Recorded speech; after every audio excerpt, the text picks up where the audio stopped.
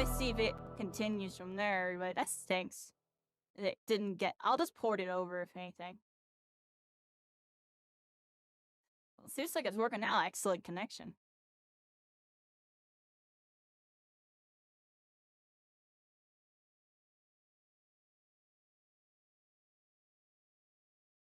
Don't mind me, everybody. Just fixing a couple things.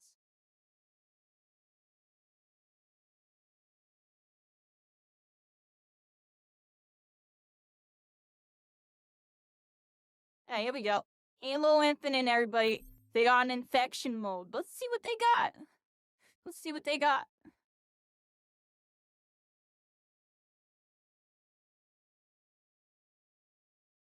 Y'all know I love my Halos. I really want to see what Halo Studios cooks up, everybody. I have a feeling they might actually give us something good. They know the series is shambles and shouldn't be. I think they're gonna pull out the stops. Alright, everybody, look. Infection. Alpha zombies. Alright, everybody, we're gonna go Infection. Alpha zombie. What's this?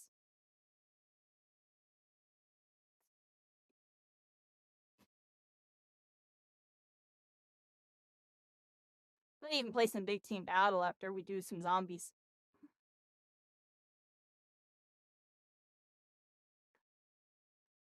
Yeah, we got freaking alpha zombies. We're going.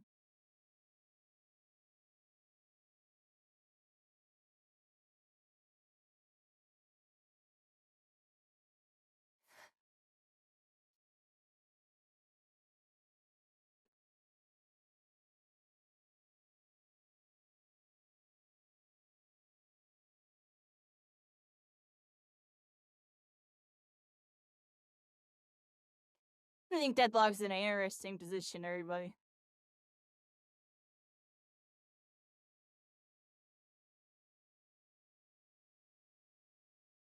It's almost as if... I won't say it.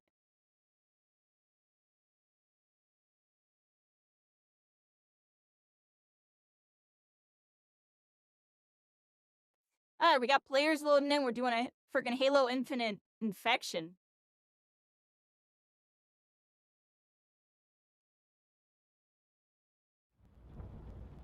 Infection. Alpha zombies. Alpha zombies. Oh, okay. I got the announcer freaking saying it.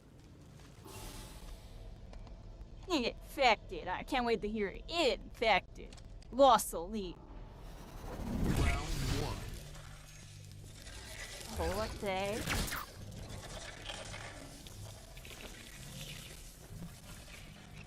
Infected. Infected. Right there, right there. Oh! I freaking could have done it too. Alright, hold on, everybody. Nice to my movement. Oh, they got me. You freaking rascals and being humans. I'll show you what's up.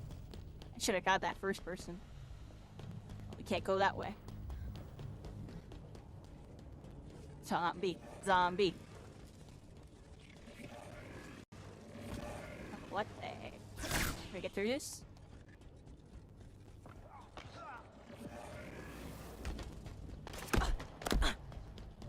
Oh, they're hitting me up, everybody. They're hitting me up.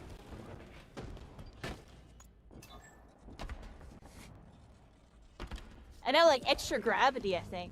That's what threw me off. The zombies have, like, way extra gravity. Because they're zooming. They're faster. And you got, like, crazy gravity. Get that far, go with a slide hop. Oh, I'm so dead, everybody. Pop goes the weasel. Screw yeah, but it's cool. Reminds me of the old Halo 2 zombies, everybody. Halo 2 Foundation, if you know, you know. Oh, they're camping all the corners, everybody.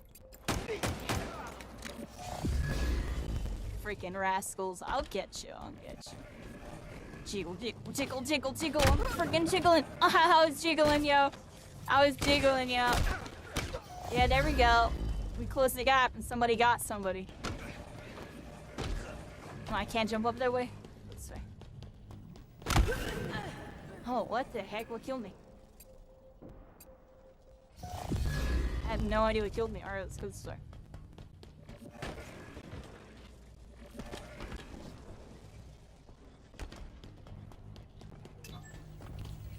Yeah, in zombies, it was set up like SWAT, so it's one-shot headshot. That's because if they close the gap, they're gonna get you with the melee attack. And how it would be is like, you would have to run in waves, honestly, in order to kill the humans. You would have to all run in waves and get them when they're reloading and stuff. It got kind of crazy, honestly.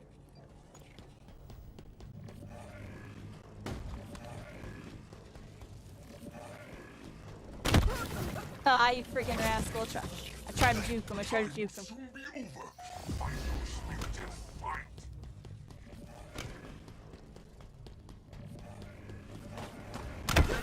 Ah. The survivors win. You freaking rascals. Let me be a survivor. It looks fun, everybody. I want to go survivor. Round 2. We're survivor, everybody. We're survivor. Go top mid immediately, right?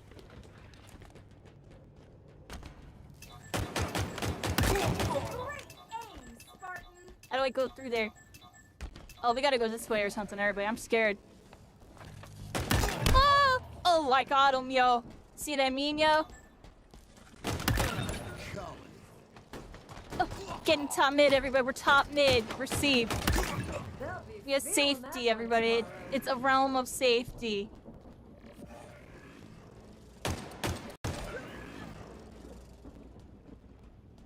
Oh, crap. Am I almost out of ammo? How do I get more ammo?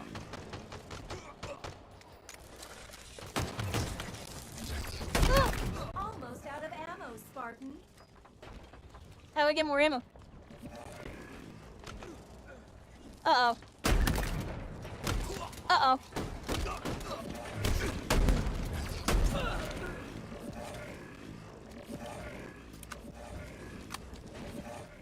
Got that dude's ammo. Uh-oh, everybody. Uh-oh, everybody. Oh! He infected. Been infected, everybody. Corrupted by the dark energy. Oh, they're over here camping. You see this? Go wait till a bunch of teammates run in.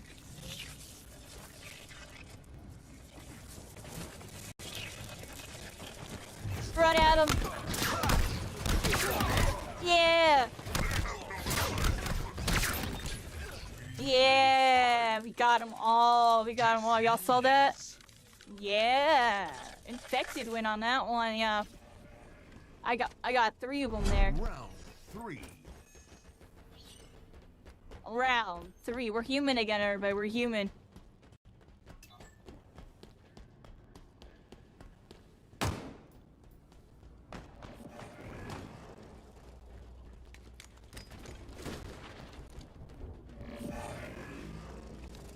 Oh, this is scary. Oh, I have a... How do I use my ability? There we go. That's how I use it.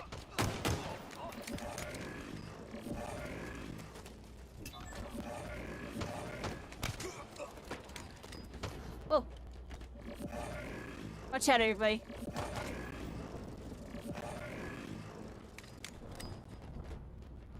This is scary. Where are they gonna come from? We're top mid and we still feel... They're coming from everywhere. Oh, crap. Another one down. Left him in tatters. Double.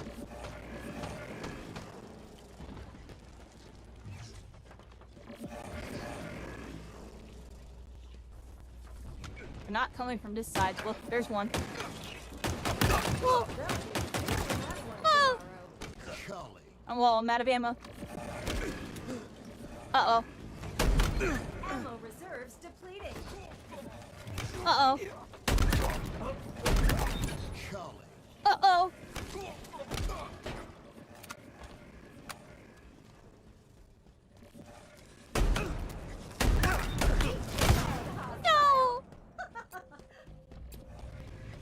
friggin' rascals. Oh, infected. Infected. Infect them all.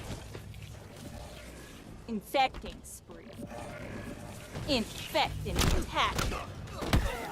Oh, you freaking rascal, and you shooting all your shots and actually killing me.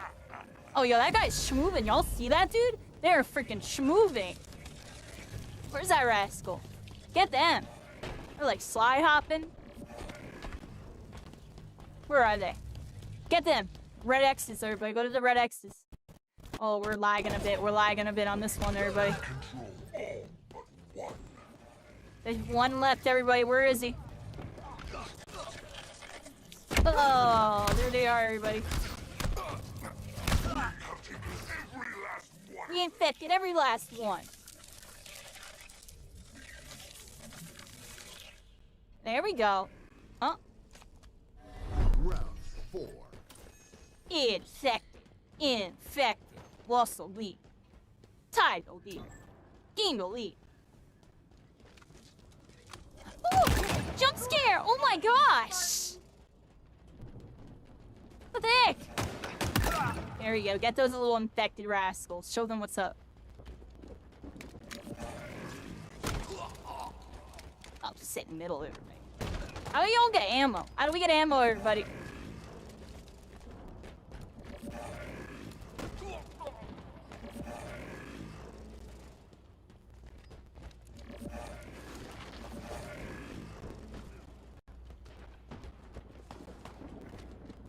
Gonna come for us, everybody. Where are they gonna come from?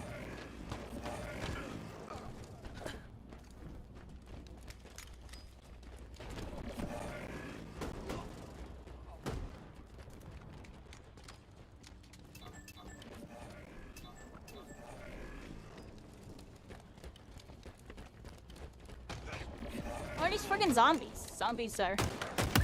They're not doing a lot, everybody. Not doing a whole lot.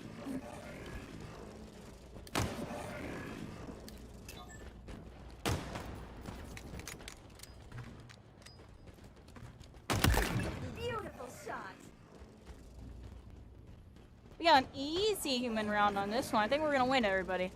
These zombies aren't doing a lot.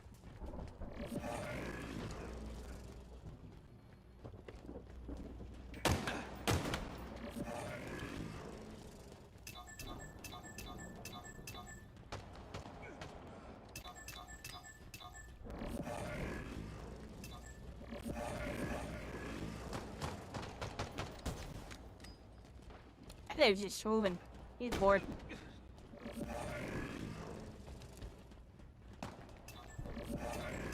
How do they keep getting ammo? Looks like they're able to reload and stuff. Is there like ammo crates? Just follow the sweat around. Figure out where to... Where's the ammo? How are you getting ammo?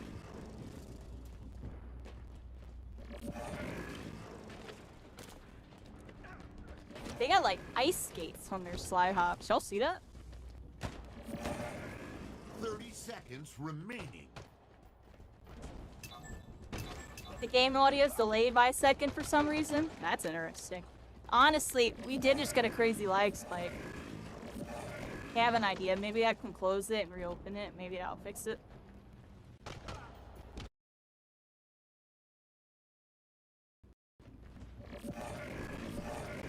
Did that fix it? Let's see if that fixed it. I used to be so good at this. Untainted. Yeah, we got a weird lag spike before, so now I know that happens. I'll keep that in mind. Baby kitty's telling me to push hood away. Baby, you finished eating.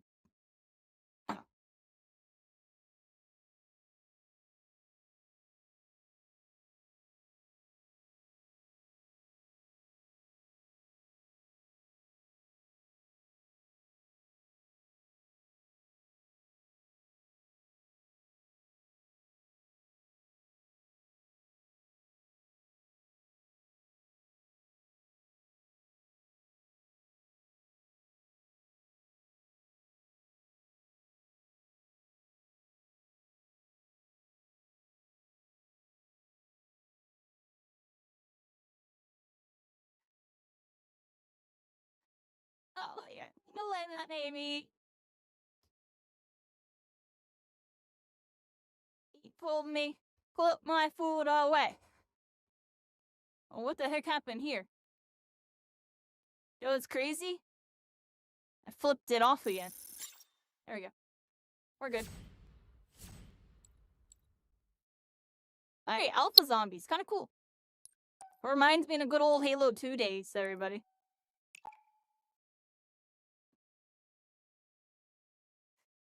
Playing Foundation. Yeah, we were in a void for a second. Had to fix it.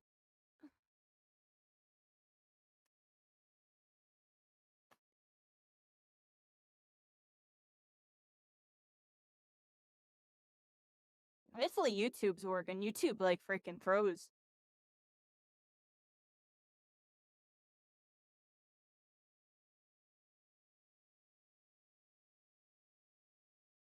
In fact, I don't even know what the heck is happening with YouTube. The title's all wrong and everything. The heck?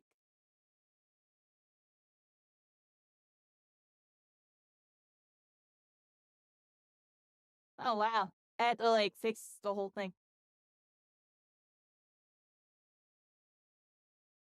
Yeah, I don't know what the heck happened on YouTube side of things today. I'm gonna look into that. Oh yeah, we're searching, everybody. We're searching for another game.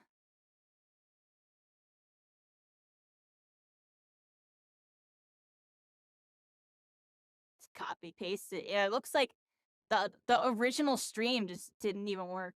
Like I should just delete it. I'm not gonna delete it though, because maybe it fully loads. Maybe it like lagged.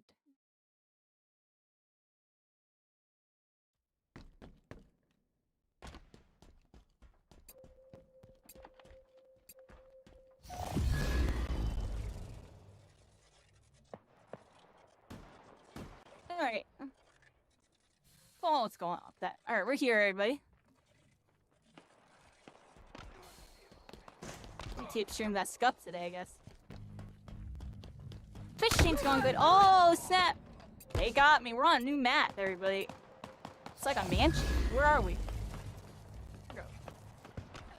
We have the stars and alien spaceship. Person, like, right here.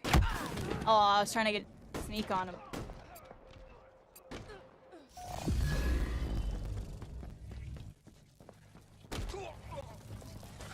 Got aliens there, but they're beaming up soldiers.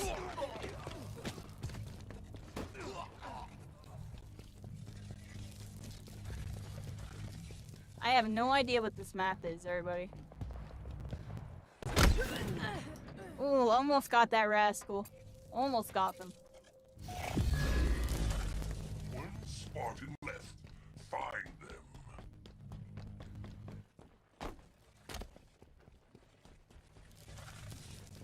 Fate wills our victory. This could only be this way.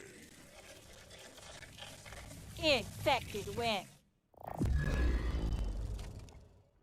Round 4. Round 4. Yeah, I love the announcer, everybody. This gym.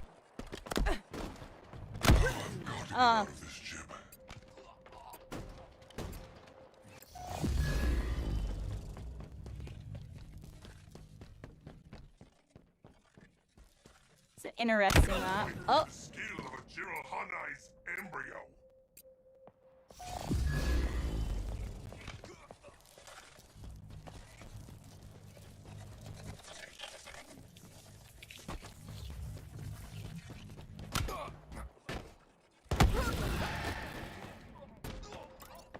I'm just slide hopping around. I have zero clue where I'm going, everybody. Zero clue I'm wrong. Never been on this map before.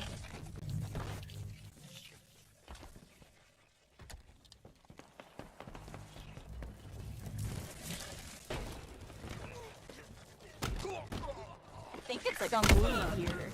Or a movie set. We're on like movie set, everybody.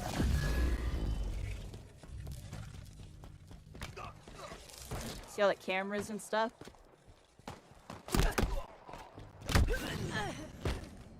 Can't seem to get in on anybody. There's so many open sight lines. They're all hiding in janky spots, everybody. This guy. Got him.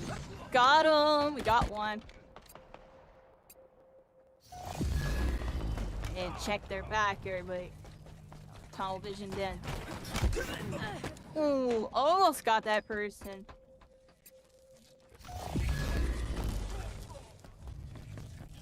Is like the zombies are trying to survive? Yeah, yo, we get body.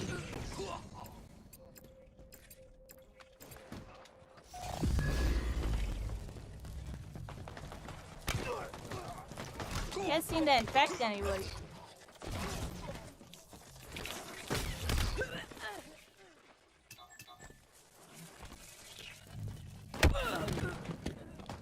Okay, everybody, I was derping my movement a whole lot. Physics are weird. One remains, and they're all alone.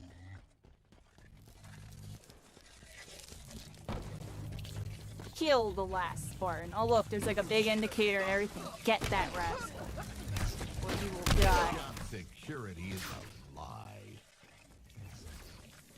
Job security is a lie. What? Is that it? Like everyone's writing GG. There it is, everybody. GG. We took their job security away.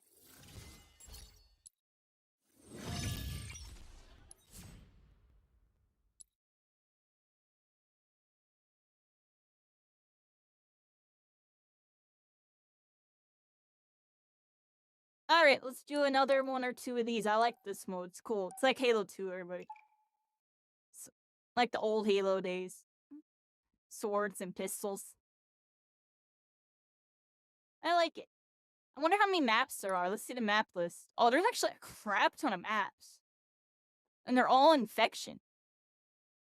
It's like infection versions.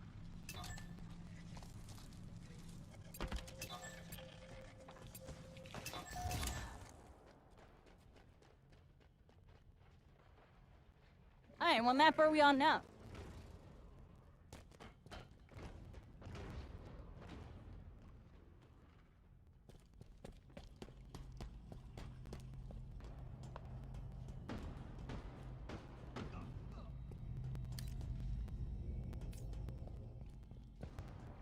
That's the old Invis, everybody, look.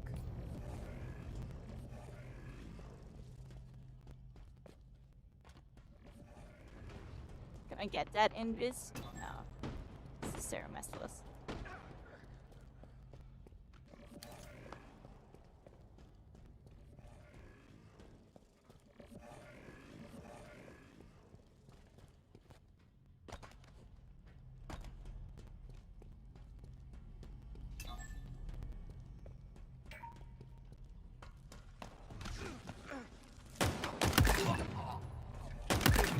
Culling. You're the real deal, Spartan.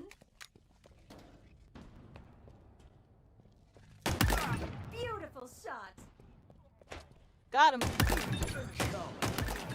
Another one destined. Get all these rascals. Purge.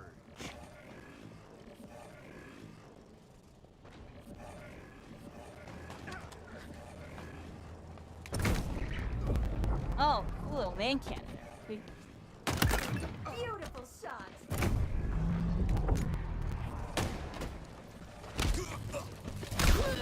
Oh! One got me in the back, everybody. We're infected now. Evil infection. I was swooping all over the place. I didn't know the map, everybody. Where the heck am I going?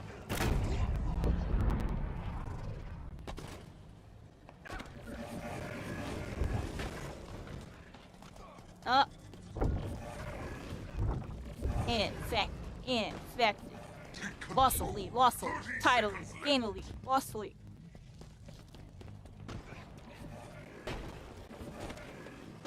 At least you got the year-old eye happening. Get his rascal. Oh, they're just running over the man cannon, everybody. Find your spirit and fight. Infected. I infected them. Infection contained. Oh, they contained us. Freaking rascals.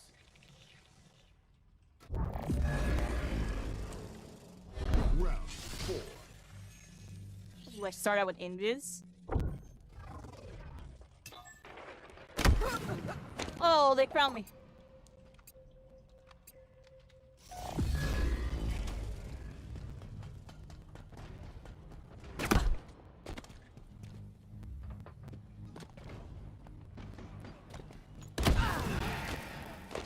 Rascals.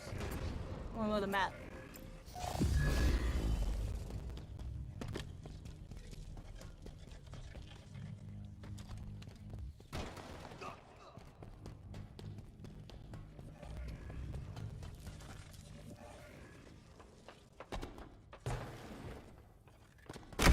This one to waste.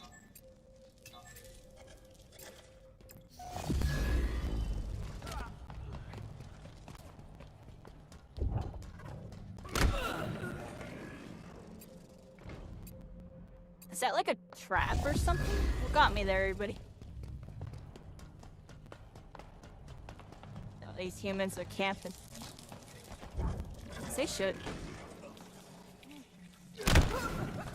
Oh, what the? That person had invis and they were right there.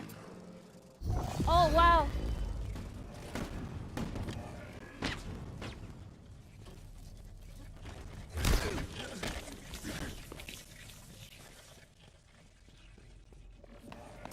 Oh my gosh, turn around. They're all up there. Y'all saw that?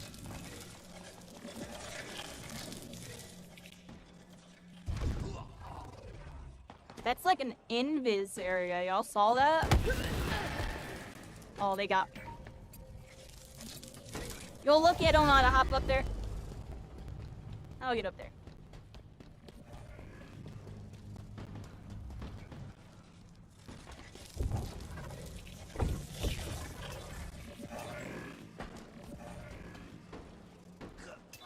How do we get this invis?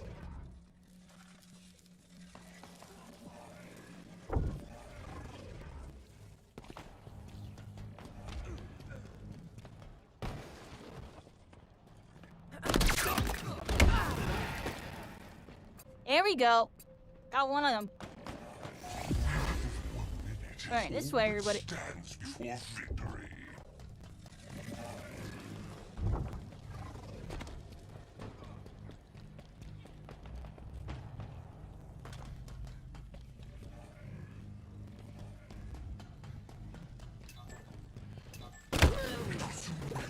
victory.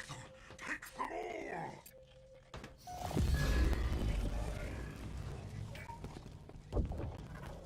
Friggin' rascals. Rogue AI. No respect for protocol. Freaking rogue AIs. They go rogue, everybody. You know what that means.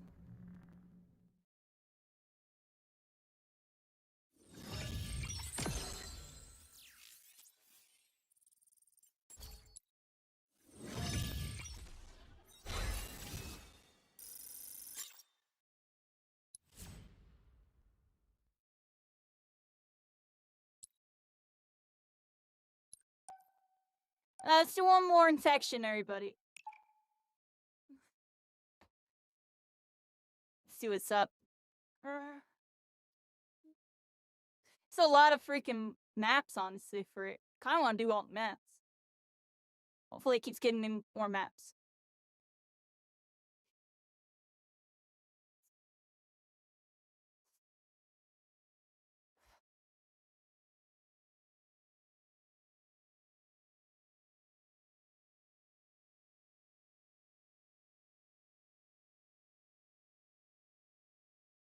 I'm gonna fix my YouTube thing.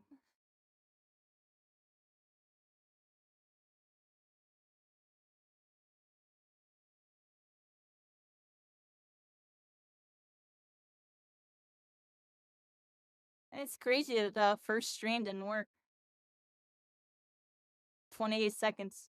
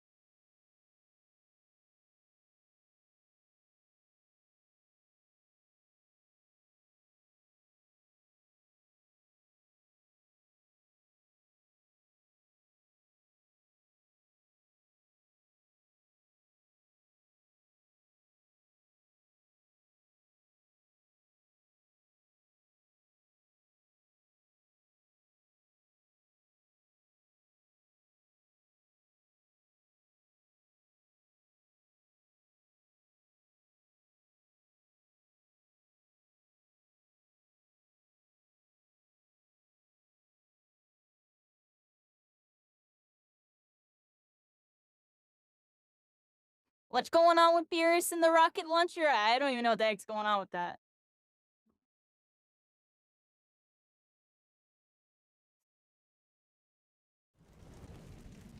Infection. Alpha zombies.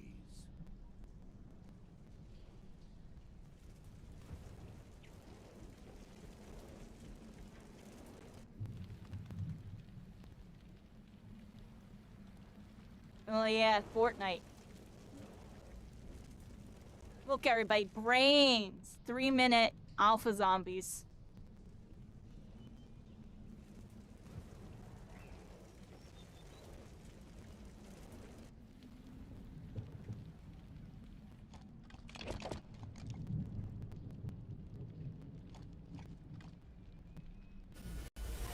Round 1. Yeah, map looks cool. Let's check this map out. Everybody. We got a freaking full moon. They're all pinging and trying really hard. Crack shot. I'm gonna W key. Let's get on the shit, everybody. Aye, mateys.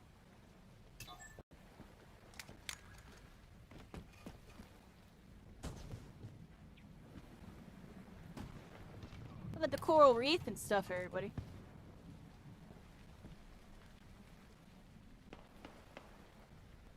They can't get me, right? They could probably get me from jumping there. They'll be feeling that one tomorrow. Oh, let's continue exploring, everybody. That's too cheesy. Let's go in the ship. Here we go. Ah, you freaking rascal. I'll blow all my freaking ammo. Ammo reserves depleting. Screw it, everybody. We're W keying. Or W keying into the freaking ship. Here we go. Some ammo.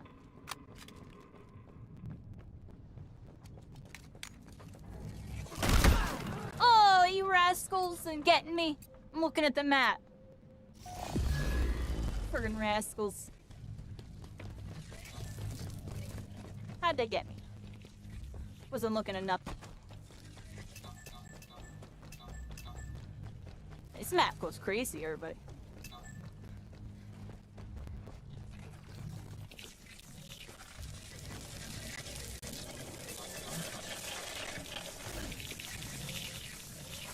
Wait.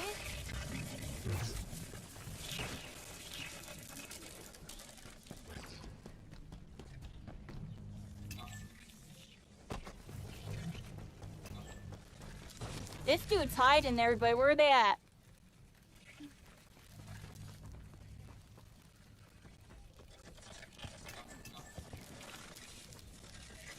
Oh yeah, I don't know what they're doing. Oh look, there is ammo.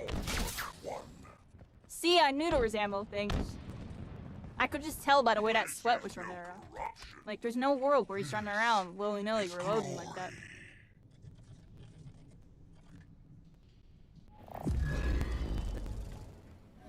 Round 2. Round 2, everybody. Infection. Infected. Get him! Oh, they got me. Shadow X Rogue took me down.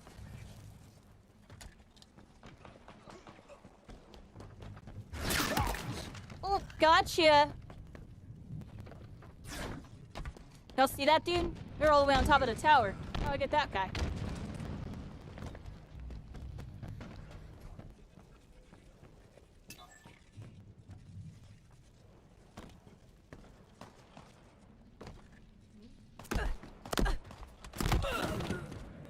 Rascals.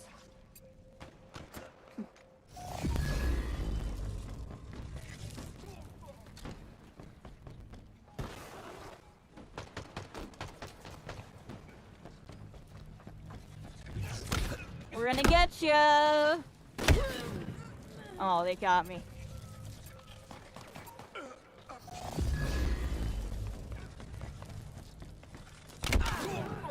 Oh my gosh, they're camping on like pillars. Oh, that guy's gonna sneak up on him.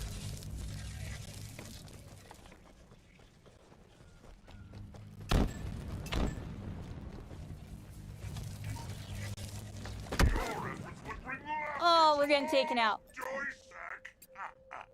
Too many places for one Spartan to hide. Find them. Find them! Oh, well, it's pretty easy when there's a big indicator saying kill. We have taken every last one of them. Got him!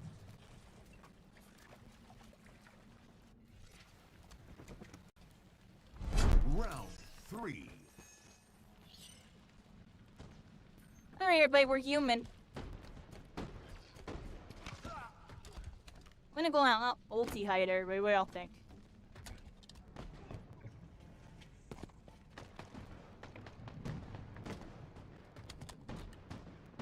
Here we go.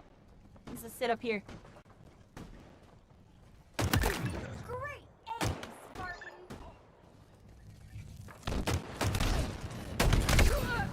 I shot him! What do you mean? Oh, we got bopped there, everybody. Kids bop.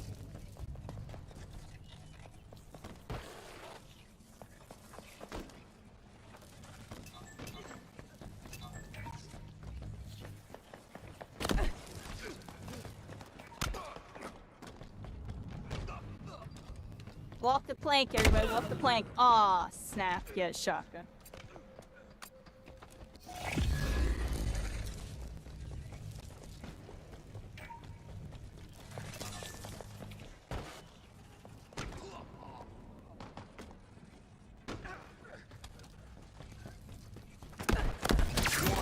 Got him! Stand against the army of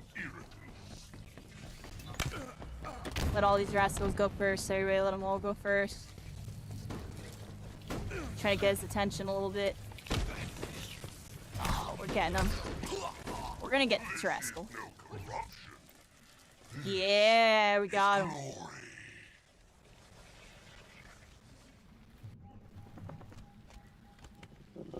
Round 4.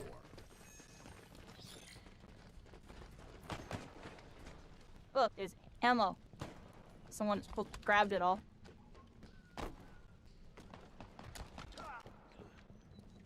Now let's get up here and actually not die, everybody. Let's not die.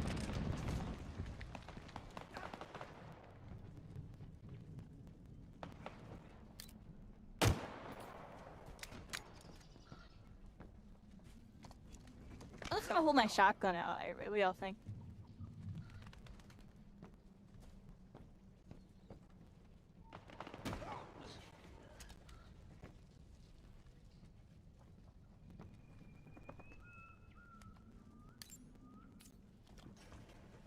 No, pirate ship, everybody. They're gonna try to find a One Piece. I had to catch up on One Piece, everybody. I'm a little behind. Yeah, I'll start working on that soon.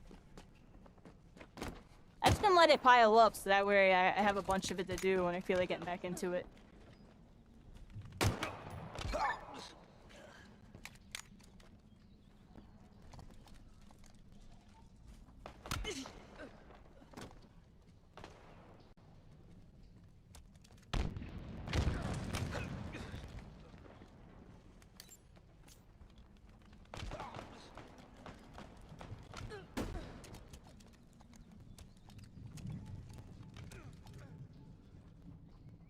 Hey guys, that.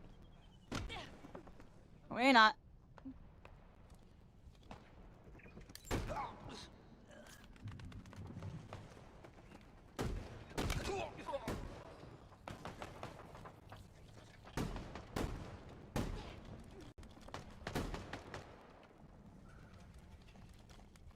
We're surviving, everybody. We're surviving.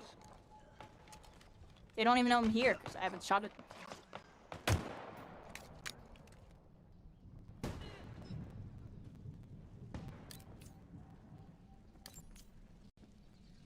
They're concerned with everybody on that tower. They don't even know I'm here. Beautiful shot! That person left. Y'all saw that. They rage quit. 30 seconds remaining.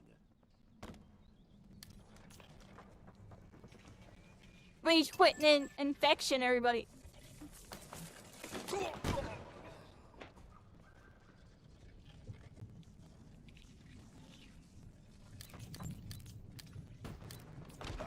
10 seconds.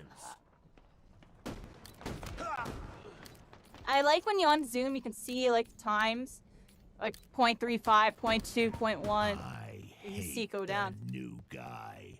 Untainted. Nice, we won everybody.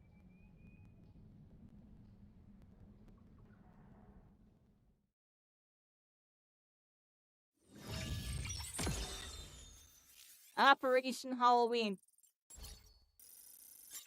Halloween. Oh, I see what they did there.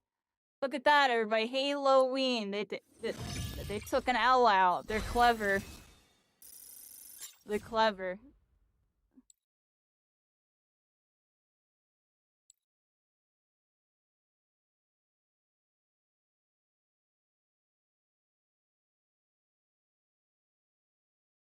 Let's see, everybody.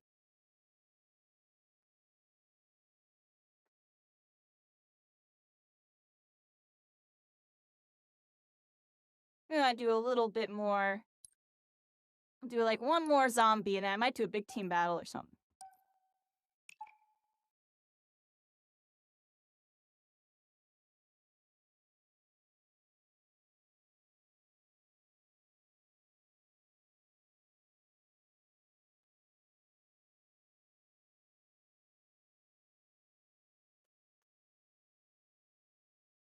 You are a cinema.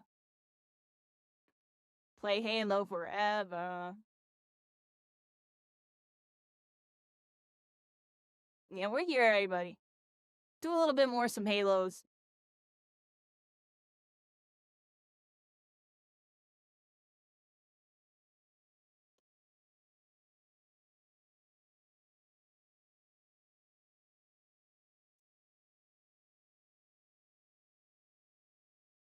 Then what we doing, everybody? Pretty decent night. We jumped around a bunch of games.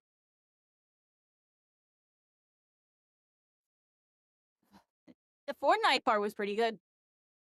What do y'all think? The Fortnite spooky games. Maybe we find some more, do more tomorrow.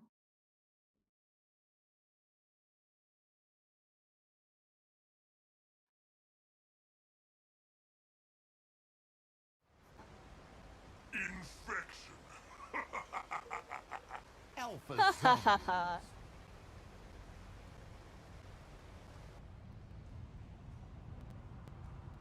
Yeah, we did good with that.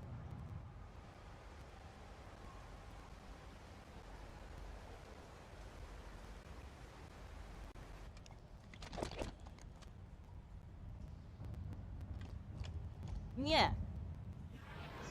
Round 1.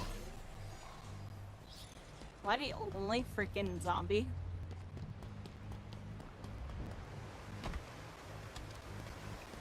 This map is crazy.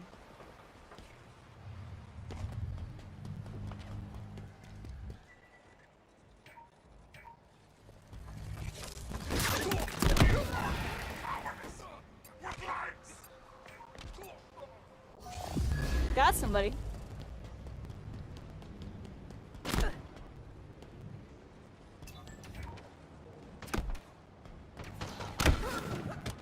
We're trying to beat all those shots out. I don't know what I'm doing.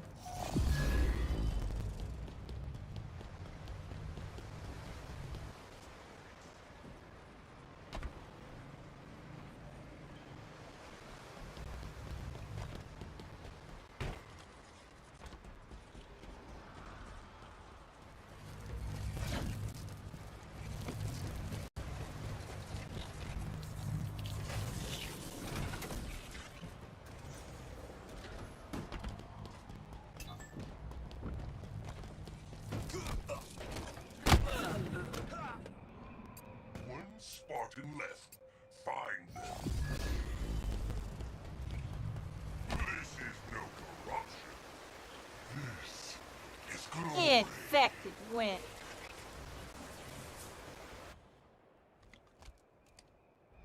Round 2.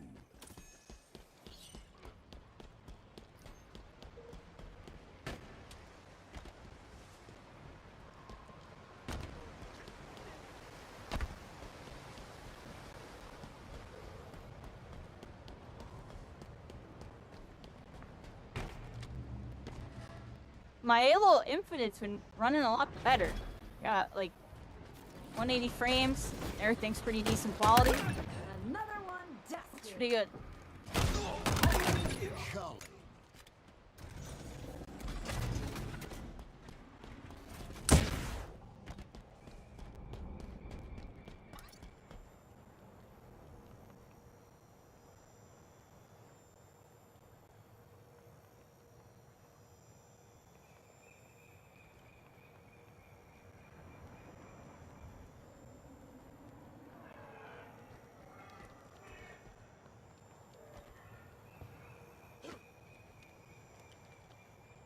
Well, fell everybody. Oh, the map looks awesome.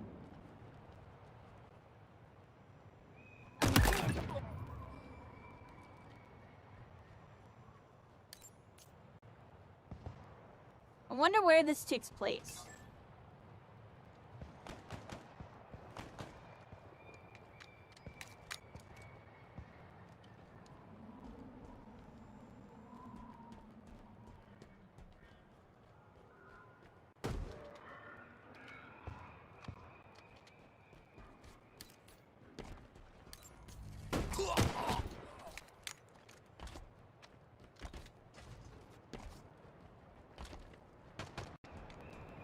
Yeah, right? It's a really nice view. Look at that.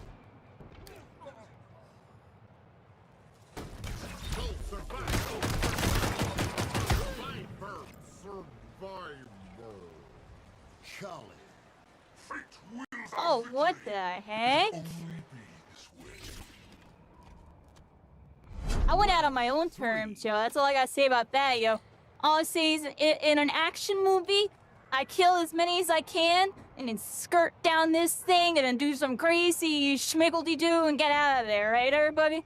I think I had the right play. You ain't 1vx and all that, yo.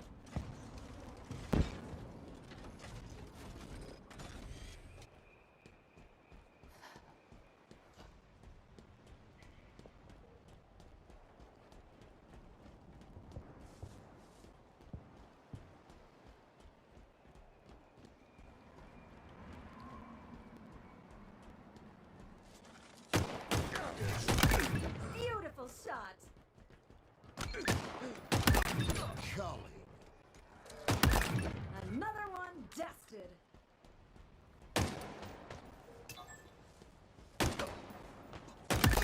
They'll be feeling that one tomorrow.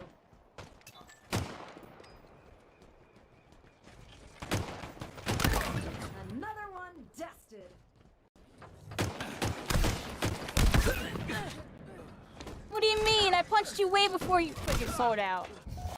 Rascal. Little rascal, everybody. They got me with their freaking sword.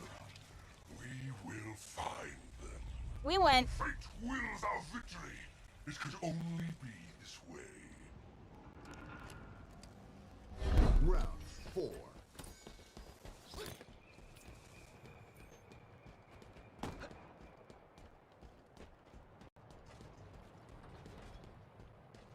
Can't wait to get a VR headset, everybody.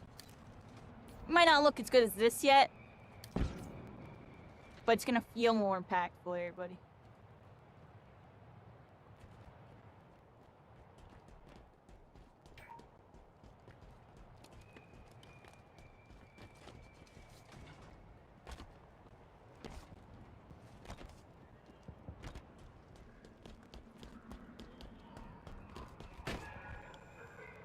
Screw it, everybody on board. Let's go down here. I'll park with you. We're dead. Do I respawn infected? Infected! Infected! Just by merely dying, you become infected with disease, everybody. Gah!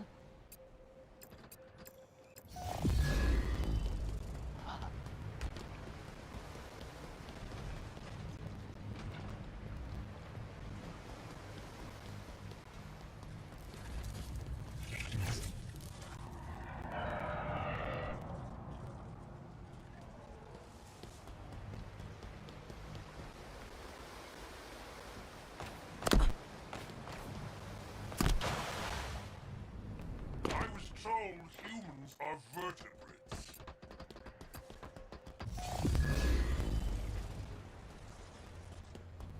Damn, I'm bored. Nice. But bring laughter to all of Joystack. You have one? Yeah, I'm gonna be getting into it soon. X-Tat. What is Zero? How you doing? Cat up. Welcome to Constellations. We're all stars. We're all connected, everybody. Yeah, play some Infection. Kind of just running it down. Reminds me of the good old days a little bit, back when I was a kid. Playing a zombie mode. Oh, what the heck? Oh, I'm dead, everybody.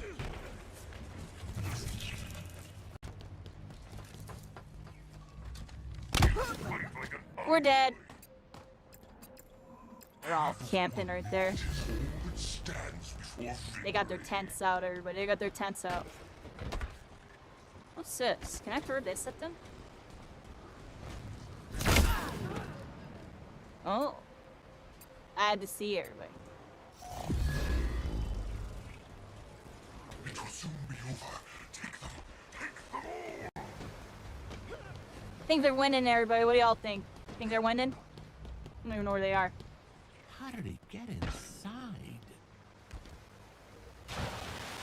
Yep.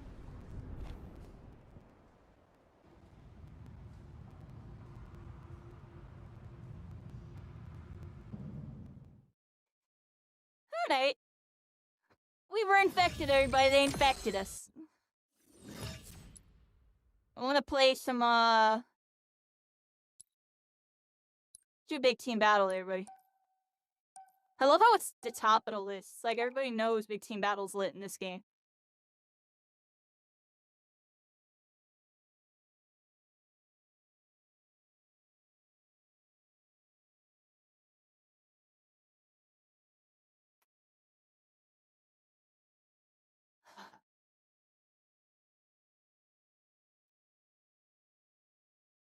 Alright, let's see what we got going on.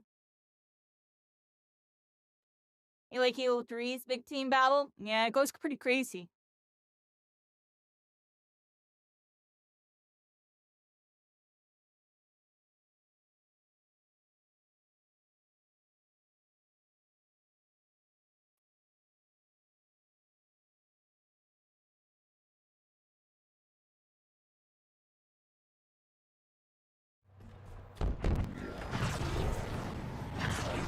There's Banshees, everybody.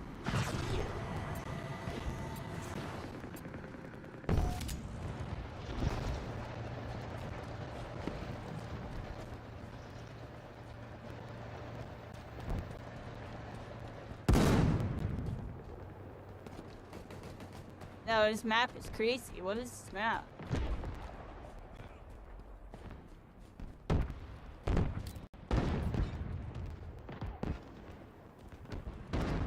What the heck's going on this map?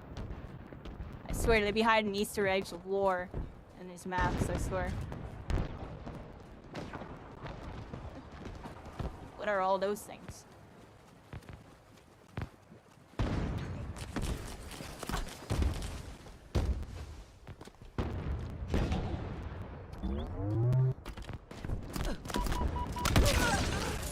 My bad, everybody. I'm like exploring the map. I'm not fighting people yet. Probably start fighting people. There we are, freaking grapple hook. Look at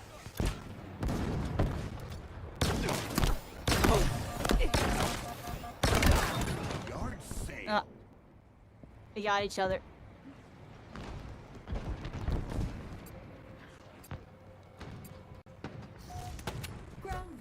Requisition. I like this gun. So like the yeah, I like this gun.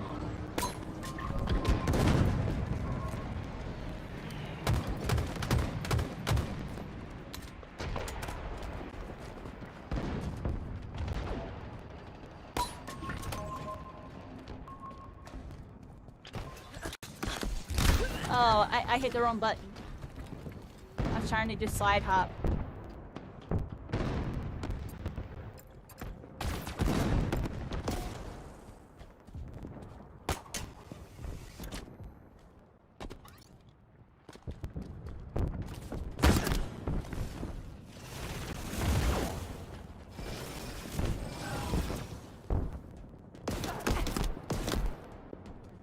pistol kind of stuff here where we have it. I mean, it killed them from beyond the grave. I don't know what that pistol does. Oh, we got a battle rifle. I know what this does. What a There you go. I miss battle rifles, everybody. Got that BR. Now when you say BR, everybody thinks it means Battle Royale. No, OG is real no. BR means Battle Rifle. Battle Rifle. You get. Then you have those Xbox kids be like, you got a bad BR, kid. Now you say that, they're like, you got a bad Battle Royale? Like, what is that person saying? Like, you know what I mean? I'm joking, but. Oh, what the heck?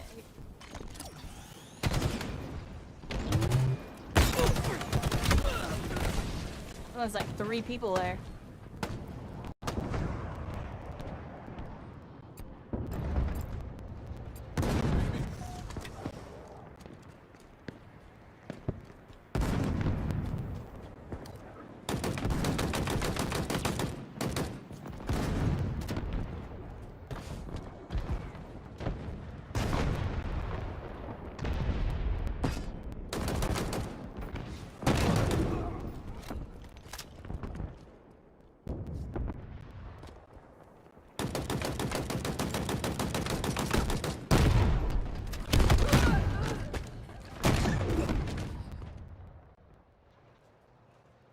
Ran into a grab hammer, everybody.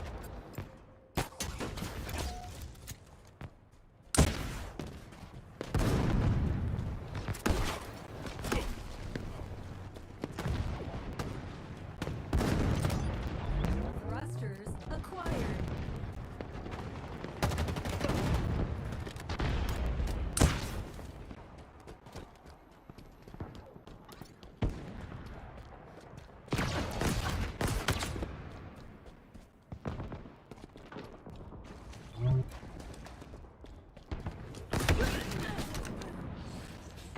Oh, they killed me and themselves with that explosion.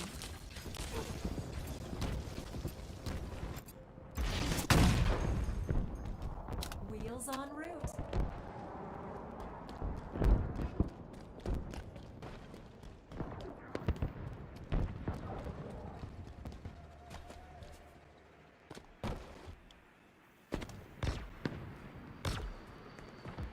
We've lost a teammate.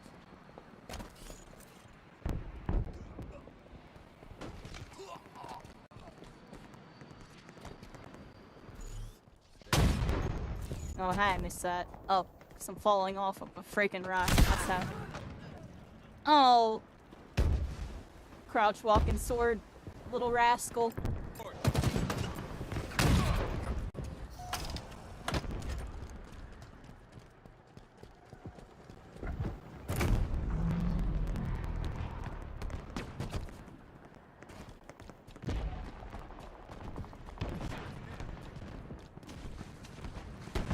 Think after this match or so, everybody? I watch YouTube videos for a little bit. What do y'all think? Like, kind of tired, but it's a weird kind of tired. It's hard to explain. I'll explain it one day.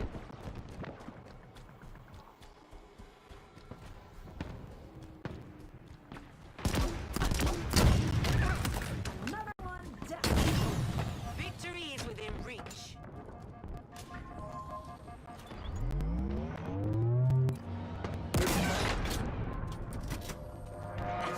Screw it, everybody. Screw it! I don't know my range is on nothing.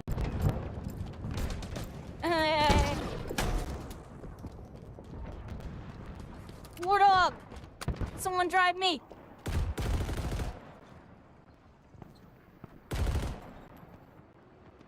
Drive me.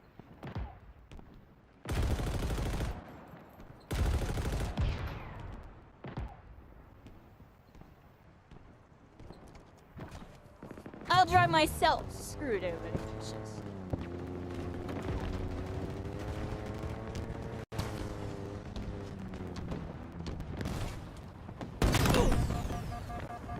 Screw it, everybody. Screw it. I just felt like doing it. I knew that wasn't gonna work. I'm gonna be honest with all of you. Uh-oh. I may have just jumped off the map.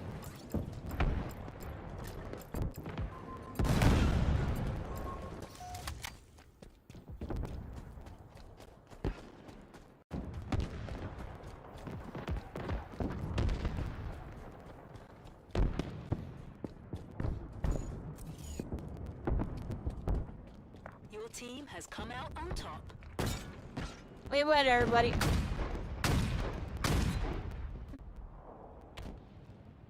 Yeah, I jumped off the map, yo. I jumped off the map.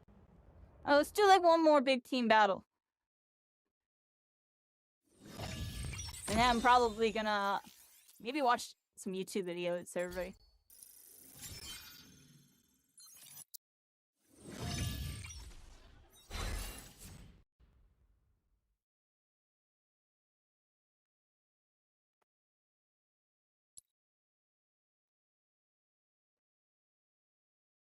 I got that freaking bug.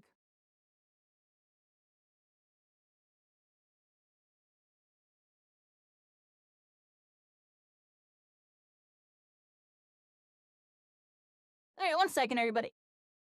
How you doing, Mello? What you up to?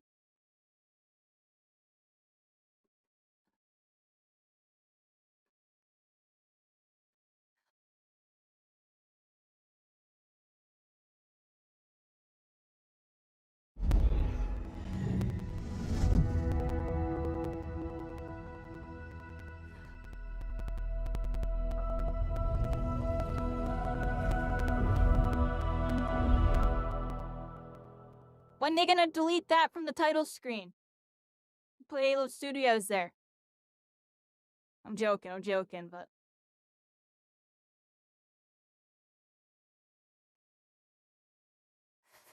There's a really cool video about Halo I actually want to watch. We're gonna watch that after this. Or I think it was a good video about Halo. I forget. I just remember it was Act Man. It might actually have nothing to do with Halo. He had a really funny video though. I like watched like a minute or two of it. I'm like, you know what? Maybe I'll watch this later. Alright, one more big team battle.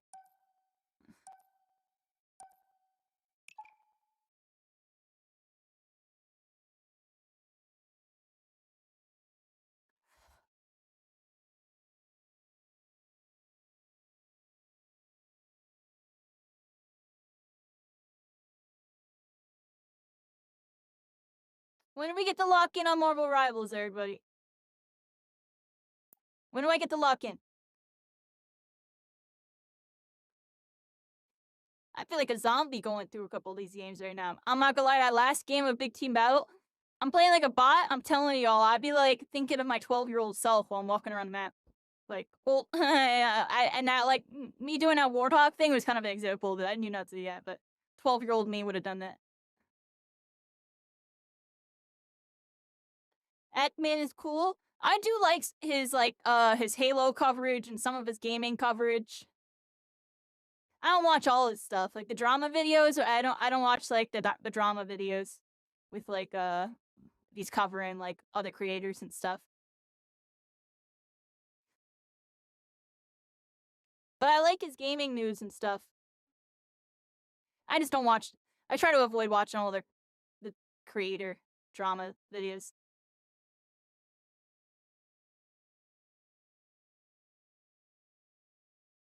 Yeah, we'll watch. He had posted a video, I think, like yesterday or today. It looked like it was kind of funny.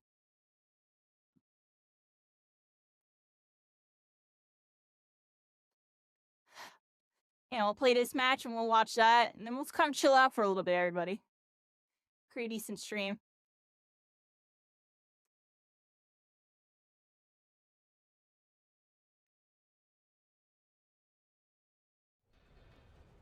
Capture the flag. Capture enemy flags to score. Well, games one. Yeah, I don't know which one that is.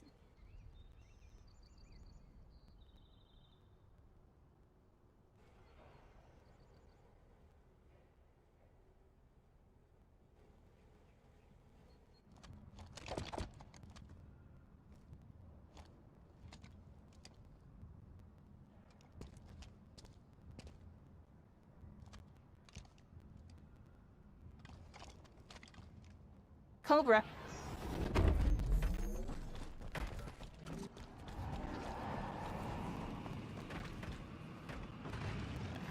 Is Red Dead streams? Likes that Red Dead Redemption. Alright, everybody, no vehicle, no nothing, running in like a first infantry. Screw it. Oh, running straight down middle. It'll work out, right? No, I'm kidding, I'm good. We're already screwed. There's already someone behind me. I don't know if I jump up that.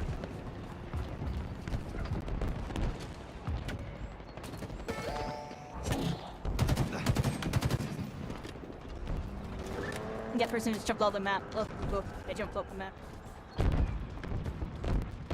For real, let's go this way, everybody.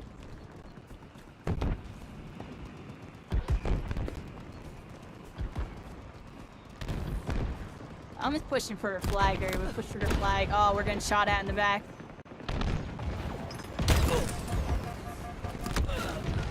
Oh, we died.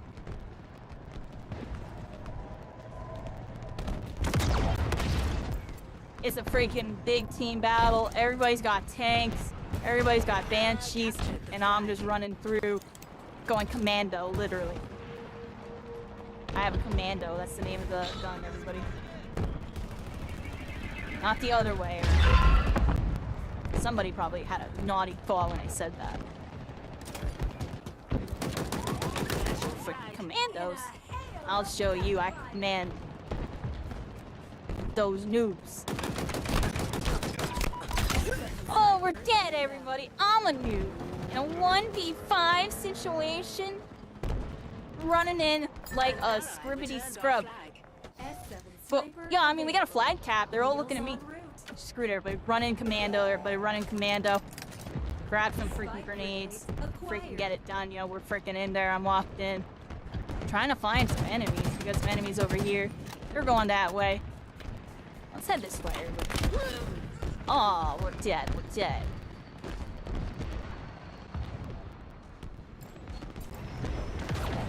They running the flag, though, everybody. We running the flag. M41 Spanker? Where are they at? I need to spank them. I don't even know where it is. Look. A Warthog, everybody. I'm gonna get it.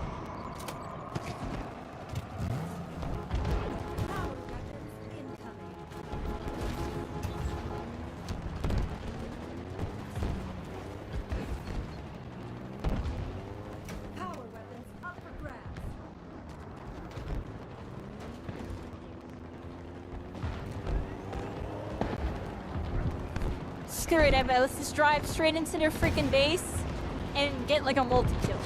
Screw it. Screw it. Screw it. Get in there.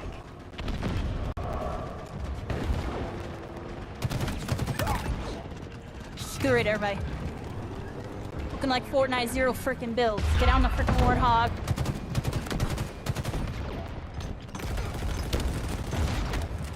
Oh crap, everybody. Oh crap, everybody!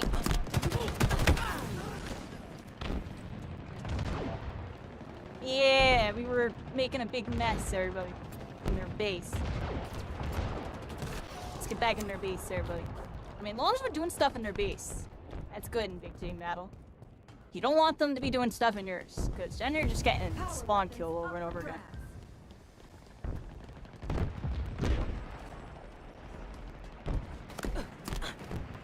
Oh, we're getting shot back. Where the heck? Oh, I don't even know where I'm getting shot from.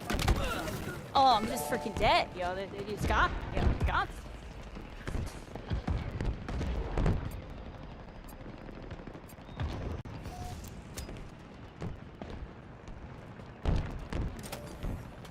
The enemy has your flag. Wop, wop. We go this way, everybody. Got our flag. Ooh, we got a sniper. Maybe take him out. Sniper.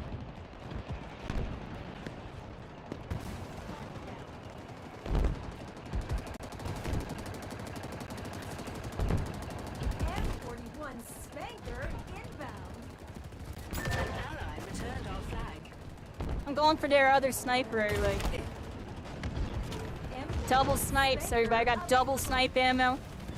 Let's start going to town with it. Oh. Oh. Whatever. Can't believe I missed that. This way, everybody. Sneaky, sneaky. Now I got a sniper, everybody. It's trying to go crazy. Could be sniping at that guy, but I don't feel like it, everybody.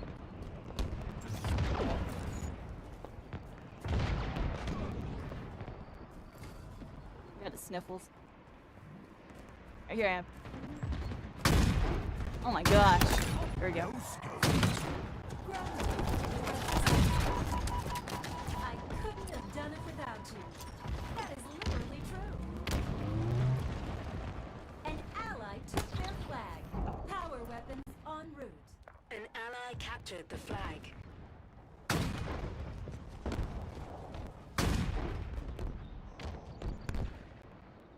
Not the best with my sniping right there.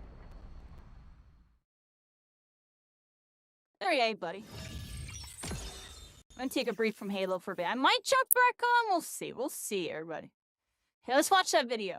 I'll put us on just chatting for a little bit.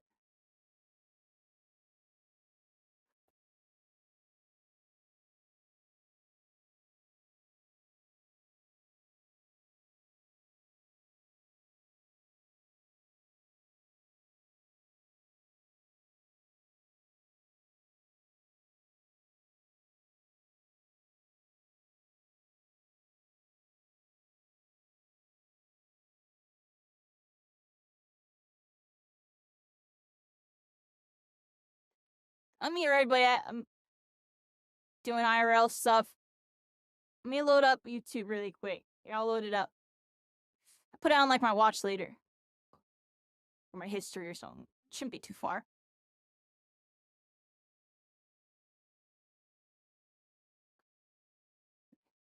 Put it on like my watch later. I'm looking at it, right? I'm trying to find it.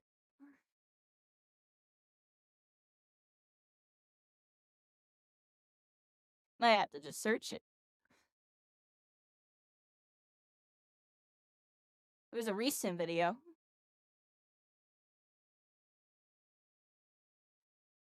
Oh, it was the death of midnight releases. That's it. It was an interesting video, everybody. To the past. I find this video interesting. Let's look at this. I want to show all of you the coolest piece of gaming history that I own. It's this Halo 3 Legendary Edition Master Chief helmet. Now, what's really cool about this is you will notice. Oh, I'm sorry. Night release. You guys signed by a What's bunch up, of everybody? people. This is the Act Man here, and today I didn't I'm mean to skip finally that. digging up the time capsule. Oh, no, that's turn to. unfortunate. That is It unfortunate. is on The auto. one that's been buried for many years. We're diving into the past to reconnect with a part of gaming culture that has been lost to the sands of time. Why, right? I'm trying to wonder why is the quality so bad? Into the It past wasn't to this bad when I reconnect was watching with it. a part of gaming culture Says that 1080p. has been lost to the sands of time. Oh, we'll go with it, everybody. The midnight release of video games. A joyous event where gamers from all walks of life around How the many world midnight leave releases their y'all ever go to? cockroach-infested I went to the dens. Halo one, Dozens of grown men and I went to Super probably Smash about 3 Brothers women Brawl. have crawled out of their parents' basements tonight. Set off into the darkness, head to the And nearest GameStop, and impatiently that's wait it, for the everybody. clock to hit midnight.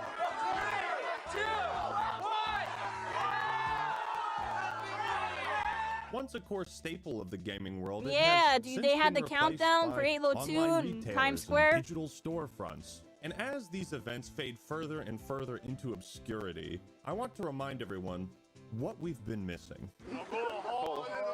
Fucking paint, nigga.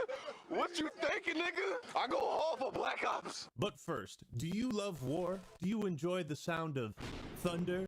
Then you'll love the sponsor of today's video, War Thunder. Arguably the most comprehensive vehicle game ever made. War Thunder has an astonishing roster of over 2,500 different tanks, planes, ships, and helicopters from 10 major nations between 1920 and today. This is a game made for those with Get a your passion War for Thunder military today, history everybody, and if you historical like your accuracy. war and and somehow, your despite thunder. all of this content, the game is free to play and available on Xbox, PlayStation, and It's free to PC. play, Whether that's it's cool. dogfights or tank battles, War Thunder has game modes for all types of play. War Thunder stands out with its in-depth customization and how damage works. You Where too were can hit, be a what war parts of your hero. vehicle were damaged, and so Nah. on. History is written by the victor, and that can be you if you download and sign up for War Thunder today using the link in the description and pinned comment. For brand new or returning players that haven't played in 6 months, you'll get a free massive bonus pack, courtesy of me. This bonus is only available for a limited amount of time, soldier, so don't wait. Join to become one of the 70 million players who have downloaded War Thunder. Download 70 War Thunder million, today and everybody. I write got your to throw version big of numbers history at you.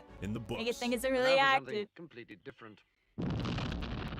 Isn't it sad that younger generations can't experience the thrill of waiting 5 hours in the freezing November cold to buy a video game and then go to school the next morning because your parents told you to? Is he gonna be playing this tonight or is he going straight to bed? Oh, as much as he would like to, he's going straight to bed.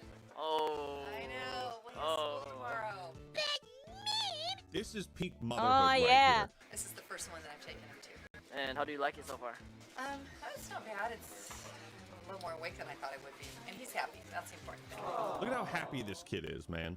If you had a mom like this, call her because she's fucking cool. I mean, how awesome is that? I rode Mom's my like, bike to "Yeah, I'll Halo get you the 3 player's guide midnight and the release prestige because they edition wouldn't of take Modern me. I'm Warfare not gonna 2, lie, but everybody. you gotta go to school It's an tomorrow. interesting Did you take that experience, deal? and then I met somebody from school who drove me Damn good back deal. home.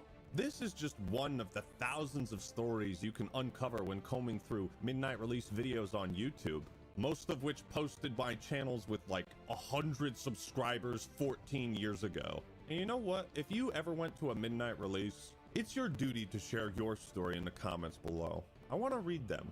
We may not have any more opportunities. My story's to create ridiculous. new stories, I but don't we want to can tell you my relive story. those memories, and they'll live on in the comments section. In today's society, it's easy to get complacent and lazy when every necessity and comfort can be bought, ordered, and delivered straight to your home. Doesn't it feel like we have less reasons than ever before to leave the house? As if technology has made life so convenient, we've started losing some of those wild, unpredictable journeys we used to go on.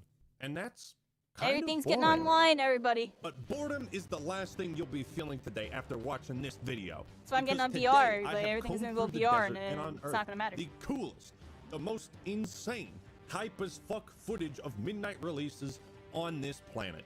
Why were midnight releases so awesome? And why don't we do them anymore?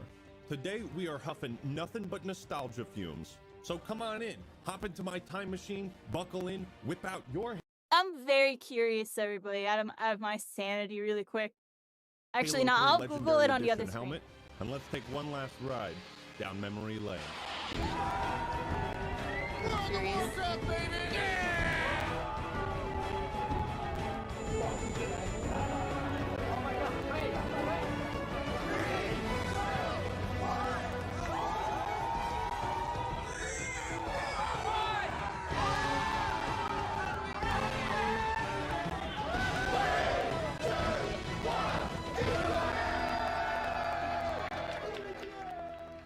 Probably Teaser, don't exist. Reveal, hype, anticipation, excitement, energy, and release.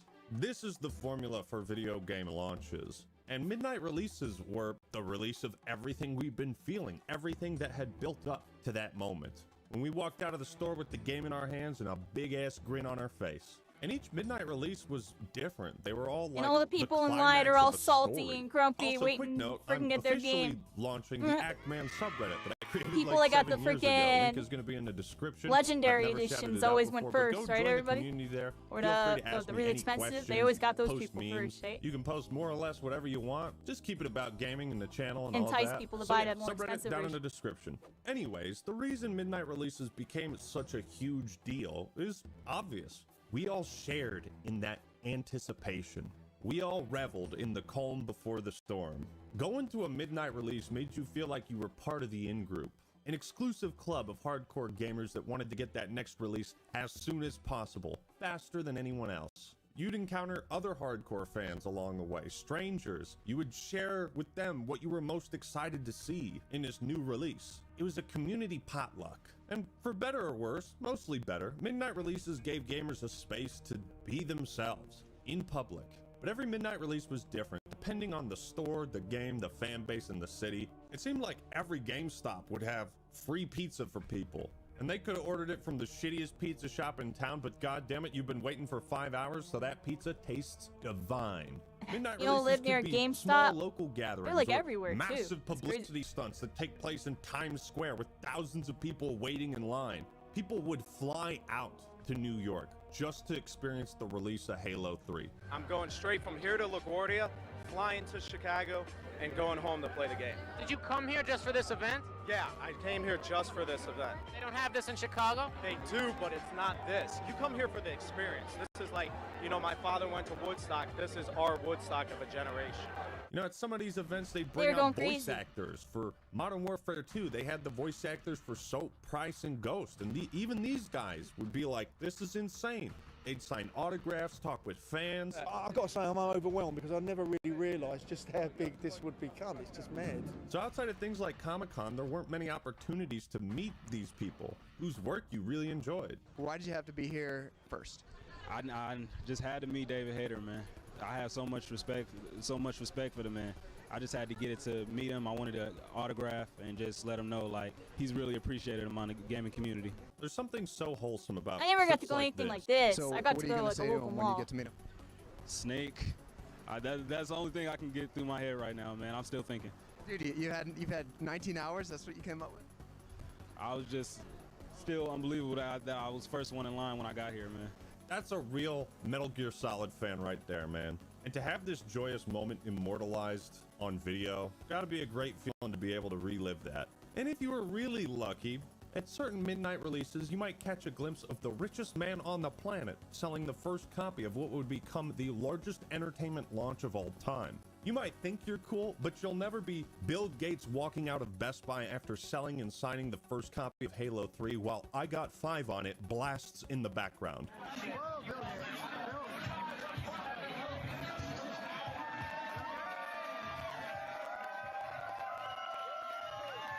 I'll never be that cool. You'll never be that cool. And that's okay. Also, if you look closely, it looks like Bill's sweatshirt has the UNSC logo on it. Like, talk about being a straight fucking gangster. The hype at these events was simply unmatched. And I love how creative these stores could get. For Red Dead Redemption 1, you know, they'd bring out Nerf guns and host little shooting tournaments. For the right product, gamers would come out in numbers. And that's so wholesome because this normally secluded, somewhat socially awkward group of nerds would be able to connect with people who had similar interests in the real world. Now let's just say that when a bunch of nerds get together, the results are not always easy to watch. Oh no! Stop being trying to just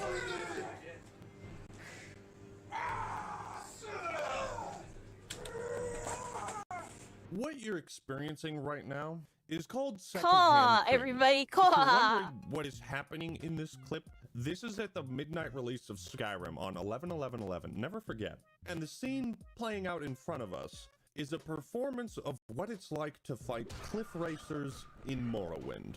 Come on over here. Come on over here. No, you flipped me off. Come on, coward. To do this in public, in a GameStop, 9 years after Morrowind came out, that takes balls. Now, you may wince, you may cringe, but at the end of the day, goddammit, you will respect commitment to the bit. I'm a fucking cheeseball. I thrive on the cringe of my skits, if you can call them that. I think we should take a big fat fucking shit all over their fucking and I'm just gonna sit here looking cool. Midnight Releases gave gamers an opportunity to feel like they were normal, you know? These were times where we all came together to celebrate this hobby we have so much passion for. Whether it was Gears of War, Halo, Call of Duty, Metal Gear Solid, Borderlands, Assassin's Creed, everyone had to do the same thing. Wait in line for hours. And now it's like, instead of this, it's gaming conventions, and you have to go in. And when you're bored, you find very creative specific ways to pass events. the time. Tell me about your most epic quest or battle to date. Raiding this girl's molten core. Midnight releases were also great publicity for the companies. Look at all these gamers excited for our product. News media would pick up on the story. It would tap into that like viral marketing effect, where even your friends who weren't Halo fans would get excited for the game because every one of his friends was excited. People coming together for a video game. Yeah. Are you excited? I am now. Like I wasn't before, but like seeing this.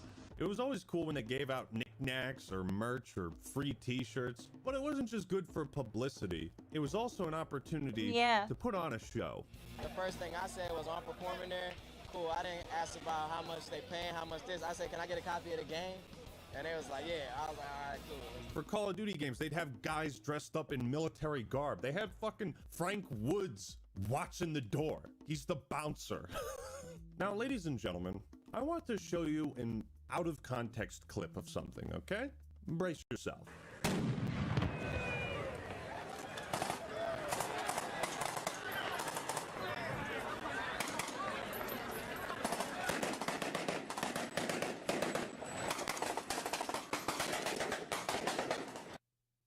Quiz time.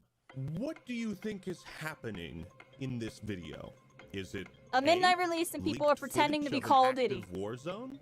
B, police body cam footage taken during a robbery? C, footage of military conflict in Israel and Palestine? Oh no, people thought it was all that, yeah. The midnight release of Call of Duty Modern Warfare. Yeah, it's definitely that last one.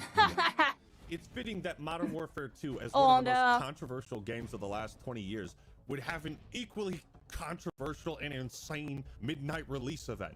There's no fucking way anybody could get away with putting something like this together and get away with it. I mean, look at this. They're throwing flashbangs. Listen to all this fake gunfire.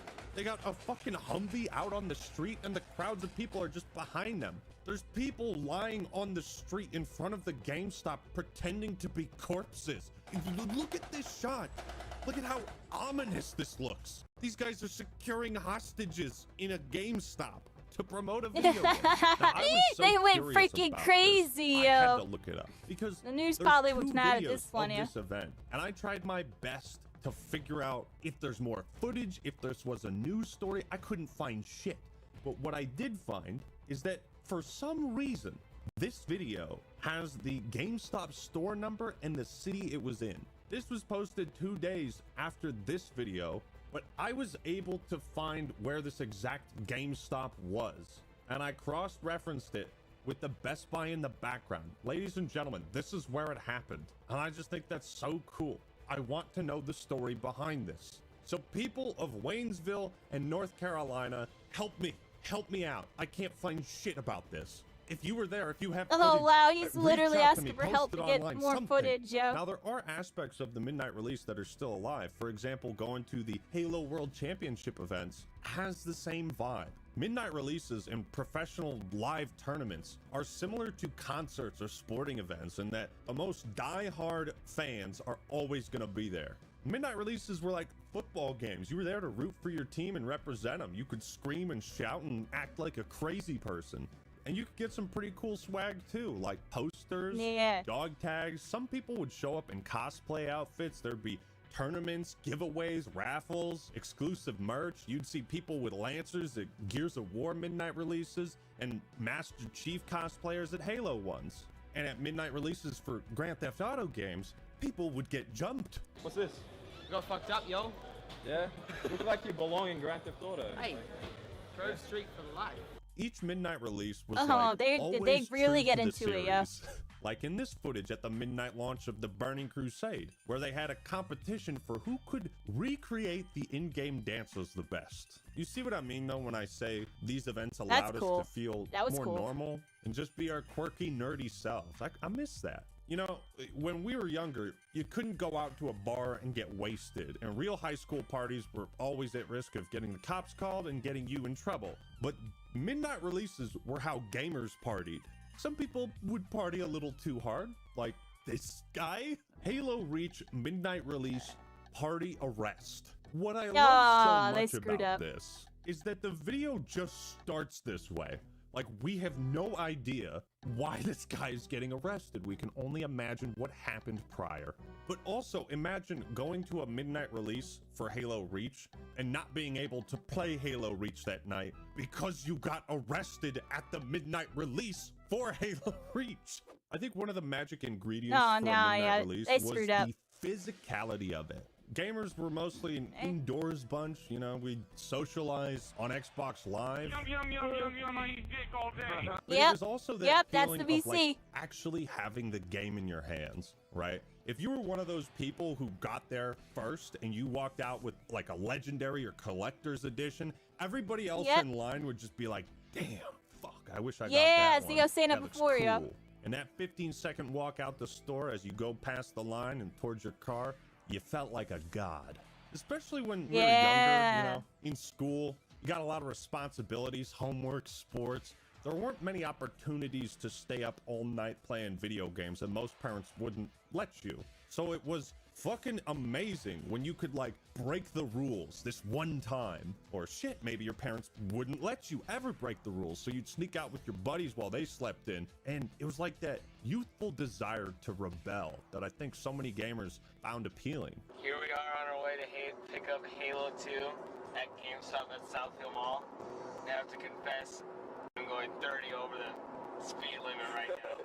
And there's the social nature of it, right? Right, You'd see your friends at the store, you'd wait in line with them, shoot the shit, then you'd all go home, hop on Xbox Live, and keep chatting as you all played the same game. Or you'd go to someone else's house and experience the game together in person.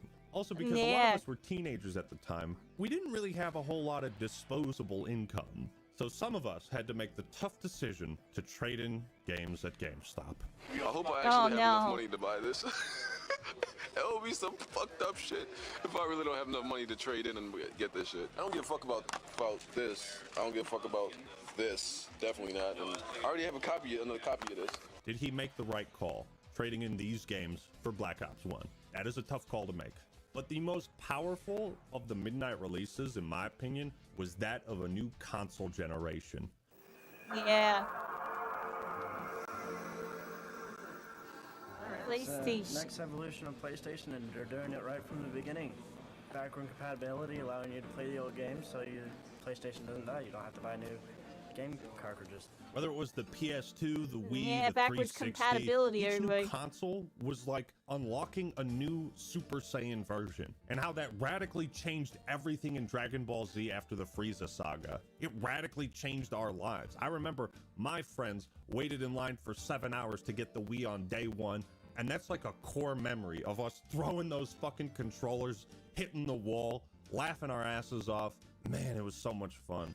Now, before we talk about how midnight releases died, I have one final thing I want to show you guys. It's the very first YouTube video I was in, the midnight release of Skyrim. Any idea of what type of race you're gonna be making? Oh wow, look at that. I'm gonna have to like see everything, you know, before I actually choose. Like, see all the differences. We probably know it because that's a native. Right. Yeah. But everyone's gonna do that, so I'm probably gonna choose something else. Maybe a lizard, an Argonian. Reptilian. Who knows? Now, my brother is obviously a lot more aloof, might have been high at the time, I don't know. He's so excited, and I'm like a little camera shy. And I honestly can't believe I found this, because I remember being interviewed, but man, what a trip down memory lane. Skyrim came out on Veterans Day, and then you had Saturday and Sunday.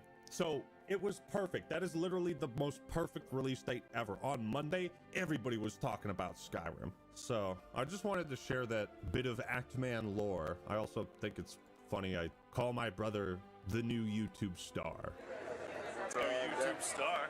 A little prophetic. But with how much hype and money and attention and publicity midnight releases generated, one has to wonder, why did they die? The reason for the death of the midnight release is complicated. It's a combination of cultural, technical, and practical reasons. The rise of digital downloads and online storefronts like Steam, Battle.net, Microsoft Store, PSN, Switch Online made it easier to just buy games from the comfort of your own home. Physical sales of video games has been steadily declining over the years. Look at that, while digital yo. sales That's have only been up to 2018. steadily Where's rising. the 2024? It's the same reason they stopped printing and putting manuals Probably like in freaking games. like 1% Because of kids. it's convenient, it's cheaper, and it's easier. But also, who wants to wait outside in the pouring rain or snow anymore? If you don't have to, why would you? GameStop and other retail stores are losing money. Like with Blockbuster, the convenience of staying home and paying for something I'd be going into is alluring GameStop to just to most see what's people. going on, And yeah. because there's less physical copies being sold, these stores aren't making as much money, so they're less likely to want to have staff ready for a big midnight release. This makes hosting a midnight release impractical. The other thing is timing. I remember going to the midnight release of the Master Chief Collection, except it wasn't a midnight release. They started selling a game at 9 p.m. and I was honestly disappointed that there wasn't a line. Isn't that weird? Then I got home and played Master Chief Collection, and the disappointment continued for a few years. Many publishers have decided to release games at the same time, as in they might come out on midnight if you're on the East Coast, but it'll be 9 p.m. over here on the West Coast. This is probably overall better for business, but like I said, it means we don't get to experience the game at midnight at all. Then there's also the prevalence of pre-order bonuses and early access special editions. Those muddy the waters even further, because it's like, so when exactly is the midnight release? Well, that depends on how much money you spend. It's kind of shitty, right? Yeah. More money, me, now? And all they did was just come up with an earlier release date, and it's just more exclusive and more expensive. The prevalence of online communities is also another reason midnight releases have fallen out of favor. It's a little sad to say it, but I hang out with people and friends on Discord more than I do in person. So we're less likely to get together as a group to go out for a midnight release. I'm also a content creator. I know, big shocker. So if I really want to play a game the moment it comes out, I'm kind of incentivized to stream it. This also means part of my audience will want to watch me, and therefore they won't be going to a midnight release with their friends. Multiply this concept by like a million different content creators, and it just means most people are staying inside to play a new game, It's only or gonna they're staying shift in more, to watch their favorite streamer play it. There was a very critical moment when I started to realize the gaming industry was changing, and that was the midnight release for Halo 5 Guardians. You see, my brother and one of his best friends, Matt, I noticed had a around routine of going to the midnight Halo release 4, for each honestly. Halo game, starting with Reach. But my brother had to work, so I went with Matt. We got to the GameStop. They were selling it at 9 p.m. Not a massive line. We buy it, go home, and I have to tell him that Halo 5 doesn't have split screen co-op, and he doesn't believe me until we boot up the game and he can't find the option for split screen. You wanna play? Go home. Too bad!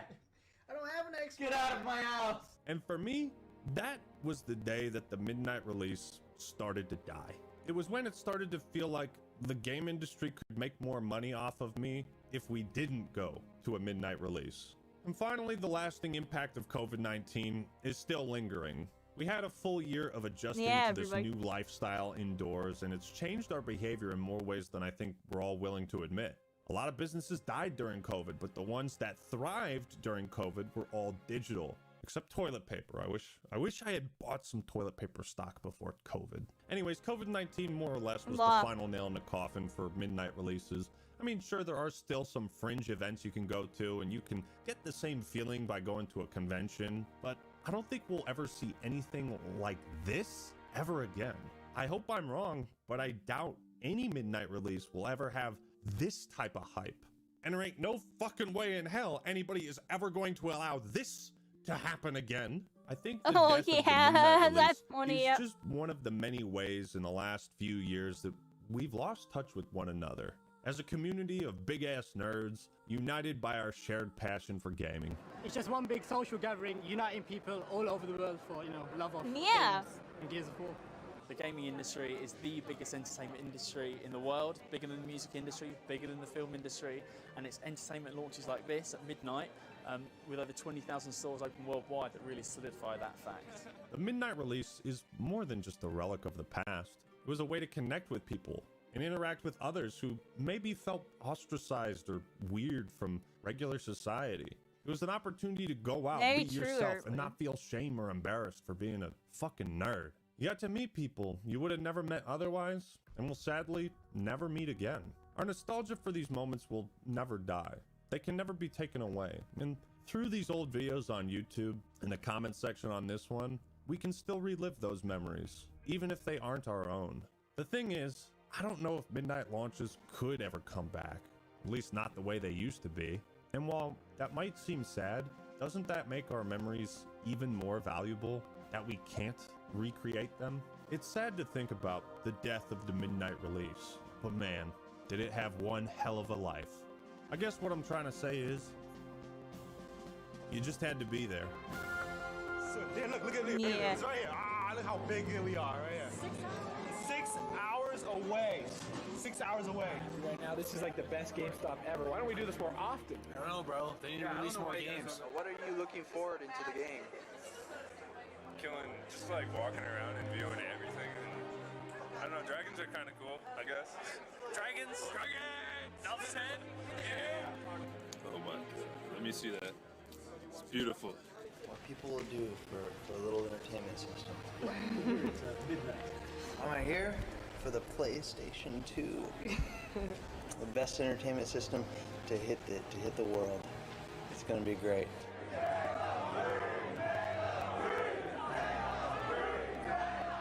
I wish there was a way to know you're in the good old days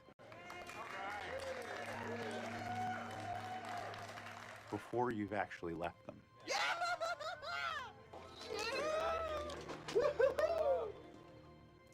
Someone should write a song about that. And how does it feel? One word. Relieved. Oh, it feels amazing. This is my first launch, and I'm glad it was for Gears of War 3. It's been an amazing night. Like, I won't forget this night. It's been amazing. I've been waiting long enough. 10.5-hour shift to work, 6-hour wait for the game. It's a good day. No one else can say they have the first one. It's the greatest feeling in the world. See the surprise face. See the little kid face. Oh my God, Dad! Oh my God! How long are you gonna play for? All night. All night. All week, maybe. All week. You don't have to work tomorrow? Work. There's no such thing as work with WoW. I wish there was a way to know you're in the good old days before you've actually left them. Stop it, Act Man. Stop it. Making me feel stuff. So thank you all for watching. Hope you enjoyed the video. Leave a like if you did, and subscribe to the Act Man for more awesome content. Big thanks to War Thunder for sponsoring this video. Don't forget to click that link in the description, sign up, and download the game today. And claim that massive bonus pack that's available for new and returning players. And don't forget that War Thunder is available on Xbox, PlayStation, and PC. Alright everyone, that's all I got for today. This is the Act Man, signing out. Yeah, everybody. I went to the freaking midnight release of Halo for Halo 3. I think I went to Halo 2. I can't really remember. I don't know. I remember Halo 3 though. And it was a crazy day for me. My story's a little different than theirs. That was a really good time. I was like I lived in a really isolated town. I had like a neighborhood with really big blocks. It was like big acres per. It was like an acre house or something. Like the houses weren't really that close together. And I was the gamer out of the family. And I don't know, when the midnight release happened, I don't know, gaming was a weird subject with my family. It wasn't like it wasn't what I feel it was, you know what I mean? Like it wasn't as special. They didn't want to take me. I ended up just not running away, but I took my bike and I rode my bike like, what was it, 5-10 miles? I rode to the nearest mall. I never took my bike anywhere near that far before. I usually only went to like a mile away, like the corner store area. But for Halo 3, I rode my bike all the way to the mall. It was like 5-10 miles. And I got there, I stashed my bike in the woods. I didn't even have like a bike lock or nothing. I stashed my bike like deep in the woods. And I went and I was by myself and I just kind of ran into people. I met some people that go to my school and they went up to me and they're excited to see me because they know I was the best Halo player in my school. I like beat everybody. There was like a little video game club or whatever and they had tournaments or whatever. I beat everybody and it wasn't even close. And I don't know, it was just a good moment. You know, I met a bunch of random people that day. I got like their gamer tags and stuff. It's an interesting experience having something like that. You know, I never met most of those people ever again. Someone gave me a ride home, someone I know from school, like their older brother or whatever. I never really hung out with them ever again. You know, I was in a different part of the town, kind of. But it was a really good moment. You know, I got the game, I came home, and I did play it all night.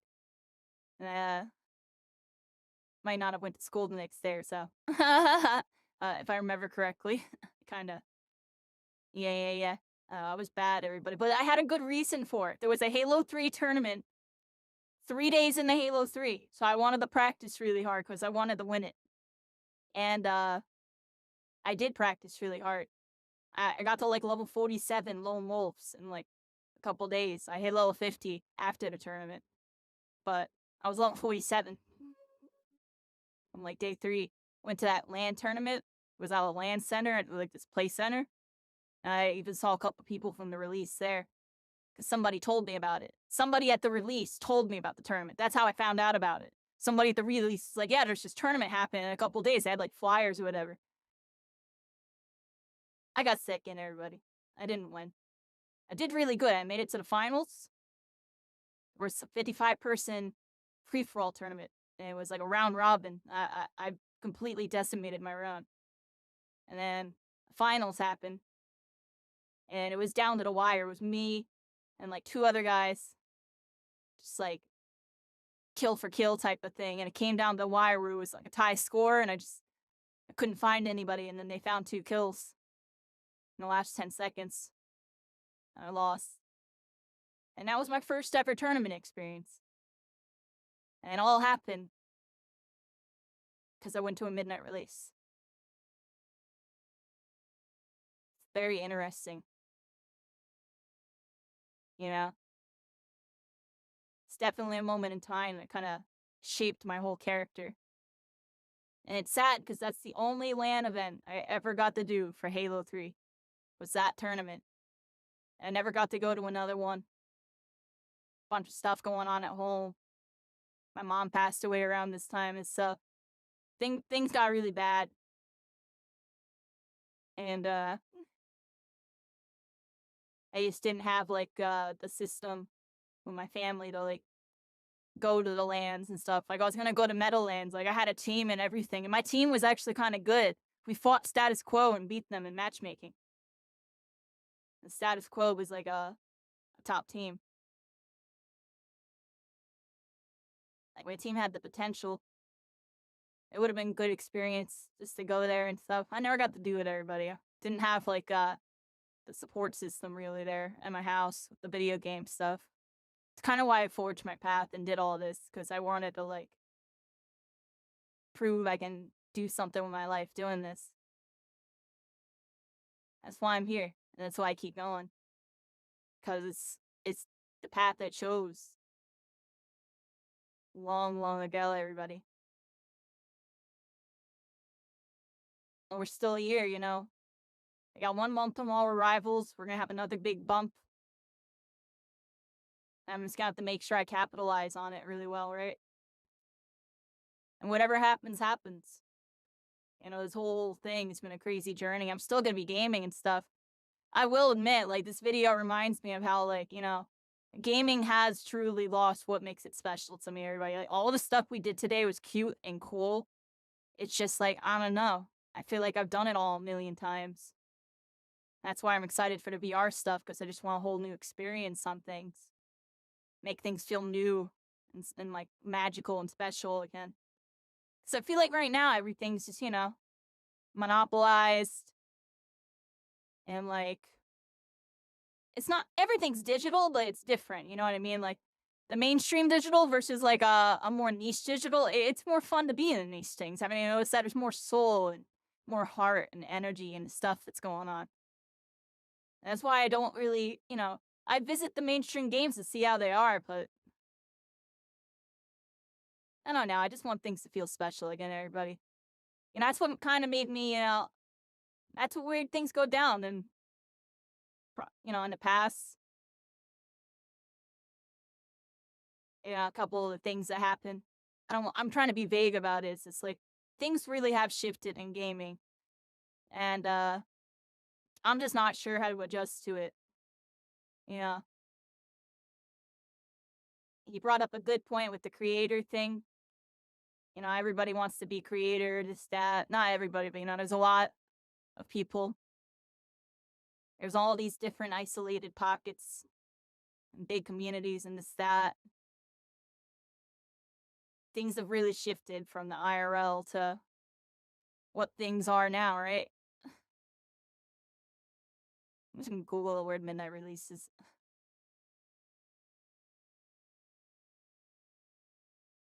I'm gonna play this person's random video in the background while I'm rambling. Excitement. You rush to your local game store at midnight, or in my case on the West Coast, 9 p.m. to pick up that new game fresh off the press the second it's released. You pull into the parking lot that's completely I don't know, there's a lot on my mind. That video hit me kind of deep just because it's like, he's right. I don't think I'll ever experience anything like that ever again. It's not to say I'm not going to experience anything cool going forward. It's going to be different. We've already experienced a lot of really cool things. Like I said, I've accomplished almost everything I've ever wanted to do. It's just a matter of the level of success and reward from what I've accomplished just didn't compensate for what I did. And that's what has me disappointed. Because in another world, you know, getting more and more hyped to throw that disc in your console to play until you can't keep your eyes open. we're really doing it, you know what I mean? Living the dream. Instead, we're kind of scraping by and trying to forge a path. Unmatched. Keeping up on all the news about the game through articles and gaming magazines. I just want that spark again, everybody. That's why I really want that spark again. Trying to find something new every time. Or counting down the days to release like it's Christmas in September. There's nothing quite like this feeling nowadays. Chances are, if you're buying the new release, you're just gonna buy it digitally and then play it on my mind, everybody. It was a good stream today. You know, we made it a long way. It's 1,000 stream. You know, I started as a little squid, everybody. I started as a little freaking squid. The game isn't even worth buying. Looking back on it, I really waited in line for Infinite Warfare. Like, what was I started as a little squid. Of having to get in your car and drive to the store. That was a little freaking squid, everybody. Unfortunately, midnight releases couldn't even hear what I was saying. I sounded like a little squeaky squeak. Of course, they still do exist. They're not completely extinct like dinosaurs just yet. They save them mostly for now we're big here. Releases. A big new Nintendo release like Zelda Tears of the Kingdom, or if you're a real man, Call of Duty. It's been a long journey. In line for a couple Call of Duty releases. I'll admit my that. social status IRL To the whole midnight release idea affects the journey. It really annoys me. For some games, they would give you a pre-order bonus. Trying to do my best to navigate through it. Poster, or some little cool keychain, or some little knick-knack like that, along by with the game. myself. So it wasn't just the game you were getting sometimes. So it made it feel more special. I always walked away with a cool yeah, right. That's why I'm telling you, the VR is gonna do that. That's why I'm really excited about the VR stuff, because it really is like Xbox all over again, everybody. Like we're looking at all these old, like this is when it was freaking lit moments. And look at all the games, all, you know, Halo 3, Call of Duty, the originals, and like Gears of War, the originals and stuff. Look, I don't care about before things got so split. You don't need the knick-knack. We can just take it a step further. You don't even need to go out. You can stay home in your avocado undies. Before we got all these games, everybody. A console game service like Game Pass on Xbox to get the new games. A lot of new Get your Call of Duty today. You can be Call of Duty. PlayStation have both been pushing more and more of their membership. I love treating Call of Duty out. I mean, they went crazy. I will admit, they did have an event. It was pretty cool. $70 price tag to get a new game. I always just check to see if it's on Game Pass, and if not, then oh well, I'll wait till a sale or something. But I rarely run into that problem because Game Pass. Yeah, everybody. Copy the day it launches is awesome. Yeah, I got it on launch day. And you Physical did it. copies are just a thing of the past. We're moving towards the future. I'll find us another cool video. I got like some gaming docs I feel like I haven't watched yet. Let me go look at them real quick. I feel like I got a couple. Why'd you have to be here? Because that was a good one. Here, what's this, everybody? I'm certain of. I don't know if I want to watch this. Here. What's a good video? What's a good video? Hey, little brother Melly, how you doing? Hi.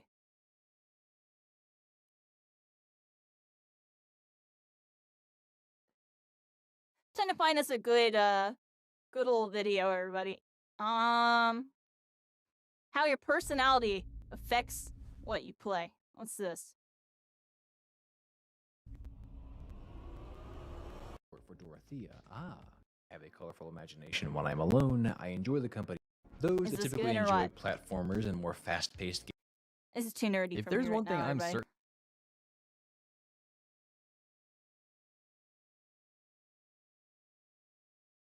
I'm trying to find something good. Give me a second here. What you up to, Melly? What you up to?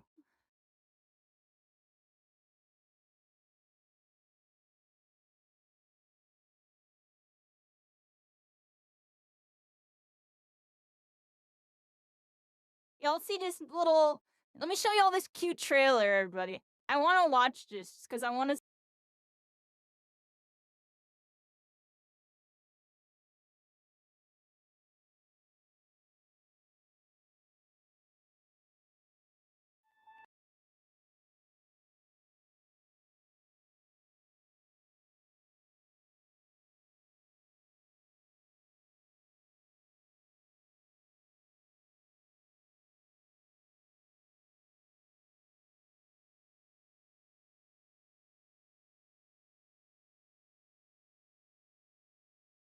On PC if you want.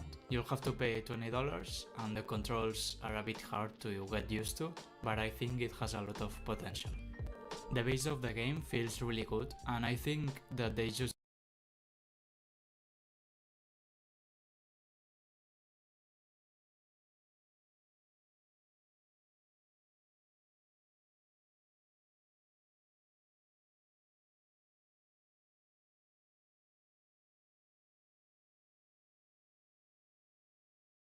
Do-do-do.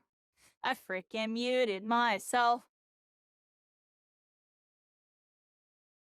Yeah, it's not ERP. It's more like, serious RP. That's honestly really what it is. It's serious RP. I'm gonna go sleepy. Appreciate you stopping by, Millie. Yeah. We're gonna watching some videos. I'm gonna try to find us something cool to watch. I find something cool. So that was a good documentary thing.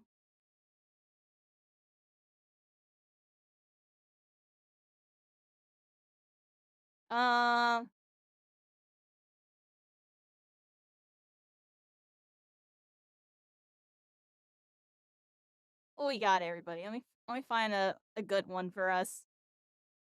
It's gotta be something good here. Could have sworn I had more saved on my playlist. When video games were simple? This sounds good. What's this, everybody?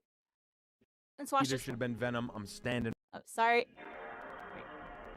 PlayStation, everybody. Remember this screen?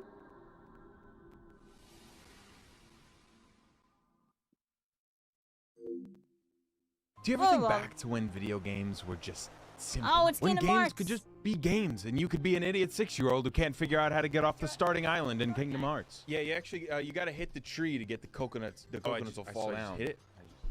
It feels like back then they could just make anything they Yo, how wanted did he to. green Studios took screen chances, himself into all building these experiences spots? that, What while the not heck? perfect, were This still guy is iconic. And don't freaking get it cracked. twisted, all right? I like the AAA games we're getting right now. I'm definitely not saying that video games aren't fun anymore, but I can't help looking back at all these older games and this guy's missing the charm that they all on had, point with especially his edits. compared to now. They definitely weren't all fantastic, but when I look back at them, they all just seem so whimsical and wonderfully simple to me. And sure, you know, that opinion is probably largely shaped around nostalgia, and it's more likely I miss the simpler times in my life, which we'll talk about nostalgia more towards the end of the video, but I do mean this literally. I adore the simplicity of the games from this era. When I talk about a time when video games were simple, I think a different time period probably comes to each of our heads, right?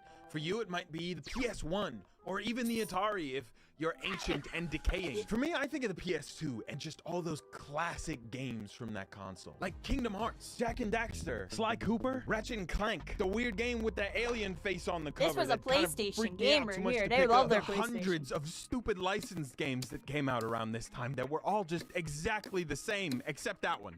I loved that one. When every game didn't have to be a groundbreaking cinematic masterpiece, and it could just be a fun game. One aspect I really admire about those PS2 games is that they seem to prioritize gameplay and fun over anything. Whereas anymore, it seems gameplay gets sidelined by the cutscenes and the story. The gaming industry has changed a lot over the years, okay? It's not your grandpa's GameCube anymore. We got esports teams and VR chat twerk-offs now. The Last of Us is a phenomenal game VR series that chat tells a twerk-offs, familiar no. yet strikingly See what I unique mean, story. everybody? I'm sorry. I had to just talk about this. That's why I'm playing VR shooters. Because there is a stigma around VR that it's only VR chat and it's only memes. And it's only a social platform. Yes, it has all that cool stuff, but there's so much more capable that's going to be getting tapped into. It has some And of the that's- best character writing. Has me excited, everybody, because it's not tapped into yet. Big I've ever tabbies. seen Yeah, we're in a looking at video some game. videos. Due to some not so careful redactions, we learned Thank that you. on their latest entry, Thank you, love my vibes. It's The because Last of of Us him, it's Part going to be 2, possible. Naughty everybody. Dog spent $220 million over the course of 6 years to develop the game. To put that into perspective, they developed the first Crash Bandicoot game for $1.7 million. With that $220 million, they delivered on these stunning, cutting-edge graphics, as well as creating a gripping narrative and overall impactful experience. But when you play these games, it becomes abundantly clear that The Last of Us does not embrace its identity as a video game at all. The gameplay loop consists of you walking around slowly, looking at everything like you're in a museum, Yeah, the maybe music, avoiding yeah, the some music go mushroom crazy. zombies sometimes. And if you What was walk that into song an from? area with waist-height walls, you know some guys are gonna come out and try to shoot at you. The combat is passable at best, and over time just becomes a boring obstacle between you and the next cutscene. It really is a shame, you know, because the world they've built is so beautiful to look at. There's But there's SpongeBob. nothing to Oh touch. my gosh. I'm all for story in a game, but it should never take precedent I knew I over heard the it before. actual gameplay. And hey, I'm a problem solver, all right? I'm here to help you, Naughty Dog. I'm gonna tell you exactly what you have to do to fix this problem. You go through a couple of levels, you get really hooked in, and then you give Ellie a fishtail, and you have her swim around and sing a really bad song with Ariel from The Little Mermaid. And the song's gotta be really, really bad. Really, it's gotta be horrible. No, you're right, you can't do that, okay? It's a serious game with a serious tone. We don't need to do any of that. You know, no game has ever retained its serious tone while breaking immersion slightly for the sake of fun. It's never been done. It's not gonna happen, all right? Bad example. I'm sorry. Let's look at the Insomniac Spider-Man short. games instead. You know, they're wacky and less based in realism. They had a phenomenal story, except for the third act of the second game. I'm still pretty mad about that. Peter should have been Venom. I'm standing on that business. And the gameplay here, oh my God, they got it perfect. They did it. They did what Naughty Dog couldn't do. Sometimes. I could web sling around the city all day, and they had their Little Mermaid moment with Venom and I guess Mary Jane now. That was all right. But what I want to talk to you about specifically are the mini games. You know, those little moments where it's like, oh, Peter's a scientist. Here's some scientist stuff. There's mini Match games up in this? These different colors and lines because he's a scientist. It's science stuff. Those have got to be the worst mini games ever made. And Insomniac knows it because why else would they give you an option to skip them? It's all right, whatever. They didn't come up that much in the first one. I can get over it. At least I got to skip them and move on. Maybe they'll take them out by the second one Wrong. It's different this time. Now it's in 3D and you gotta take out the bad shapes. It's worse. It's somehow so much worse in this one. And I know it's a relatively small problem to point out, but man, just situations like this just make me miss games like Sly Cooper that would put you in a submarine and say, there's crabs coming to steal the treasure. You have to shoot all the crabs and make sure they don't come get it. They didn't bother trying to make it make sense within the story. They just made something fun. I don't think every AAA game needs to be goofy, but I do think that video games are at their best when they embrace their identity as video games and deliver experiences only they can. It seems like they really went in this direction because these cinematic games have the most wide reach. They don't really want to risk it with something that might not appeal to everyone, right? We could never get an insane concept like Kingdom Hearts made today. The idea of taking these two insanely different franchises, Final Fantasy, a JRPG series, and the Disney multiverse, and mashing them together in some big world-hopping adventure led by a character nobody's ever heard of. That is just not something we would get today. And do you know how this idea came to be? Well, apparently back in the 90s, Square Enix and Disney both had offices in the same building. And one fateful Disney's about to day, launch that big an thing employee with from Epic Square Games Enix too. I wonder and what an they're gonna be employee from cooking. Disney just so happened to end up in the same elevator. And they got to talking and they were like, hello, Disney employee I just met. Wouldn't it be cool to mash up our universes together and then send some kid around them beating everything up with a key? And that, kids, is how Kingdom Hearts came to be. I read it on nextshark.com, so you know it's true. If there ever was a video game that embraced its identity as a video game, it is goddamn Kingdom Hearts. This game makes no sense, but it's so much fun. Why the hell is Cloud from Final Fantasy making a deal with Hades and fighting in the hero games on Olympus? I don't know, who cares? I'm Sora and I'm gonna hit this big dog with a key I found. When you travel between the different Disney worlds in Kingdom Hearts, sometimes the art style, the character designs, and even entire gameplay mechanics will change based on where you go. I keep referencing the Little Mermaid level in Kingdom Hearts because genuinely, when I played this, it was so mind-blowing to me. I love that even at a point so deep into this game, they were still willing to change the fundamental mechanics of how you play it just to keep things fresh. And don't even get me started on the goddamn Goomy ship. I don't know if it's Goomy or Gummy. I've been saying Goomy. When I first played it, it was kind of annoying at first. I was thinking, why am I doing this? I was annoying. But now, anymore, I'm traveling between the worlds and I'm up in the Goomy ship. I'm just shooting stuff. Why the hell do they need a spaceship? Star Fox. Every time I did it, I'm like, oh, we're playing Kingdom Hearts Star Fox. I thought they needed a spaceship, but it was awesome. And it was the Goomy ship. And shut the fuck up. I'm not entirely sure if this is the case, but it really seems to me like when games were cheaper to make, studios were willing to make pretty much anything and just throw it out there. And listen, I was eating it up. I love sitting down crisscross applesauce on the floor of a GameStop, just going through the wall of so many different PS2 games, picking out insane shit like Marvel Nemesis, Rise of the Imperfects. I feel like I dreamed this. Sure, they were goofy and didn't exactly maximize profit, but does that mean they weren't worth making? I guess where AAA's concerned, it's just always going to be about the money. And if you want a passionate game developer, you look to the indie games. There's got to be some video essay YouTuber to indie game pipeline because I was never really that into indie games, but recently I played Hades and Rollerdrome, and it was some of the most fun I've had playing games in a long VR time. games. While it seems the games that prioritize fun overall are only coming from indie developers anymore, there is a genre of game that was lost to time completely, and that, my friends, is the shitty licensed games. This has got to be the greatest loss in my lifetimes. Those shitty early 2000s movie tie-in licensed games that came with every mildly successful property. If there was a cartoon you liked in the early 2000s, tie-in game. If there was a movie you kind of enjoyed, tie-in game. Look up any franchise that had moderate success in this time period and add the game at the end, and you're probably gonna get something. It would be impossible to count how many there were, and they were all bad, but I loved them anyway. Yeah, they like all the were Cat pretty in the Hat bad, movie honestly, tie-in game. What a beautiful nightmare that was. Give me a bottle of Like, Dayquil Spider-Man was, like, the only and the good Cat one. in the Hat PS2 game, and I'm having a great week. What else if you've was ever good, played like, one of these movie? games before, you've probably seen this little intro screen. Video game. THQ.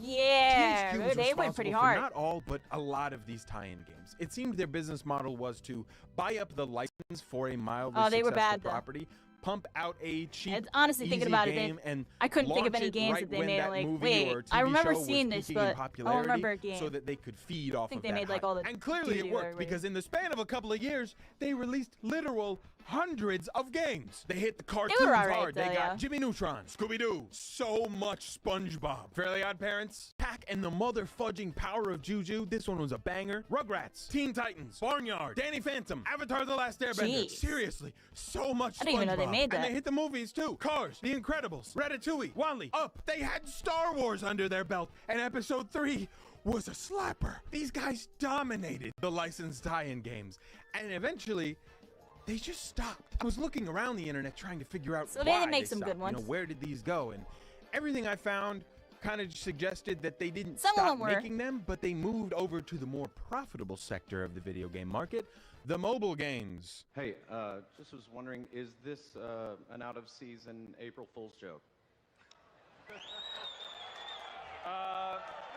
No. And you know what? They were probably right to do Oh, so. Even I Diablo ended up Immortal, spending yeah. money in Family Guy: The Quest for Stuff. I wanted to build my Quahog to look cool. Holy fuck. There were a lot of these games, and most of them were bad. But for every 100 shitty cookie-cutter games, there was one gem. Odds are, if you had a PS2, you probably played The Simpsons Hit and Run, which, by all means, Yeah, this should was have good. just been another shitty This was tie-in good. I remember in this the was good. series of shitty tie-ins. But this one just so happened to be amazing. It was a GTA clone that was like better than GTA. In fact, it did the multiple characters, the character switching before GTA 5 did it. That means The Simpsons predicted GTA 5. It is time to write another Kotaku article. Some of my personal favorites were The Matrix: Path of Neo. I don't know why I liked this. I'd never seen The Matrix. I don't think I just played this one. Really was drawn to this game because it made me feel like insane. I don't know how to describe it. I loved the Star Wars Episode 3 tie-in game because it had this cool alternate ending,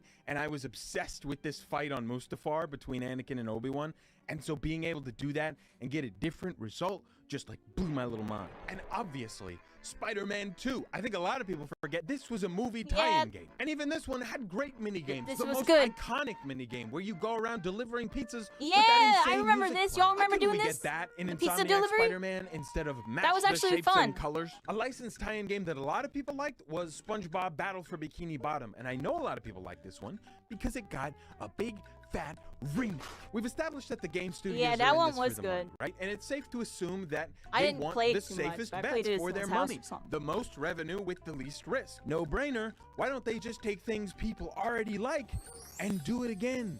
But like make it pretty. Personally, I think this aversion to risk is absolutely doing damage to the industry, but what do I know? I'm just a guy, and clearly the numbers say otherwise. But I think in all of this, the consumer is not blameless. It is me. I'm the consumer. They're only gonna do something if they know we're gonna buy it, and oh man, am I gonna buy it. I've been loving the remakes lately, I'm not gonna lie. I don't really think we needed 5 iterations of the 2 Last of Us games, but for example, like Resident Evil 4 remake, or the Dead Space remake, or some of my favorite games Yeah, in they 2023. went crazy. They may have been remakes, yes, rehashing old ideas, but I felt like in those 2 examples specifically, they expanded the gameplay systems and made changes that honestly justified a remake. In Dead Space alone, the zero gravity overhaul was game-changing, as well as a voice protagonist where there wasn't one before. So they're not just throwing stuff out, you know, they actually do seem to care about some of these games. The Resident Evil 4 remake was a breath of fresh air for me because I got the quality of life from a AAA game,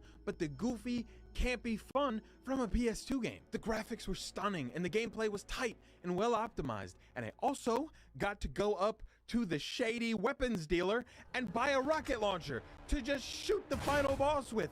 I just cheesed the entire fight, and the game let me because it was more fun that way. The simplicity that I had been missing was right there, and I loved every second of it. To me, this trend of remakes is proof that I'm not alone in missing a time when video games were simple, and it's also proof that nostalgia can and will be weaponized at any moment possible, and memories are only good if they are profitable. I am happy that younger generations, and just more people in general, get to experience these games that I loved as a kid and see why for themselves. And also I'm happy that we get to experience these games in ultra-realistic graphics, 4K Huevo shrinking technology. Only playable Yeah, with the MLG, Gigafart 8500 MLG. graphics card. You may need to upgrade your PC to play this game. I can appreciate good graphics. I mean, I really like when a game looks pretty, but I think this looks better than this, and this looks better than this. Technically, this has higher resolution and better lighting, but this has a better art direction. High resolution textures and pretty lighting are always going to be outshined by inspired art direction, creativity, and a focus on atmosphere. This isn't something that's gone from modern It's an gaming. interesting In fact, take, a lot everybody. of recent games have left my jaw on the floor because they're so beautiful. Bloodborne, and Bloodborne. Holy shit, Bloodborne. But I think it was more common to focus on art direction back then because they were limited. They couldn't make a realistic looking game. They had to do something unique. Even the games shooting for a realistic approach could not pull off realism. I mean, that is not realism, but still, it's iconic. A phrase I really like and I've used before in one of these videos is that limitation breeds creativity. Trying to make a game back on the PS2, I imagine, was extremely limiting, but it made them so creative, making these incredibly unique looking games. I often find that when creating something and you run into a problem, that solution that you come up with to the problem leads to an infinitely more interesting and unique final product. Like I said, we still get a lot of stunning games coming out lately, but I feel like now with the ability to actually create games that, while not perfectly realistic, look pretty damn Thanks real, for the YouTube subscription. that becomes the only focus, is making a game that looks Kiani realistic, Puzzle, not welcome one in. that Hope you're having a is good one. creative in its visuals. In a lot of ways, I Yeah, right now miss we're watching those some older videos, games that we everybody. used to get, but I'm also Oh, glad and Fortnite for all the Ninja, games I that hope we you're get doing now. well. Like Ghost of Tsushima is one of my favorite games Clover. of all time, and Baldur's Gate 3, Aw, which my I made frickin' an entire Nightbot video still isn't on, you fixed. should We go gotta watch fix it, that. was a phenomenal experience. Compare that to the PS2 Baldur's Gate Dark Alliance 2, and it's no contest there. The only reason I might want to pick up and play Dark Alliance 2 is because I miss playing it with my dad when I was a kid. I used to live in this big greenhouse right on the corner lot and had a baseball field right across the street. I think the house used to be a church. It was definitely haunted. I was 8 years old when that house caught fire. I remember I was watching SpongeBob and I walked into the kitchen and I saw these crazy flames up all over the place. Long story short, the house got completely ruined life story and my here. dad got hurt pretty bad. But he recovered fine. They just took some skin from his butt and put it on his hand. I call it his butt hand. This house though was mostly What? ruined, and the property had a separate garage, like a barn kind of thing, and that garage had an attic. Well, my dad decided that we were gonna fix up the house ourselves and live up in that attic. Him and I shared this airbed up there, and right next to it was a projector that I had hooked up my PlayStation 2 and my original Xbox to. During the day, I'd obviously go to school, and then when I got Remember home, those I'd help laggy him projectors, build everybody? however I could. You know, there wasn't much I could do. I was 8, but I Try remember play doing Guitar things like Hero on helping it. him put up the ceiling or chip away at the old stone slate in the fireplace. And when we were done for the day, I would go up and play on that PS2 non-stop. Not to get into too much detail, I'm just some guy on the internet. You don't know me. But I was having a hard time. Something about swinging around the city in Spider-Man 2. He's in his feels right now, made it all everybody. melt away, you know? I can give you I all a wasn't silly story in a little bit. Zach, with all this stress and all these problems I didn't understand, I was Spider-Man. I can only imagine how my dad felt at the time, but he always seemed happy when him and I were playing a video game together. He was just watching me play one, but we had a ton of fun, and we would just laugh and hang out together playing Halo 2 on the Xbox, just going through the campaign. And it was in moments like that where it really felt like everything melted away. It didn't feel like we had just lost everything. You know, it felt like we had everything Feels, everybody. that we could ever need. And it's funny, now sometimes just hearing that PS2 sound, I'm back up in the attic with my dad. Nostalgia's a funny thing that can make you look back fondly on things that might not have been so great. Good old Halo 2, or everybody. somehow perfect in their own way. And escapism through simple pleasures like video games will always be important. I think we all have that game, or just media in general, that was able to give us a break from a hard time in our lives and made us hold on to that experience forever. And so now we judge that media by what it did for us rather than what it actually is. I'd love to hear if there was anything like that that stuck with you, you know, either in a comment or send it to my email at this point. I don't care. I can't promise I'll get back to you, but if you want to, shoot me an email. I might see it. Thank you so much for over 100,000 subscribers. Geek really likes the plaque, so that's He's good. at 200K we send it now. off to him. He's the real hero here. 100K is crazy. You know, How's this I guy started to this another guy? channel Maybe a while he has ago, some other stuff and cooking. it took me so long. I was trying so hard to get to 100K, and with this one, I wasn't even trying. I just kind of did it. I mean, I'm gonna give you all a story while he finishes rambling. I liked on the projectors, yo. He was playing on a projector right there, right? Back in the day, we're talking about like meeting IRL and gaming and stuff. I was hanging out with like this like biker group that were really into BMX bikes and motocross and stuff. And every Friday night there would be a bonfire at this one person's house. There would be like a bonfire. We'd have like s'mores and everything. Like it was really cool. And there was like ramps and stuff. People would be like BMXing and stuff. And there was a projector, and they would bring the projector out. We all play Guitar Hero. That was really cool. The projector was really laggy, but we would all like sit around the bonfire and we're like playing freaking Guitar Hero. It was a good time. We did that a bunch of times. Eventually, it kind of, you know, life moves on. It was a really good time when it was happening. It was for like a couple months, I feel like. Alright, let me find something else cool for us there, but we're kind of in watch videos mode. Had a long stream today. YouTube side of things, y'all only got half the stream. You're gonna have to go over to freaking Twitch VODs if you want to see prior, yeah. Appreciate everybody hanging out. You're kind of the chill part of the night, everybody. I'm like, been on all day. Got a lot on my mind. And, you know, we're just kind of... We're looking forward. Well, looking back. Trying to figure out what direction is the direction, everybody. We got a really long video on the appeal of older graphics. I'm just going to save this because it's a really long video.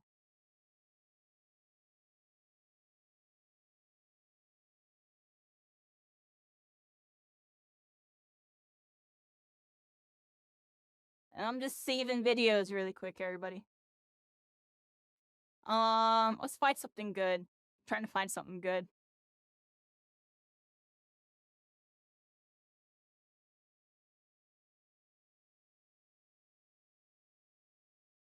Oh my god, what's cooking? YouTube, give me something good.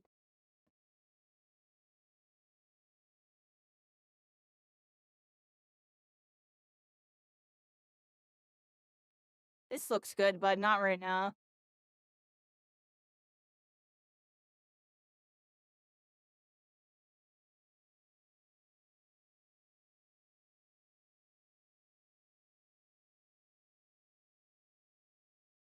I should probably save this.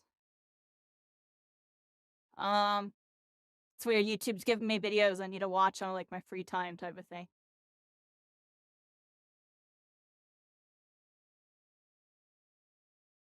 What's this one?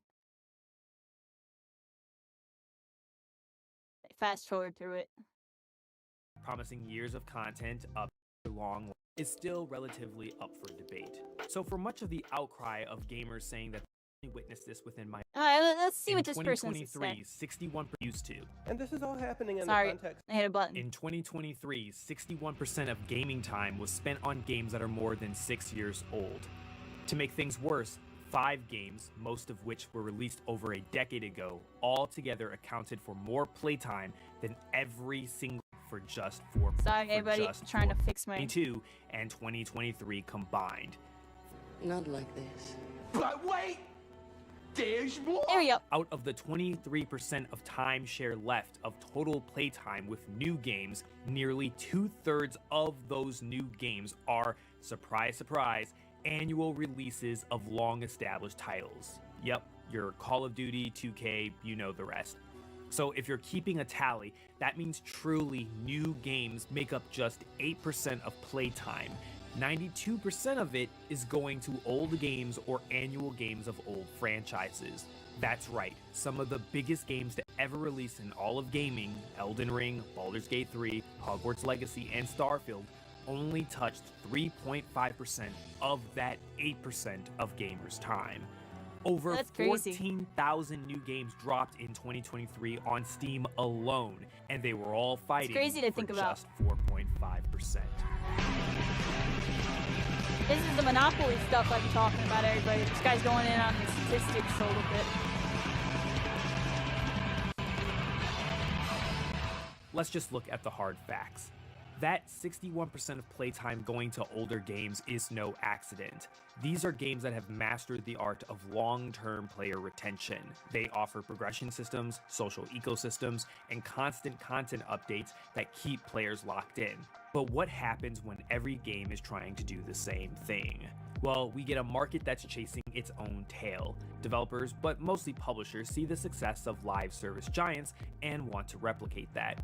So every new game tries to follow the live service model, promising years of content, updates, and engagement.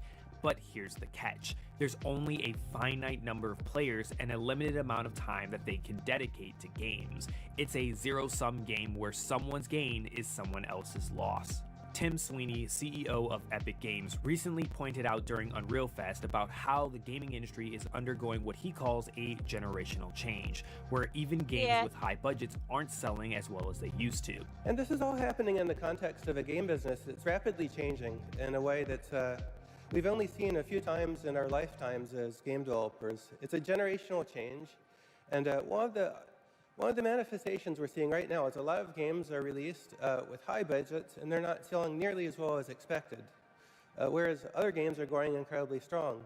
And what we're seeing, the real trend here, is that players are gravitating towards the really big games where they can play with more of their friends.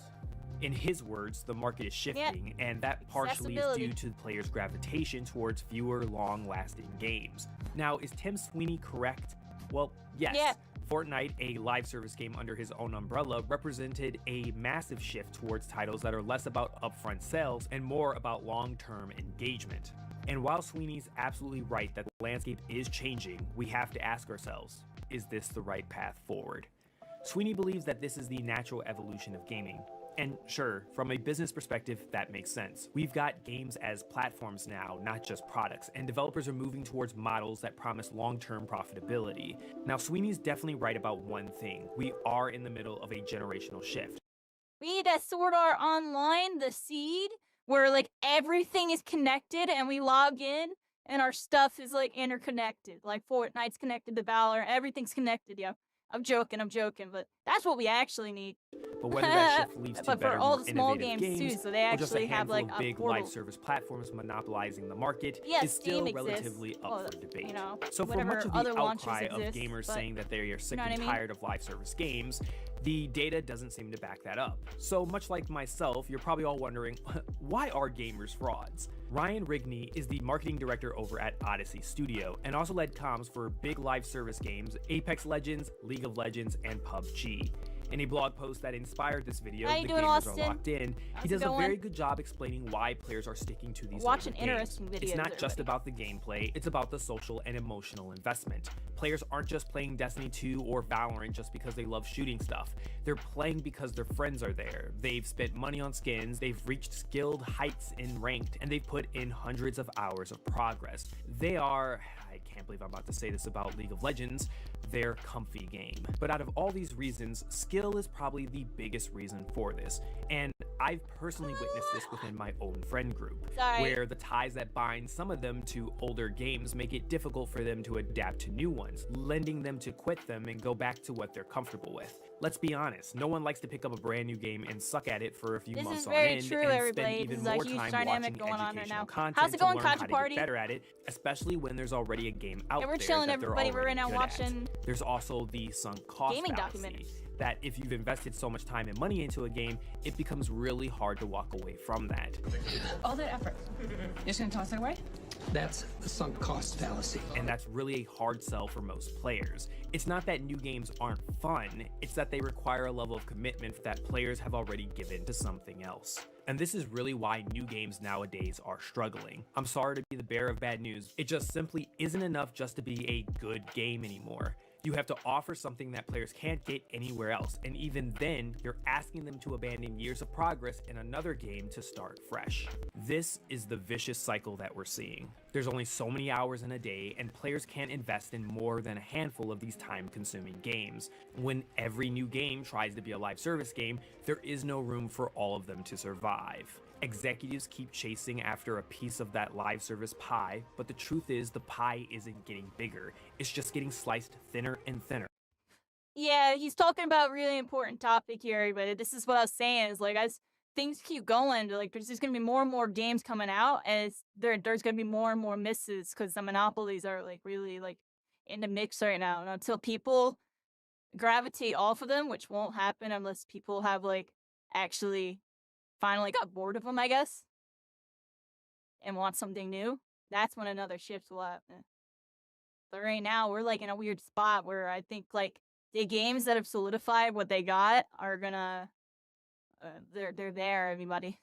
There's challengers, and they gotta swing really hard to do anything. And you know what? I'll let you in on a little secret. There was a moment where executives thought that the pie was in fact getting bigger. Do you remember when that was? It was during the pandemic, and we all know what that mistake has costed us, and is still costing us to this day. That's not only why we're seeing games launch and die within months, but also why we're seeing games that have been revealed and some that have been unseen die quietly through the night. Sega, I believe last year, canceled Project Hyenas, who remembers that game, acknowledging that they couldn't sustain the resources required to maintain a live service game after launch. And they're not the only ones. Naughty Dog also halted its multiplayer of The Last of Us spinoff for similar reasons. This current trend is unsustainable, and only the strongest, most established games are surviving. But what if I told you there was still a way to get a piece of that claimed pie? And just because many players are stuck to their current games doesn't mean that they are a lost cause. Recently, I've been putting a lot of time into Valve's latest project, Deadlock. It's a third-person shooter meets MOBA hybrid, and it's a game that takes its DNA design from Dota 2, the lovable characterization of Team Fortress 2, Deadlock's and a good combines example, it with the everybody. popular That's why I was on it third-person earlier, shooter even though I'm perspective not a that has MOBA been person at tested the end of the before day. via Smite and Still Paragon. interesting to me. That was also a game made by Epic Games.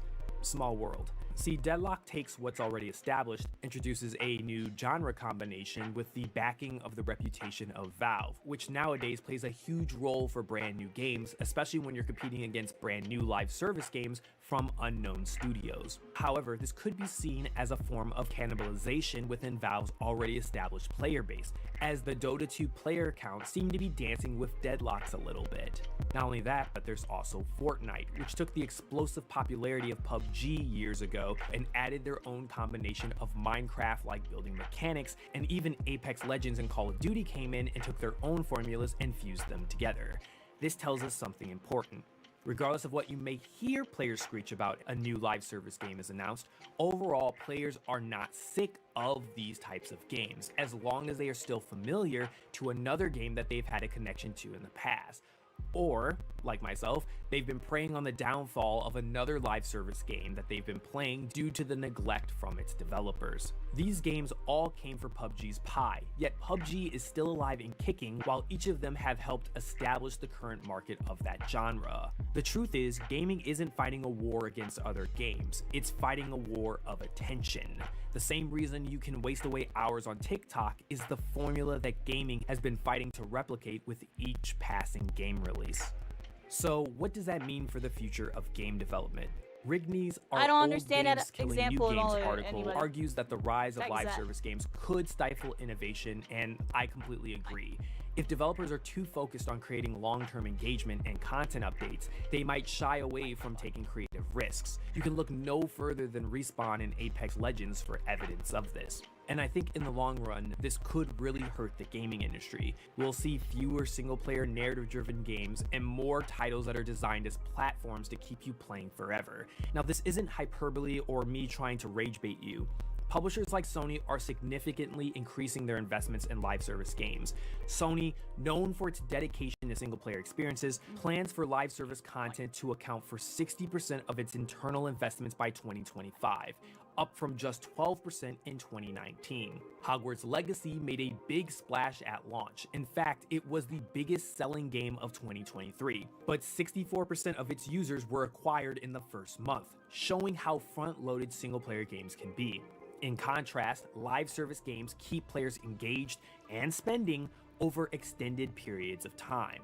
Warner Bros. And major publishers are moving more aggressively towards live service games, viewing them as more financially sustainable compared to the one-and-done nature of many single-player games, even at the cost of the reputation of its biggest IPs. Just this year alone, some of the biggest single-player heavyweights are failing to meet sales expectations, from Final Fantasy XVI to Star Wars Outlaws. This is why when a game, for example, like Space Marines 2 drops, and people cry out about how modern gaming is missing this type of game, it has less to do with silly discourse of what a CEO said and more about a simple truth. Somebody in the year of our Lord 2024 made a AAA single-player experience with a campaign, co-op, and multiplayer PvP day one as a complete package, and it never overstayed its welcome. In the end, the gaming industry has found itself caught in potentially a self-destructive cycle. Older live service games are now dominating players' times, leaving little room for new games to thrive. Executives are chasing a model that only few games can succeed in, while the rest struggle to fail. So you might be wondering, what's the answer? Or perhaps, are we too far gone? Maybe we need to see a return to games that are complete experiences and not just platforms designed for infinite engagement. Maybe we need to rethink what success looks like in the gaming world instead of pointing at the ups and downs of a game's player count graph. Because if we don't, the cycle will continue, and we'll keep seeing new games fall flat because players are already too invested in the old ones. And that's not a future I want to see for gaming. Ball up top.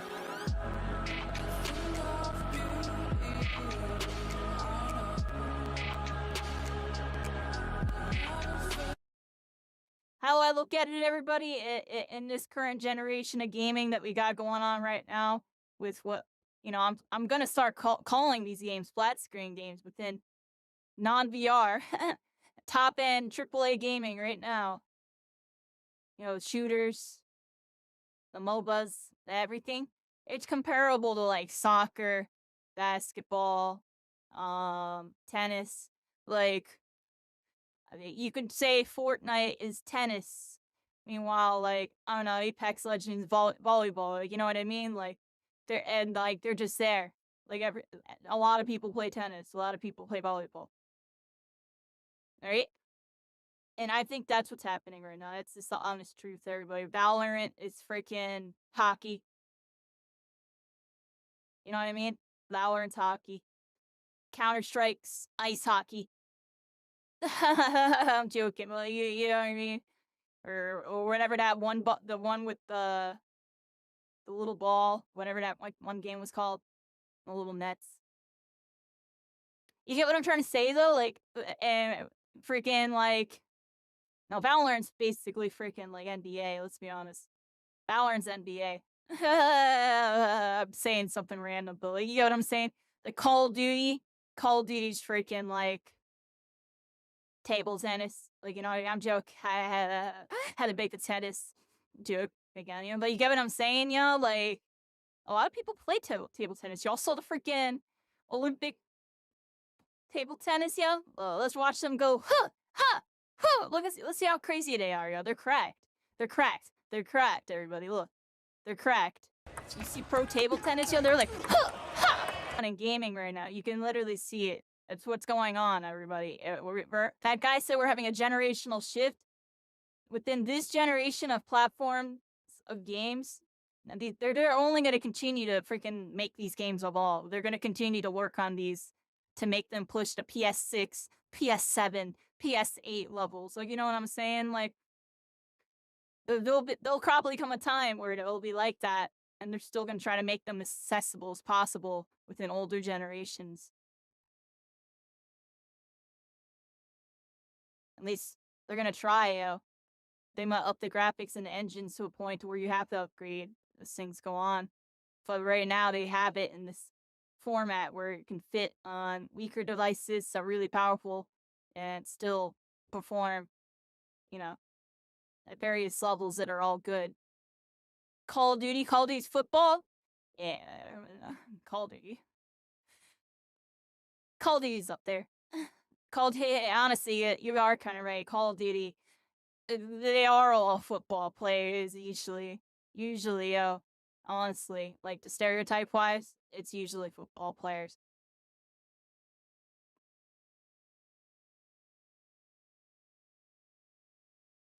But yeah, you get what I'm saying right now? Like, that's what's happening here right now, everybody. Like, we got, football, we got, like soccer, tennis, table tennis and stuff. You get what I'm saying? Baseball. That's what's happening right now. People like playing soccer. And it is a big thing for soccer. People like football. They all play football. That's what's happening right here, everybody. Who's to not say it? Like, how many sports are there?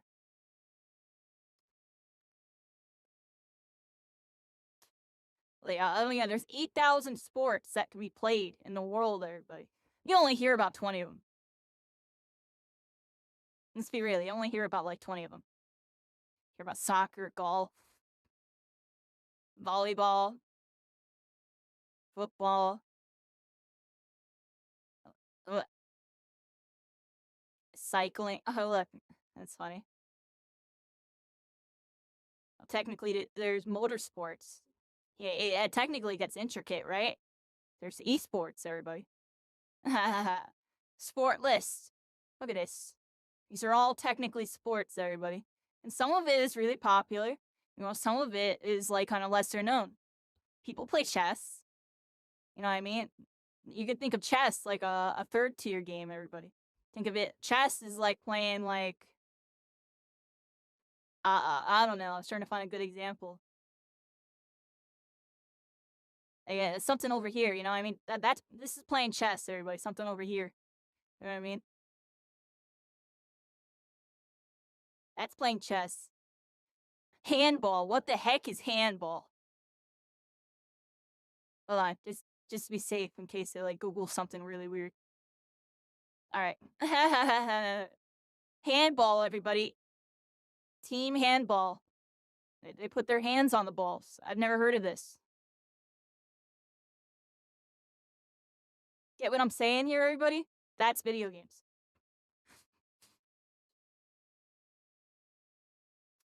Handball's hilarious. So some of y'all have heard of it, right? It's not taken seriously, though, right? But it is by these people that love playing it. It probably has something going on. Do they still play it, everybody? Do people still play it? Doesn't look like it's really played anymore.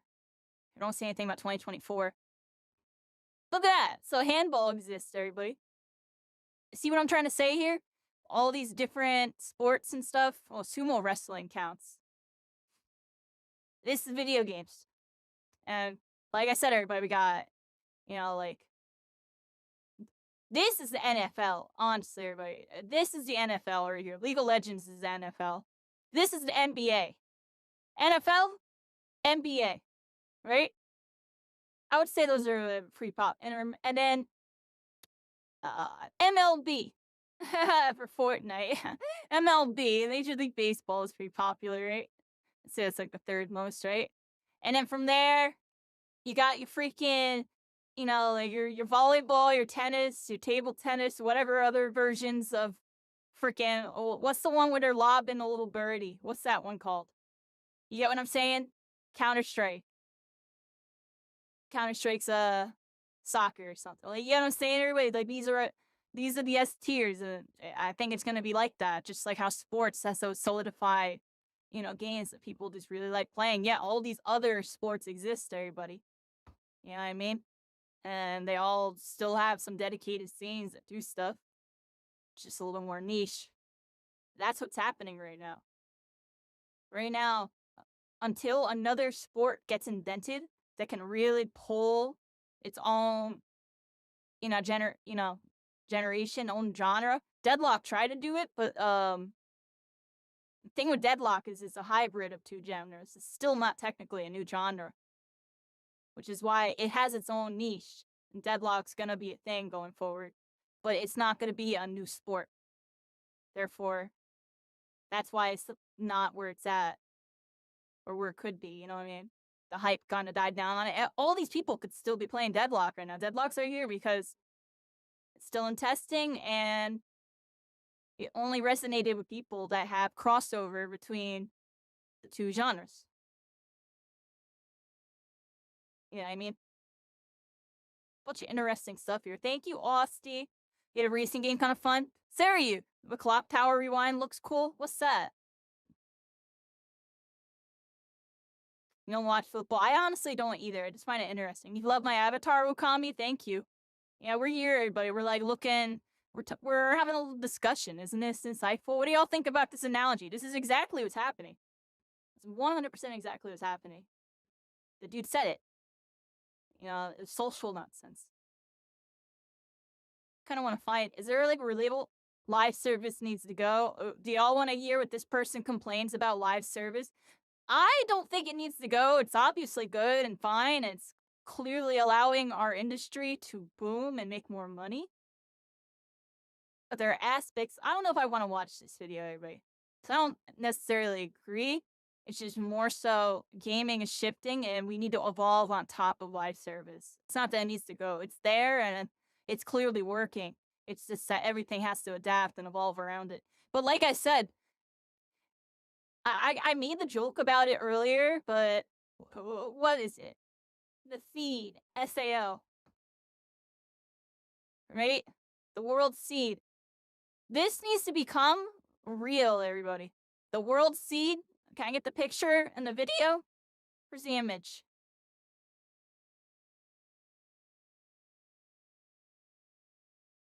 Where's the image where it shows all the worlds and stuff? The world seed, everybody. I think this needs to become real. But it's not going to happen for a long time because all these companies are very stubborn. And it'll eventually come to a point to where they'll handshake. Maybe. Just so they can have ultimate accessibility. Maybe they'll realize that maybe having their games at the ultimate level accessibility can boost their profits. It's a big what if, but if all of gaming could literally combine into one thing and become the world seed, where is there a freaking image of it? I wish there was an image that showed like what it did.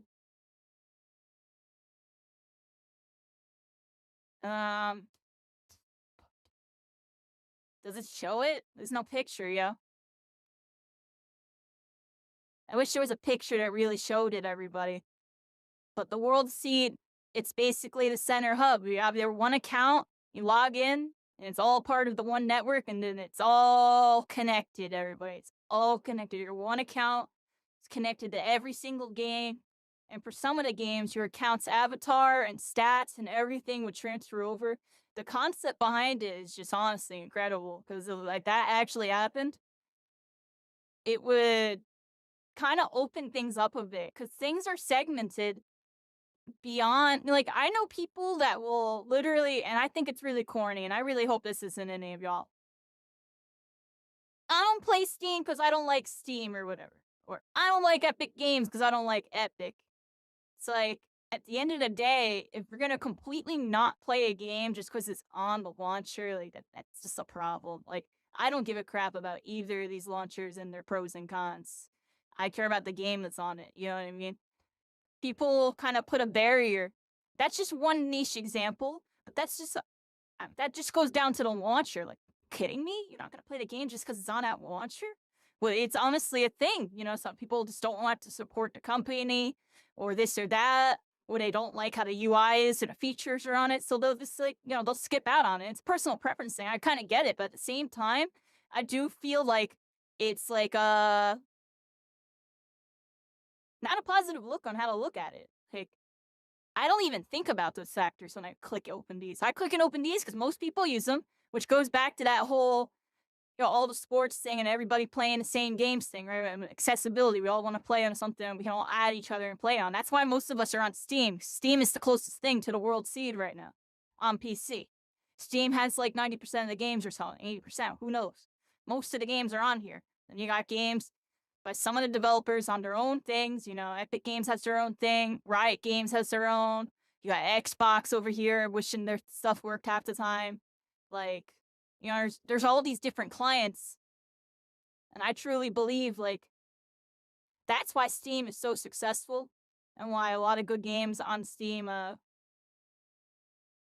feel like have more activity and why they're proud to show their numbers on Steam charts. You know, every other developer hides their numbers. Why does Steam charts not hide their freaking numbers? Because they're proud to show them.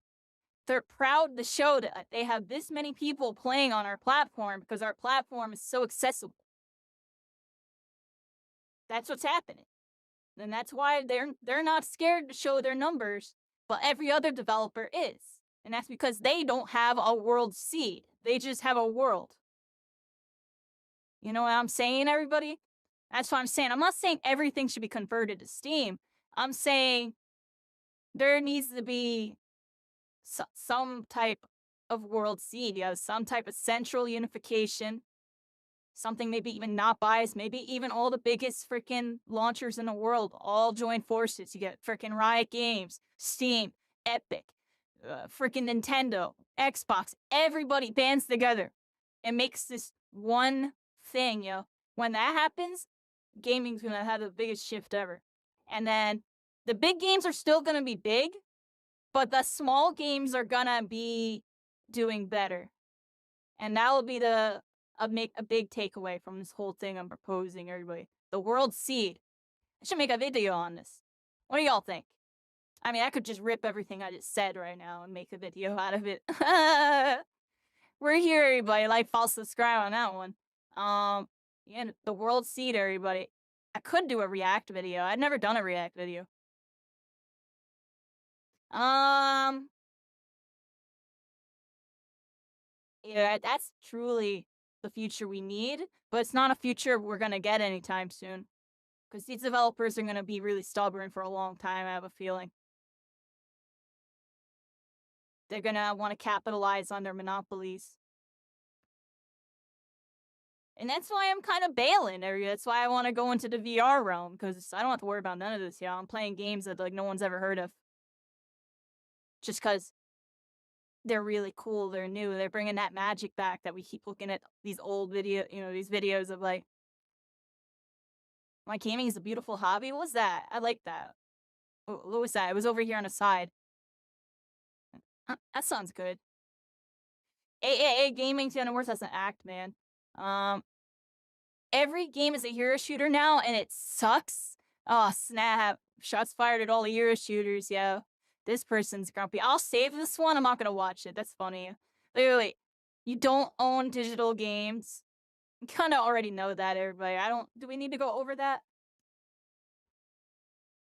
The kind of war AAA gaming won't show you? What the heck is this? I'm curious what this is. Gorilla. In your presence, looked around. I'd overstay. I think they're complaining, everybody. Nation, no legion, as it were. They're complaining too much. Let's find something else.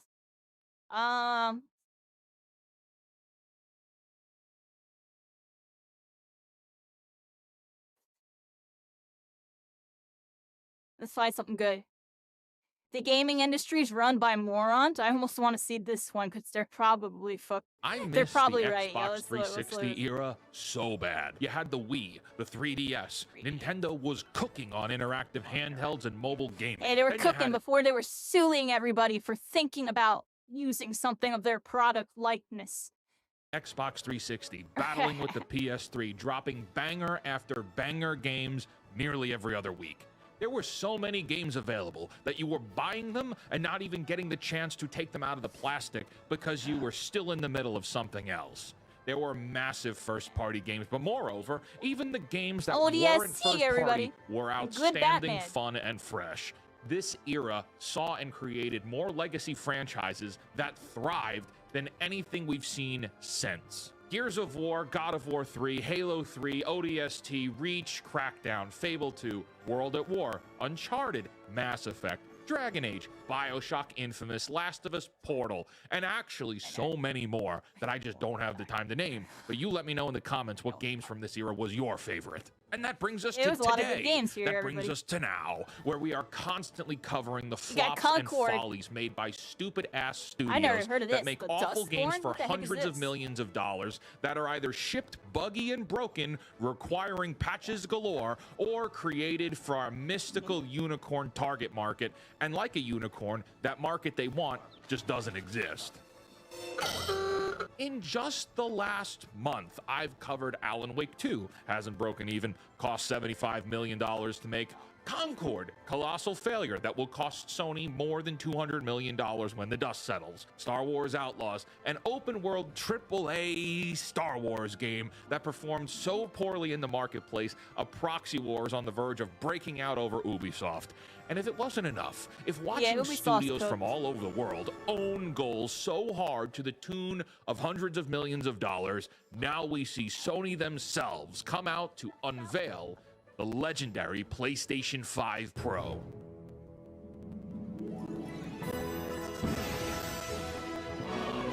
La-dee-da-doo. $700. The video Yeah, game get the- industry is run. All I gotta say is, y'all can get a Quest 3S right now, yo. It's at 300. Get 300. They just came out, yo. October freaking 15th. Join me on an adventure, everybody. Don't buy no PS5. By Hello, my friends, and welcome to The Pondering. I am the real-life fake wizard. If this video brings you any value at all, I invite you to subscribe to this channel, where we're posting new videos nearly every day. So Sony releases Concord, pulls it off the market, offering refunds to buyers, taking a black eye in the greatest live service video game failure ever. Then, a week Yeah, it later, really sees the was release crazy, of yeah. Astrobot, a cute platformer that has all the elements you've seen in 3D platformers before, but hyper fine-tunes them to the You know, I really think they pulled the. That was Concord point was net where ease, right? it's a near perfect game. Like, we're so back. This Interesting. game is great. And instead of riding the wave of that success, they do a press conference for another PlayStation 5 after we just got the skinny PlayStation 5 last holiday season. No one asked for this. No one wants this, especially to the tune of $700. Okay, so what do you get in that $700? Well, even Sony doesn't know if it can guarantee the upgrades it's claiming. You don't get a disk drive anymore. You don't even get a vertical stand. You need to buy the disk drive and vertical stand separate. Oh, but the Pro has AI upscaling and ray tracing, and things you get on PC gaming, but at a lower budget. So $700 is better than several thousands to buy a gaming PC, right? Yeah, I guess I could agree with Very that. interesting. Except Sony has already been on record saying that the PlayStation 5 is in the later stage of its life cycle after a bad sales quarter. So how am I supposed to take your offer seriously when you've already said this system is going to be obsolete soon and I'll have to buy a PlayStation 6? In a time where Yep. new games are not only still dropping on day one for the PlayStation 4, but also being backtracked to be compatible with the PlayStation 4, what is the reality here? What are we doing?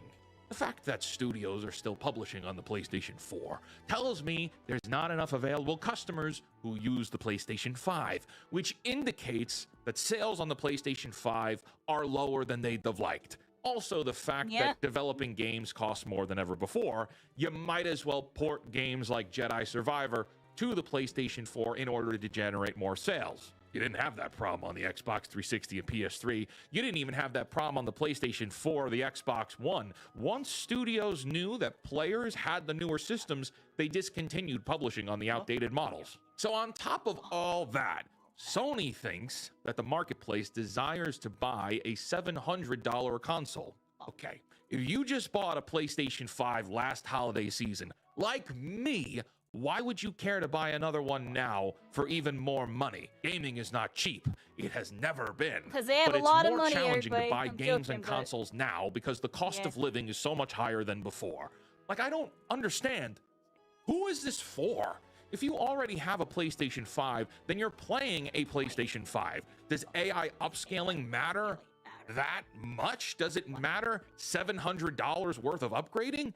I'm sure there are a few of you in the comments who will scream at me, yes it does. But understand, you are a minority in the marketplace. The average person is either 1%. in the user base already or not. And a $700 console is not an entry price point for new users. And those who aren't in the user base looking for those ray tracing and special features are gonna look at this, look at the facts and claims that the PlayStation 5 is ending its life cycle soon, and they're gonna go, okay, I'm gonna save a few more weeks and I'll just get a gaming PC. You can get a Costco bundle on Black Friday for $2,000 and that shit will be a rocket ship that lasts forever. And you can upgrade a PC forever. Well, what kind of upgrades does the $700 console get? Oh, the disk drive for 80 bucks that should have been built into the $700 system. That upgrade? And that transitions us into the discussion that Sony and Microsoft are desperate for you to stop buying discs because they want you bought into their subscription services. And then you get companies like Ubisoft saying customers need to get comfortable not owning their games. Well, believe me, Ubisoft, I'm sure we're all fine not spending 110 bucks on generic Ubisoft 7, the Schlurpo cometh. Uh-oh, too soon? But no, distributors want you subscribed to their live services because it gives them control and ownership. This is not only a negative to the consumer, but it's anti-art. Did you know that there are games now from previous eras that cost hundreds of dollars, if not more, because of discontinued licensing? And because those licenses ended, you can no longer find those games. Transformers, Marvel, even Godzilla from the PlayStation 4 costs upwards of $200 to $300, all because licenses ended and those games no longer have any digital downloads anywhere. So the only way you can access that media now is through the physical editions of the game, which also means when everything goes fully digital, and you only have a subscription service because you're not buying games anymore, once those licenses go away, so does the game forever. This is certainly a serious topic worth a full video on its own, but Sony certainly plays into the narrative of reducing your access to physical media by stripping the console of a disc drive, only to sell it back to you for 80 bucks. Not that it would matter much anyway, because PlayStation 5 has hardly any exclusive games anyway. Look at this list of guaranteed games to get special treatment with the PlayStation 5 Pro. Horizon Forbidden West, and you get better hair and skin in cinematics. Spider-Man 2, you get better detail on trees and procedural cars. On Demon Souls, we see no specific enhancements outlined. How thrilling. I'm all in. What about the other third-party games like Alan Wake 2 or Final Fantasy? Yeah, wonderful. Games that already played wonderfully on the skinny PlayStation 5 from last year look unnoticeably or fractionally different. That's worth 700 bucks. And it also triggers the point again. If that's what matters to you, if the ray tracing and this upscaling is what matters, the PC gaming becomes a better option. Ragnarok is coming to PC this month. Final Fantasies are all going to PC. Alan Wake 2 is on PC. Hogwarts is on PC. Horizon is on PC, and that's a first-party title too. I do not see an upside to buying this console, and I think Sony has made a critical error releasing this information now after taking such a massive loss to Concord. But don't worry. I'm sure Xbox and Microsoft will find a fantastic way to squander this opportunity too. Because you want to talk about bad leadership, look no further than Phil Spencer. And that's a shame, because I really like Phil Spencer, the guy, the man. I believe he absolutely means well, and I like the guy personally, but I can't stand his business decisions. The Xbox One was terribly managed, and the Xbox Series X is an embarrassment. I bought a Series S on launch day because I was bamboozled by the Bethesda buyout, but all that got me was Starfield, which was, well, boring! Gears of War turned to shit. Fable 4 looks horrendous. Crackdown 3 was embarrassing. Halo isn't nearly what it once was. Avowed is going to be 30 FPS to make sure it doesn't overheat the Xbox Series S. I'm curious to see how Indiana Jones is going to do with sales, but considering even as an Indiana Jones fan, I have zero desire to play this game. I can only imagine how everyone else feels. Oh, and Hellblade 2 was maybe 45 minutes long. And I know before you come into the comments, there are many studios involved on these projects. So it's unfair to blanket all the blame on Phil. But let's be real. Xbox owns or has a critical say in what happens in the studios that make all those games. But don't worry, guys, Nintendo is going to come in swinging with the Switch too, right? And we'll get another 15 or more years of the same Mario, Zelda, and of course Pokemon, which specifically won't do a damn thing to make the game run or look any better. Scarlet and Violet may have sold 25 million units, but that game was disgusting to look at and borderline unplayable. But okay, Nintendo, I didn't really like Scarlet and Violet. Can I play the original games on my Switch? No, you can't. Why can't I? Screw you, that's why. Nintendo, I will literally give you $70 cash money right now for red, blue, yellow, gold, silver. Cash money. No. No. Okay, well, I guess I'll play the emulations then. Freaking Nintendo, everybody. Evil! Friends, I'm aware that this rant is going to piss off a lot of you. That's okay. There might be diehard Sony, Xbox, Nintendo fans, insufferable PC Master Race people in the comments. That's fine. PC You're Master not going to change Race. my mind. I'm not going to change your mind. And I'm not trying to. That's not the point of this video. I'm not saying one is better than the other. I don't give a damn about stats and GPU and processor horsepower. I care about gaming as a medium, a creative outlet, and a business. My point is, and something you should actively be considering, is no matter which of these companies you vouch for, they're all run by human beings, and those human beings are flawed and stupid. I don't care what the gaming systems market's you play just shifting, on. yeah. I just care that you can. I also care that games cost too much to make, are unsatisfying in the modern era, and require copious dollars of investment to get access to. A $70 price tag for a game that disappoints you because it was made by devs who have zero creativity in them on a system It's kinda why I that don't buy all costs the games, $700 because the suits are trying to squeeze every penny out of you is absolutely absurd. The PlayStation 5 Pro might be for you. Great. Enjoy it. Your money, your choice. But from an objective position, Sony just showed they're more interested in milking their loyal fan base than delivering real value. My friends, I want to thank you for joining me for this pondering video. If you would please like the video. If you're new here and want to see more of me, subscribe to this channel. And until next time, create, innovate, inspire, and for the love of God, cancel Disney Plus. No, I get This you is not Disney a Plus drill. is very This is not clickbait. This is not overreactions. I am actually fairly late to this party to reporting on what is going on. Continue. We need to understand what is the problem today. And call it. I miss the Xbox 360. I wasn't vibing, everybody. You probably have a good combo going, but I don't know. It was too monotone. Why modern gaming feels stale, everybody? What's going on? Why are we getting all the same games?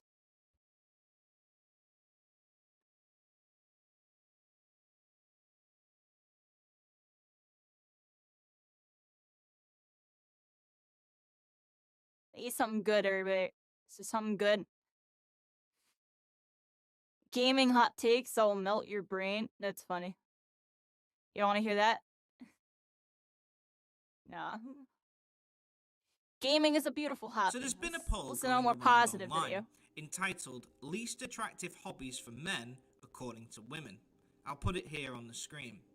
Now, as a figurine collecting, gambling, model train building, comic book collecting, bird watching wizard, I was a little bit hurt by this poll. And then I saw what the number one least attractive thing a man could do: video games. Of course. I guess murdering, thievery, and alcoholism didn't make the list, but alas, this was just the top 10 least attractive hobbies. I'm sure if this was the top 100, such dangerous hobbies would be on there for sure, but I digress. Video games took the top spot. So, looking at the list, which has been doing the rounds on social media, a lot of people have become upset, almost feeling attacked. Now, I've been a video game player since I was a child, probably like most of us have, but for years I've had to listen to so many successful influencers go on about how much video games have a negative impact. Games are a real problem. I just think people watching other people play video games is a waste of time. In fact, many of those same people have said, basically, if you're playing video games, you're wasting your life. which is fascinating for me to learn because sometimes I forget that although it's my life, I should be living it based off of what other people say. I mean, they know better, right? My idea of how to be happy in life and their idea differentiates. They're trolling. And only one of us can be true, so I must be wrong. Well, no. The thing is, the reason why video games are so often referenced by all these people is because, let's be honest, the video game industry is winning. Other mediums have begun to decline, but the gaming industry has gone from strength to strength. The movie industry is worth $84 billion a year. Video games, $250 billion. So in this video, I plan to show how video games have contributed to society and other mediums, and I will explain why playing video games is not such a bad thing. Quick side note, I'm Av Gaming, and I'm a relatively new channel, and I cover video, video everybody. game analysis. If you enjoy conversing about these topics, please consider subscribing. Anyway, back to the video. So, how did gaming get here? Well, here's a brief summary. Gaming really started in the 1970s. At first, there was the Atari. Early prototypes of video games were developed in labs in the 1960s, but it was Atari's release of Pong in 1972 that helped to kickstart the industry. The arcade table tennis game was a sensation, drawing in consumers eager to play and companies that started to produce their own knockoff versions. Likewise, it was Atari that sold a home console version of Pong in 1975, and eventually everybody was playing Pong, home console in 1977, which would become the first console to sell more than 1 million units. Arcade machines started to be installed everywhere, and new franchises like Pac-Man and Donkey Kong drove further growth. By 1982, arcades were already generating more money than both the pop music industry and the box office. Then the next huge jump was in 1983, when Nintendo would release the Nintendo Entertainment System, prioritizing high-quality games and consistent marketing to capture the market. On the backs of games there like it is, Duck Hunt. There it is, my first video game. Of Mario That's why I'm getting into Mario VR. Bros, the massive success of the NES Duck revived Hunt, the console market. Nintendo looked to continue its dominance in the field with the release of the Game Boy handheld and the Super Nintendo Entertainment System. Electronics maker Sony released the PlayStation in 1994, which used CD-ROMs instead of cartridges to enhance storage capacity for the games. It became the first console in history to sell more than 100 million units. It was the rise of the internet and mobile, however, that grew the gaming industry from tens of billions to hundreds of billions in revenue. In 2001, Microsoft launched the Xbox Live online gaming platform for a monthly subscription fee, giving players access to multiplayer, matchmaking and voice chat services, quickly becoming a must-have for consumers. Gaming went from being a side option in an arcade to a staple in every home. Nintendo's most recent console, the Nintendo Switch, has sold over 140 million copies. As technology advanced, so did the quality in games. Within just 30 years, we went from seeing 2D platformers with just 142 pixels to giant open-world games with realistic lifelike graphics. Mario, the original game for Super Nintendo, took 2 hours to beat. Games nowadays can take hundreds of hours to finish. GTA 5 is the second best-selling video game of all time with around 200 million copies shipped, and one of the most financially successful entertainment products of all time, with over $8.5 billion in worldwide revenue. Gaming is no longer a side dish to other industries like film or music. It's ahead by a lot. It is, like the chart, at the #1 spot, and only continuing to grow. When you look at games like GTA 5, Red Dead Redemption 2, Skyrim, Witcher 3, the quality is not really matched by any other industry. The hype around the new GTA 6 trailer almost broke the internet. That video currently has 207 million views. Gaming has become the top industry.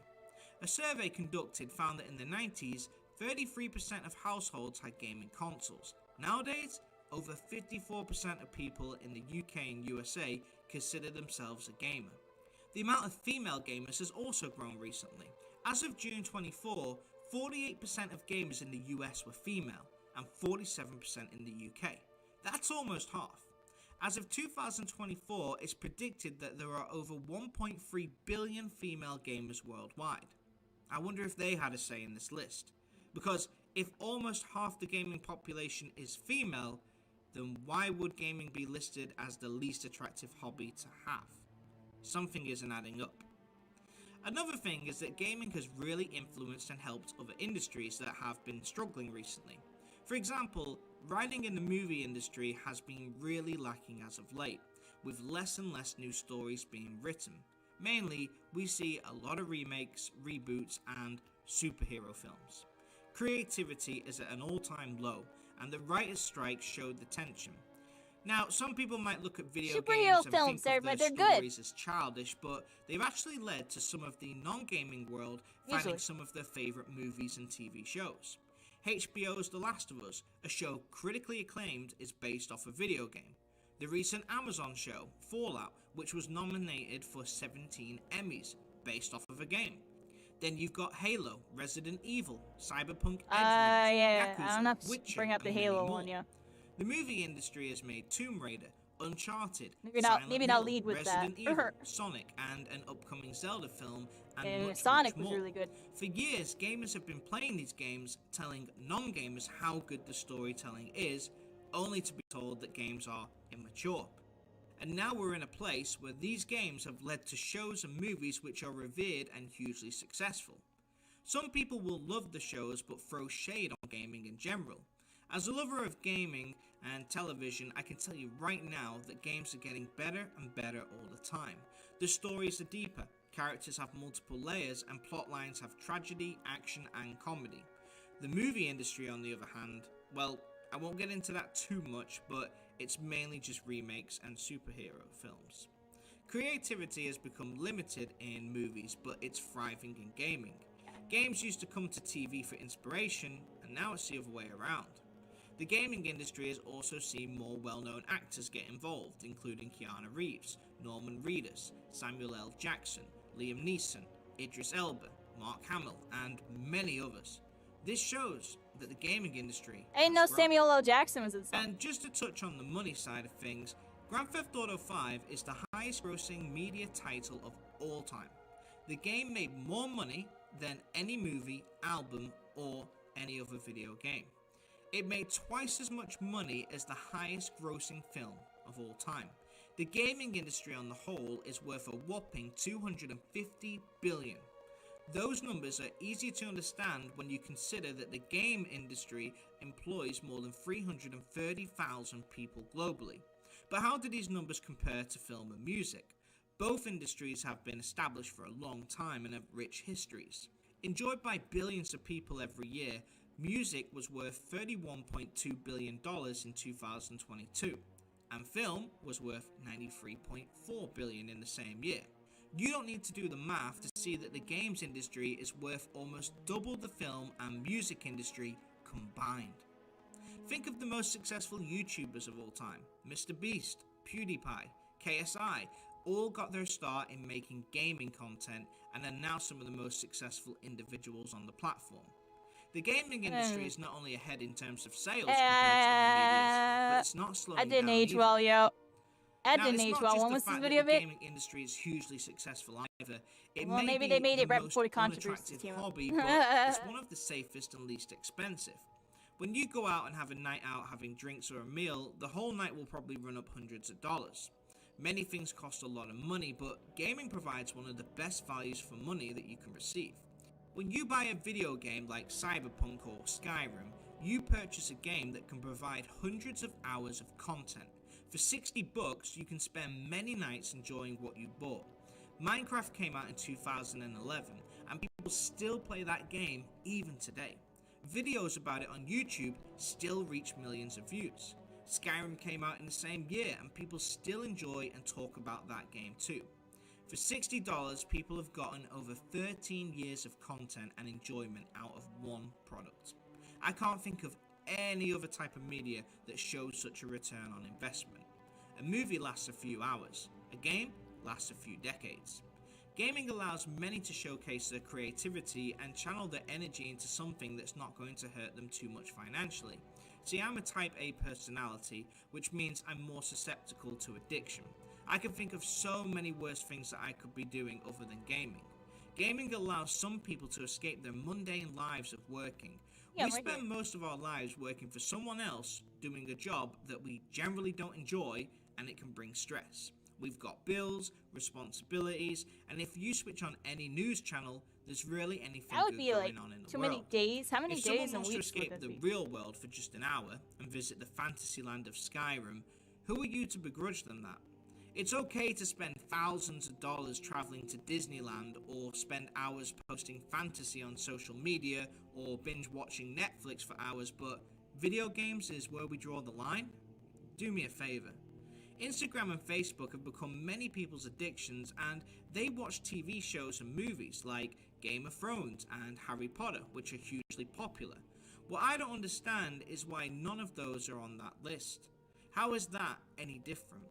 Why do some influencers spend their time dogging on video games, but never discuss these other types of media?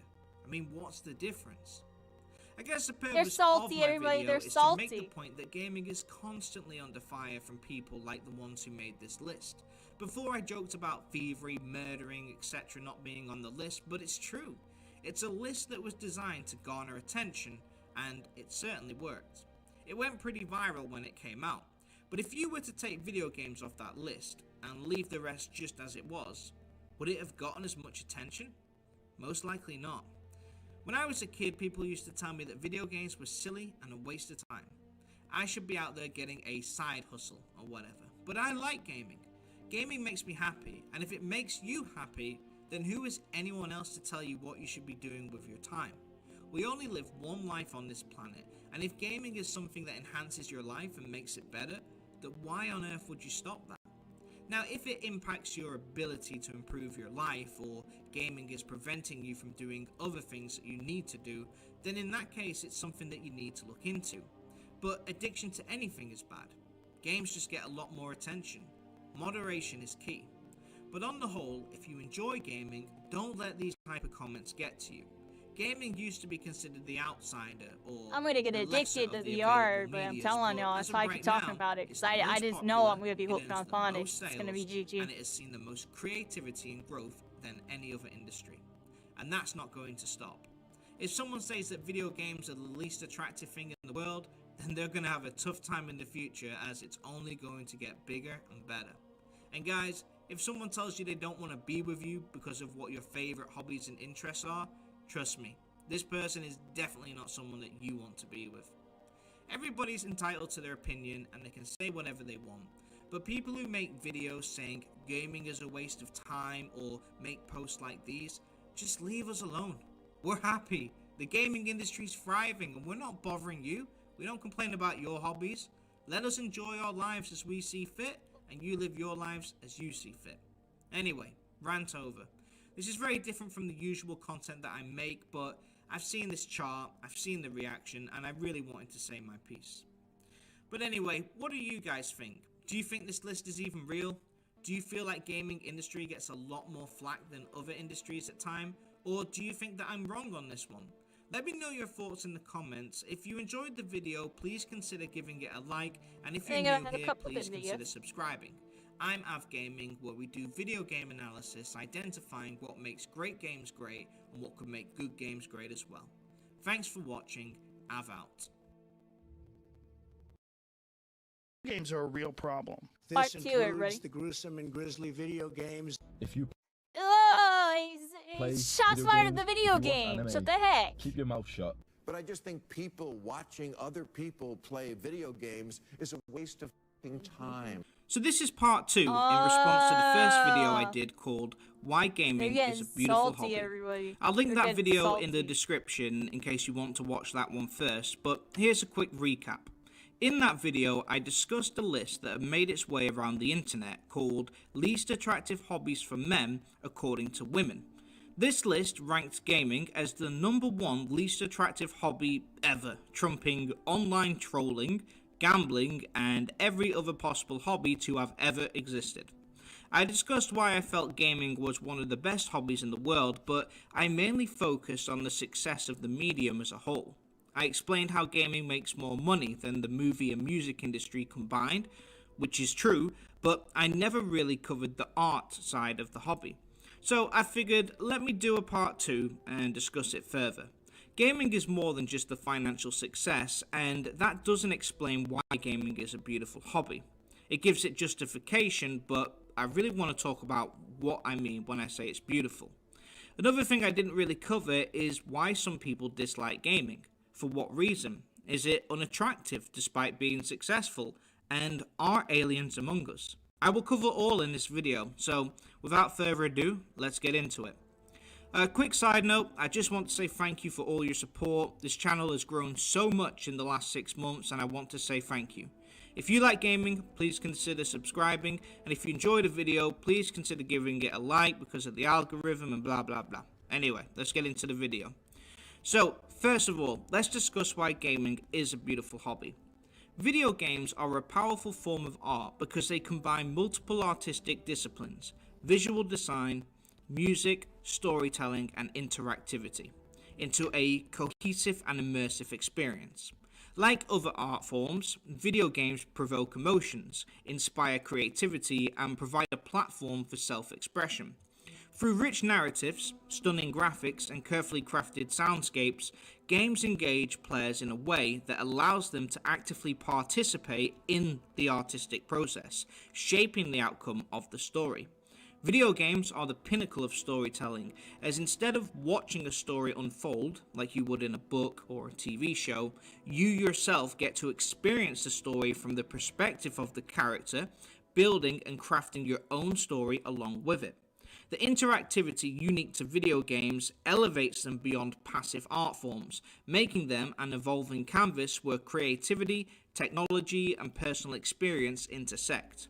When you look at some of the stories told in the comment section of part 1, you really see its effect. Some people are inspired to create from games and they go on to make their own games or paintings, or they write stories and other types of art.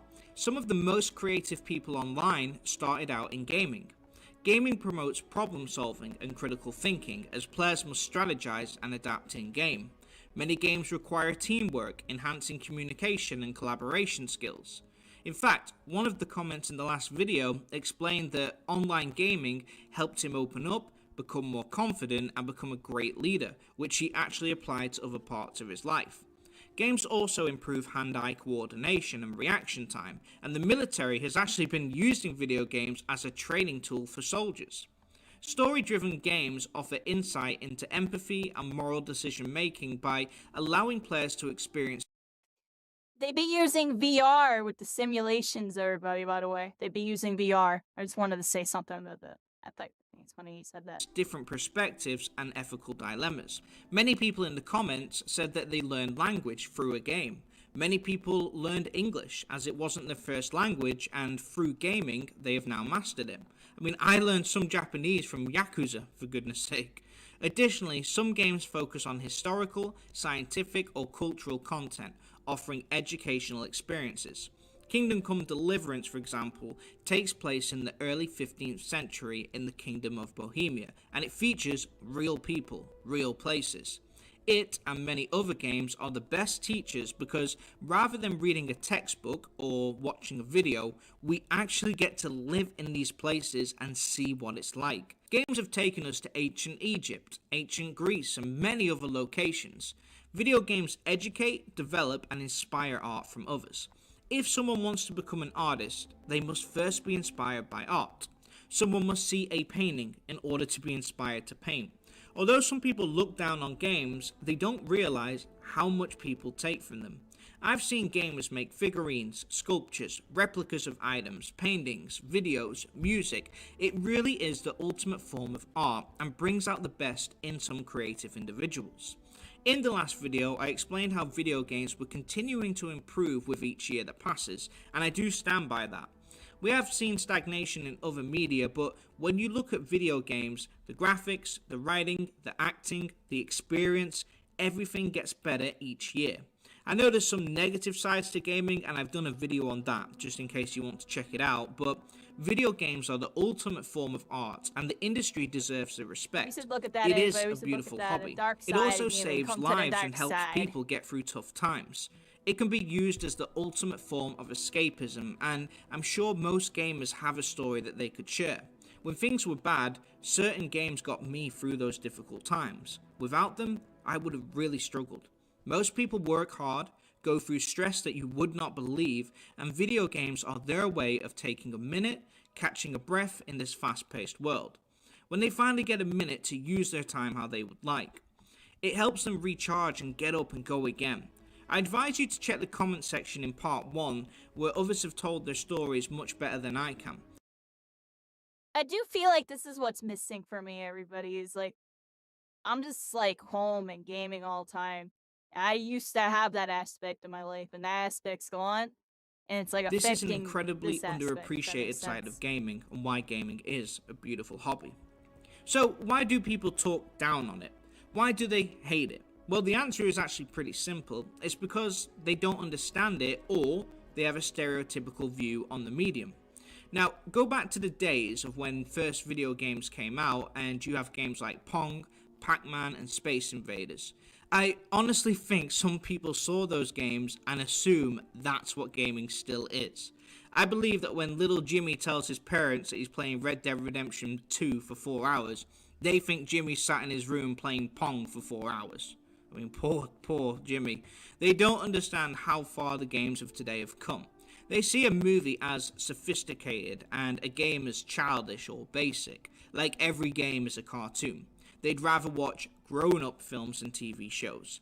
But little do they know, if they actually experienced gaming nowadays, they would actually love it. Look at Arthur Morgan and the story in Red Dead Redemption 2. What amazing plotline of betrayal and redemption. The Last of Us literally was turned into a TV show because it was that good of a story and character writing. Witcher 3, Metal Gear Solid, Baldur's Gate 3. Right, I'm not going to go off and list every game, but gamers know what I'm talking about. Games nowadays are so well written. They have great characters, comedic sections, twists, moments that literally make you cry, give you goosebumps. They're not just on par with any great movie or TV show, they're probably a little bit better. The worlds we visit in these games, the province of Skyrim, the historical city of Novigrad, the futuristic city of Night City, these worlds are amazing and feel alive. Look, I can't do gaming justice in just a 15-minute video, but it's absolutely amazing. And the friends that we make and the bonds that we share online as well, they're unmatched. But back to my point though, some people have not experienced this. They assume people are just playing either childish or simple games, or they play games that don't have stories, online games with battle royales and death matches. I mean those games no disrespect, as I enjoy them myself. I'm just saying that some people are not even aware that games with deep written stories exist. Thus, they just group us all together as one. Waste of time, no substance. But I promise you this, if they ever took the chance to play one of these games with a well-written story, a good narrative, they would understand. But until they do, they just consider it all one and the same. Another thing that we often hear is that video games is a waste of time. Watching others play is a waste of time. Now this statement is just silly, because if that's the case, then watching others play sports is a waste of time. In fact, watching TV, Netflix, or YouTube videos are all technically the same thing, watching others do other things that we could do. So that's social media, the news, I mean, it's pretty much everything. So if you say that watching others play games is a waste of time, then basically everything is a waste of time. But why do we watch top-level sports? Well, to be entertained. I want to watch the best players play, to appreciate talent in something that we can all do. We can all play football, but seeing the best players ever play against the other best, it's just entertaining. I don't want to watch me run around a pitch, I want to see really talented people. It's the same with games, and some people watch others play the offline games because they're being entertained by the one playing it, or because they don't have that game or the console. The internet allows us to share this together, and that is a beautiful thing in itself. Such a stupid quote, isn't it? In fact, listening to him say that, one could argue, is a waste of time. Now, a lot of these influencers and others have talked bad about video games. It's usually because they don't understand them, like I said, and haven't experienced them, at least properly, but they often say that playing them is a waste of time. Now, I'm going to get a little bit philosophical here, but bear with me. These influencers consider gaming a waste of time because it's non-productive. I hope in this video and in part 1 I've now shown that that's not true, but let's pretend anyway. What does it mean to be non-productive? Does it mean to not be working or self-improving? So by their logic, they're saying that if you are enjoying yourself at all, you're wasting your time by their metric. I'm going to tell you a story that you may have heard about a fisherman.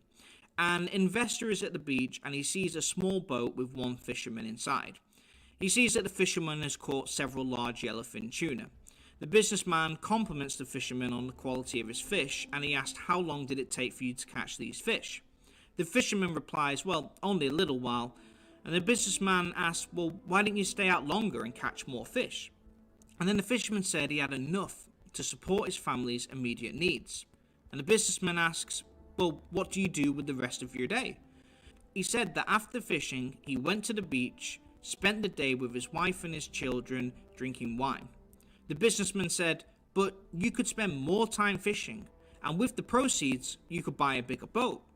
And with the proceeds from the bigger boat, you could eventually buy several boats. Eventually, you would have a fleet of fishing boats. Instead of selling your catch to a middleman, you could actually sell directly to the processor, eventually opening up your own cannery. Then, you would control the product, processing, and distribution. This got How so long would deep that for no take? reason. Asked the fisherman. Well, it would take 15 to 20 years, said the businessman. And then what? When the time is right, you would announce an IPO and you would sell your company stock to the public and you become very rich. You would make millions. And then what? Asked the fisherman. Well, then you'd be able to retire, move to a villa, and spend every day on the beach with your wife and children drinking wine. Do you get it? Now, I'm not a philosopher, but I do know that we only have one life.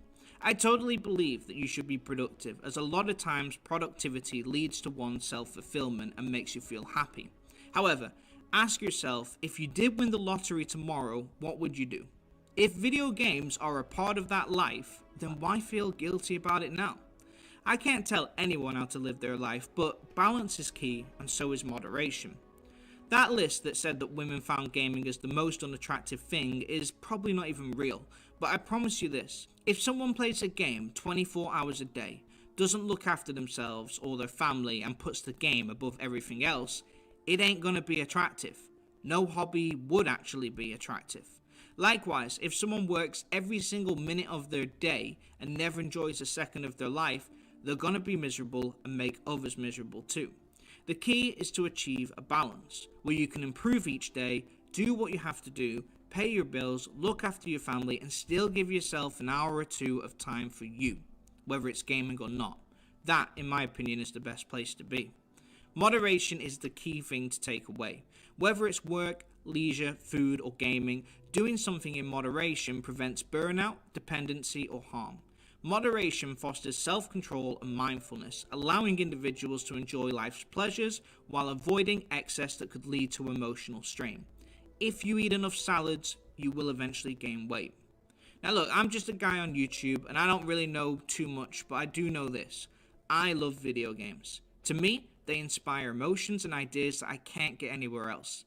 If I gave them up entirely, I would not be happy. This could hurt my creativity, my channel, and my ambition. Video games can distract, but they can also help maintain emotional balance and inspire creativity. I've read comments in the first part of this video who said that gaming changed or saved their life. Really moving stories. People who talk terrible about video games without really knowing what they are don't really see this side. And to attack someone or stereotype video game players into just one is the wrong thing to do. There will always be individuals who become addicted to things like gaming or they neglect responsibilities, but don't pull everyone together with those who only play occasionally and have families, jobs, and they use video games as a way to help them perform better in those roles. That's not fair. Gaming is a beautiful hobby, and there are so many positive things that can come from it. Do not let the few bad examples cover over those parts. And as far as the list goes on screen about the attractive hobby thing, this is exactly what I was talking about with people stereotyping and putting certain people into groups. I'm not sure which women made this list, if they even did, but think about it like this. What kind of person makes a list ranking other people's attractiveness based off of the things that they enjoy the most? So things that make others happy, which make them unhappy. That's a pretty narcissistic person and not the type of person anyone should have to date. It's evil, actually. And as we saw in the comment section of the last video, a lot of women love gaming and have no problem with anyone who plays video games. It's all about enjoying it in moderation. So to my fellow gamers, enjoy your games, enjoy this beautiful form of art that we all cherish, but enjoy it responsibly. That way, you'll get the most out of it and be able to enjoy it to its maximum. We only live one life, and if gaming enhances or improves your life even 1%, don't feel obligated to give it up. Life is a journey full of highs and lows, and if you want to enjoy your life a little bit whilst you're on the journey, don't let anyone tell you what is a waste of time, as it's not their time to spend. It's your time, and only you can decide what is the best way to spend it. Time you enjoyed wasting is not time wasted. Anyway, that's the end of part 2. I'm not sure whether I'm going to do a part 3, but let me know your thoughts. Do you agree with me, or do you think I'm wrong on this one? How has gaming impacted your life? Let me know your thoughts in the comment section. If you enjoyed the video, please consider giving it a like, and if you're new here, please consider subscribing. I'm AvGaming, where we identify what makes great games great, and what can make good games great as well. Thanks for watching. Av out. Oh, and as far as the aliens go, look, I'm under strict instructions not to discuss it, but there was this one time I was in Area 51, and... He's trolling. Gaming to me is the purest form of art. Is it a painting hanging in a gallery? Well, games have beautiful artwork that captures the imagination, but games are more than just 2D. Is it a movie? Well, games contain beautifully written stories of which we can alter the outcome, yet gaming is more than just 3D. I'm banishing her a millisecond. Is it a symphony? Well, gaming contains stunning orchestral harmonies that steal our hearts, and yet gaming is more than just audio. Gaming is all of these art forms combined and more. It holds a very special place close to my heart. On this channel, I have done and will continue to make videos on gaming's beauty, as there's so much to appreciate. However, there is an ugly side to gaming that I need to address. See, gaming in general has gone on to be more successful than any other medium. The film industry is worth $77 billion, music $28 billion. Gaming is worth more than double both of those two combined at $250 billion. Gaming has evolved from simple Pong-like games of the 70s to massive open-world games with lifelike graphics. The growth has been substantial, and like any industry that's successful, the vultures will circle looking for a way to pick the carcass clean. Years ago, games were simple. You paid $40 for a game and that was it, you got the game. The game that you purchased was what it was. Nowadays, with the introduction of the internet, the landscape has changed. With the ability to download things immediately, games have received some of the best DLCs, like Witcher 3's Blood and Wine, or Elden Ring's Shadow of the Erdtree. However, we've also been introduced to loot boxes, microtransactions, memberships, and season passes. This is, when used incorrectly, what leads to what I call the ugly side of gaming. In today's video, I will cover each of these parts and their impact on the gaming industry and its customers. A quick side note, thank you for taking the time to watch this video. I hope you enjoy it. If you do end up enjoying the video, please consider leaving a like, and if you love gaming, please consider subscribing. I'm AvGaming, and I'd love to get your feedback on the topics that we cover. Anyway, back to the video. So let's start with microtransactions. As I said, back in the day, a game came as it was. You would buy your game, and that was it. In 2006, Bethesda released the giant open world Oblivion. The game released 2 expansions later on, but this had been around for a while. For a price of less than a full game, you could add additional content to your game, and for the most part, it was worth it. The first microtransaction sold by a major publisher was in 2006, when Bethesda sold horse armor in Oblivion for $2.50. It was made as an experiment to test the market's reaction to this type of DLC. Now, most players reacted negatively, claiming that $2.50 for an in-game cosmetic item was too much. But, despite the negativity, the horse armor became the 9th best-selling DLC in Oblivion and was still being purchased more than 2 years after its release. Bethesda and other game studios began using microtransactions more as an extra stream of revenue. And then in 2008, the iOS store launched on Apple iPhones, and games there used microtransactions as the main source of funding. In the first 3 years after its launch, iOS apps made over $3.6 billion in revenue with over 15 billion downloads, and 80% of that revenue came from mobile games. In an attempt to capture the success of microtransactions in mobile games, developers have added more microtransactions in PC and console games as well. Over time, microtransactions have become not just the norm, but we fully expect them. Nowadays, they're peppered in every mobile game, most regular games, and especially in online gaming. No longer would you buy your horse armor just for you and your own viewing, but now you get to get it and show it off to others in the game as well. Sort of like how some people buy designer clothes and sports cars to show off their success in real life. Not that I know what that feels like, but this allowed people to do that in the online gaming world. Microtransactions are mainly split into 3 categories: cosmetic, like the horse armor, in-game currency, and then boosts or power-ups.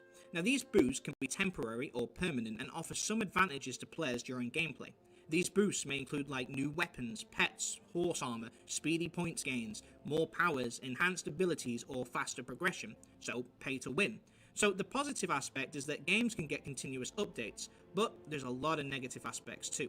In some games, players can gain an edge by in-game purchases of powerful items or upgrades. This creates an imbalance between paying and non-paying users, which can lead to frustration and a sense of unfairness, undermining the overall gameplay experience. They're also incredibly addictive.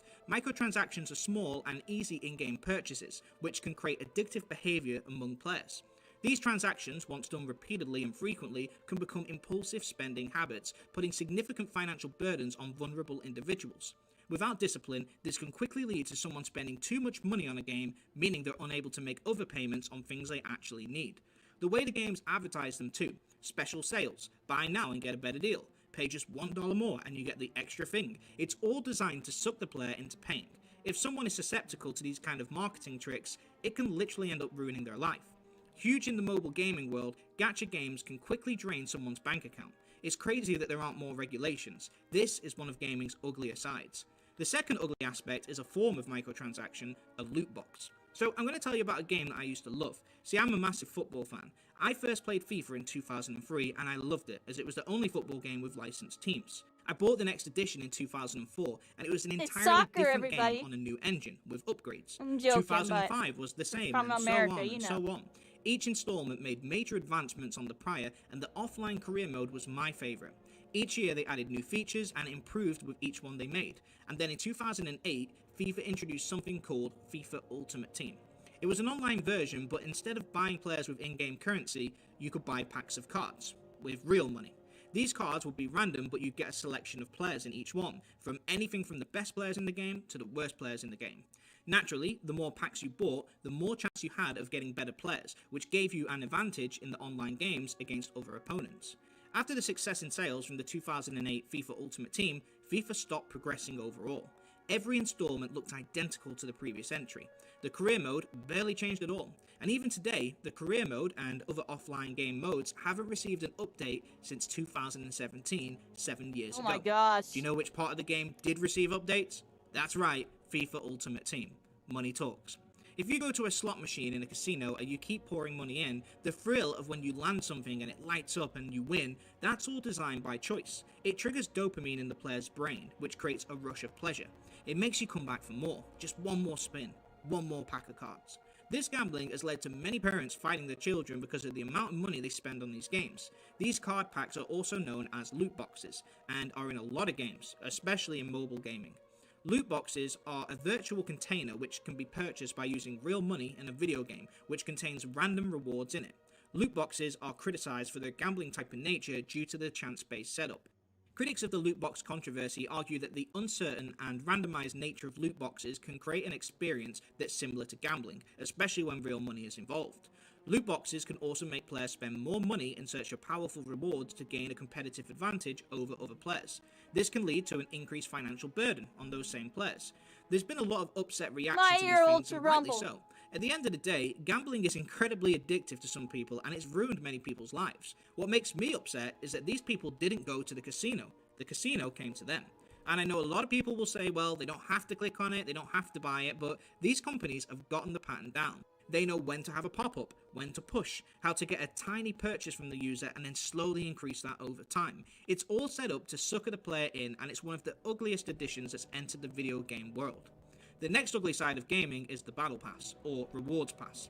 In the video game industry, a Battle Pass or rewards track is a type of monetization approach that provides additional content for a game, usually through a tiered system, rewarding the player with in-game items for playing the game and completing specific challenges.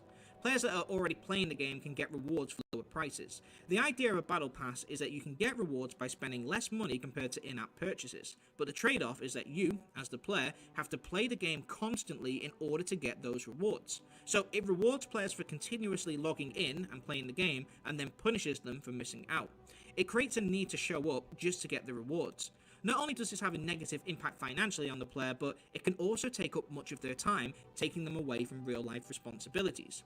I understand that some games have gotten this right, but I do feel it is again designed to control and take advantage of the user, especially if they're young. Another thing we see a lot of is copycat games, Call of Duty imitations, free-to-play, hero shooters, online battle royales. Concord tried to copy Fortnite and it shut down after just 2 weeks. So many games are trying to copy the Fortnite model despite the game already existing, but why? With publishers always trying to hit a home run and become the next Fortnite or the next Call of Duty, we end up with a saturated market for the same type of games. Lawbreakers, Concord, Overwatch 2, Deadlock, Marvel Rivals, Apex Legends, Valorant, they're all so similar, but they keep flushing these games out. Rather than innovating and creating something unique, we get the same type of game coming out despite nobody really asking for it. Concord flopped as it was a poorer, more expensive replica of an online hero shooter game. We have too many. Nobody asked for more. We don't need more, but they keep coming out. So why would publishers greenlight and spend millions on these projects but not make something unique? Well, money. Fortnite has made $26 billion in sales so far, and publishers don't really care about making the gamers happy. They want that sweet cash. They want to be the next big online game and cash in via microtransactions. But what they don't realize is that we've already got those games. They can't be Fortnite because there's already a Fortnite. Replica copycat games is another huge problem within the gaming industry. So Sims 4 has 16 expansions, each over $20. But why? Well, money. FIFA now focuses only on the loot boxes. But why? Well, money. And who's All those asking for Fortnite these clones. things? The investors. And therein lies the What's that? main ugly thing in gaming. See, the cost to make a game nowadays is millions. It takes years to make a good game, and the staff have got to get paid. People like myself and most gamers, we don't have that kind of money to Who would play a Fortnite clone? Not me, right? I'd never play one of those. pump into these type of ideas and projects. I'm joking, obviously. Gaming studios have to either find funding themselves or go through a publisher. Publishers have investors and stockholders, and as such, they have to pick and choose We've which probably game played every Fortnite clone that's ever existed. Almost everybody. I'm joking, but you know what I mean? Hell no. to get behind.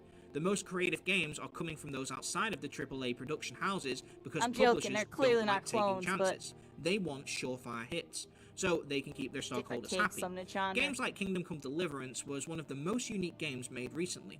In January of 2014, the studio who made the game, Warhorse Studios, launched a crowdfunding campaign via Kickstarter. This allowed them to make the game how they wanted without having to obey the publisher's demand, and make that that game sold game, over 6 million copies. Without crowdfunding, this game would never have been made. A publisher would never have taken that gamble. Publishers need to see a return on their investment to please their stockholders, and so they stick to what they know to work. They copy what's already hot. They encourage microtransactions, battle passes, loot boxes, whatever they can in order to make as much money back as possible. I mean, it makes sense, and at the end of the day, I get it, they are running a business, but what ends up happening is that we get such bland, watered-down games from AAA studios that come and go. Companies like Ubisoft pump out game after game with the exact same formula as the previous entry. Tons of microtransactions They're under and fire guaranteed right to now, have many but DLCs. they're in trouble These games right now. have become boring and repetitive. They feel soulless, like there's no love, passion, or art involved. It's safe riding, there's no risks. They're just doing what they have to do in order to get the product out. The recent Star Wars Outlaws is a good example. It scored pretty poorly everywhere, and the main complaint was the same as every Ubisoft game. It's bland, it's safe, copy and paste. Take Assassin's Creed Valhalla, Origins, or Odyssey, and they were almost identical. No risks were taken. The reason is because if they tried to do something different and take a risk, they wouldn't have got the funding from the publisher. They want their money back, and unfortunately they have to follow what they ask for. Same game formula, many DLCs, microtransactions, loot boxes, and battle passes. It's proven to work. It wasn't always like this, as studios didn't need as much money, as games didn't need as much work. Now they do, and that's why so many of our beloved games have under-delivered and gone for the money-making tactics. What's ironic is that nowadays, indie developers like Warhorse Studios or Lorien Studios have become the old AAA studios of Get the into past. Power World, They release everybody. games that take risks, provide quality They're work, indie, and put microtransactions on the What back happened burner. to them? As a result, the reviews score high, and they're usually better than the AAA studios' work. Why? Because you can feel the love. You can feel the art involved. They make their Trolling games for the everybody, probably passion not of gonna play gaming, Power World. for the fans. They don't need to make fortunes or milk their fans, and instead they focus on making the best product possible. Kingdom Come Deliverance, Baldur's Gate 3, these games show that the art is still there in gaming, but it's mainly in the hands of the indie developers now. So this is the ugly side of gaming. Money has become a key feature in game development, and games that used to take thousands to develop 20 years ago now take millions to make. As a result, many studios go to publishers to get funding, and once they go there, creativity is discouraged, money-making practices encouraged, and the game's flushed out in bulk. If I don't get up This and is the feed you, ugly you're side gonna of get gaming angry and with an me? unfortunate necessity. However, He's there is angry, always a but- light within the darkness. I Warhorse gotta feed him Studios real made quick. Kingdom Come Deliverance, with a sequel arriving next year. Lorien Studios made Baldur's Gate 3, which won Game of the Year last year. There are so many studios who still make great games without using these tactics that I've discussed, and there always will be. There will always be another game that shines. You just have to weed through the crap and protect yourself from the traps. This is the dark side of gaming, but as shown by Elden Ring and Baldur's Gate 3 winning the last 2 Game of the Year awards, they can push the money-making games on us, but the art will always win. The fans, when asked to vote, will always choose a quality game made with passion over the sterile corporate games. Anyway, that's it for this one, but what do you guys think? Do you agree with my points, or do you disagree entirely? Do you have a story to share about your experience? Let me know your thoughts in the comment section. If you enjoyed the video, please consider giving it a like, and if you're new here, please consider subscribing. I'm Av Gaming, where we do video game analysis, identifying what makes great games great, and what could make good games great as well. Thanks for watching, Av out. Go get your MetaQuest 3, everybody. $2.99, and you can play cool games like whatever this is. What the heck was that? What is that, Tommy? Is that Alien vs. In-depth review. Predator? What was that? Talking about VR for the first And a time new in a long Arkham time, game. and not only that, understanding that a game can be You can freaking become fire if Batman, you have it in VR, everybody. and it's done correctly. become Now, if you want to know a bit Batman. more about this game, I do have a fully in-depth review of this, both spoilers and play this fullest of fully, and I've ended up really kind of loving this game. It's definitely really well. VR gaming news. Well, we are able to sort of like deal with your own music within. We're going to get in there. One of you gets to play piano. But like I said, Band just hit Space, the everybody, quest look at store, this game. and this one is really that sort of like You Guitar can be Hero rock sort of band. It's band Band hero Space, sort of everybody. type game. We're going to get in there. One of you gets to play piano, one gets to play bass, one gets to play guitar, and one becomes a singer. It really depends on which one you want to be, and you can get together with some friends and play this, or you can play it alone solo. So it really up to you how you want to go and experience this. The other They cool get to thing play as well some is Band Space and get DMCA'd, everybody. Probably can't do a YouTube stream and stuff like that. I don't even know how the heck I'll do that.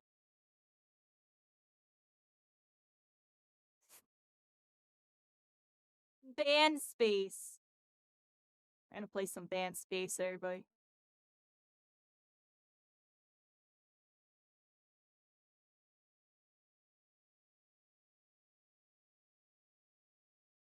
I think it's interesting that like military's using like Flight Simulator, Microsoft Flight Simulator and stuff in VR to like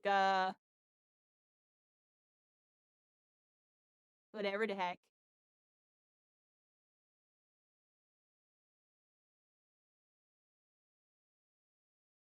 There's been a whole lot of games this year for VR, everybody. Like this person's video is probably a bad video in terms of like bad vibe, but I'm gonna probably watch it.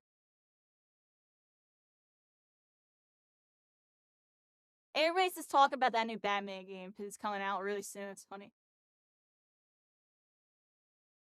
Hello, Best everybody. VR games of all time in 2024. Top 20 games. Let's look There's at more of the like same, Alex but and pretty- like, yeah. combat, and a whole roguelike experience. Where is it? Basically, they made of VR mechanics, a highly immersive world, and a way above average production value. My main complaint here was the storyline just didn't go deep enough, nor did it really tie into the flat screen games. But if you have no interest in sci-fi, maybe you'd prefer the racing sim Gran Turismo 7. I'm personally Yeah, no that rhyme game or looks reason really on cool. what We're to gonna do play next. that, And that right? style of campaign experience, shooter Yeah, mechanics, Half-Life and easily Alyx is still the best game. VR's most everybody. memorable is We're more of the definitely same. gonna play this game. They're Yeah. just kidding themselves.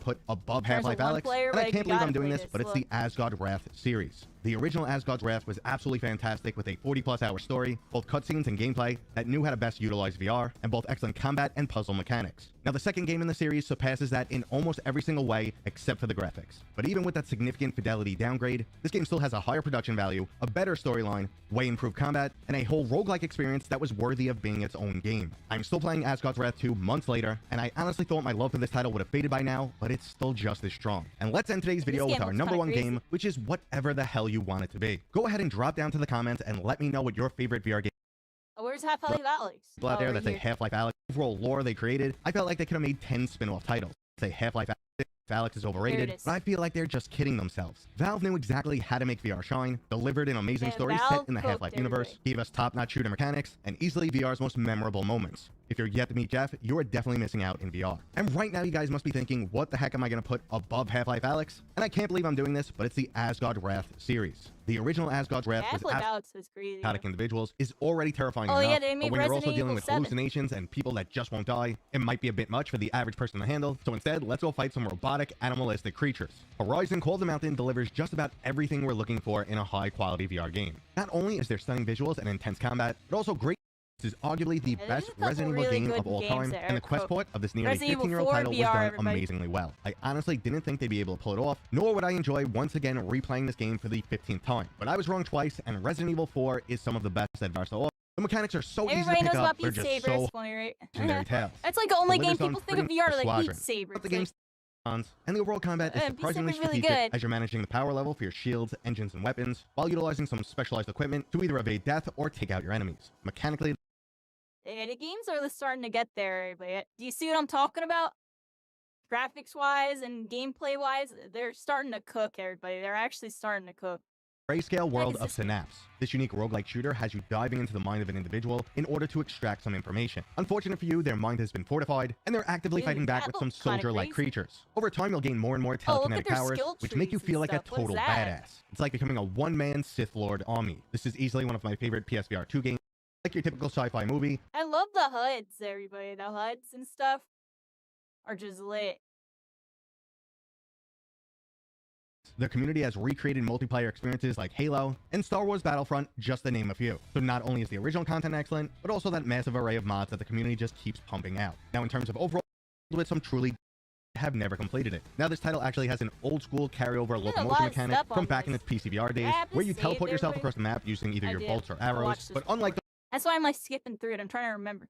Iron Man VR, yo, right here, everybody. Will also make you feel like the man himself. Repulsor blasts from your palms, rockets from your wrists, and that ultimate unibeam blasting out of your chest. The first level of this game gives me goosebumps every time I play it, so besides some repetitive, almost grindy combat, everything in this game is fantastic. The storyline takes some interesting twists and turns, albeit a bit predictable, but the flying and combat mechanics are top-notch, and they truly utilize VR to make you feel like Iron Man. If you prefer telekinesis over technology, well then welcome to the Grayscale World of Synapse. This unique roguelike shooter has you diving into the mind of an individual in order to extract some information. Unfortunate for you, their mind has been fortified, and they're active. It's only on PlayStation? It's not on anything fighting else? back with some soldier-like creatures.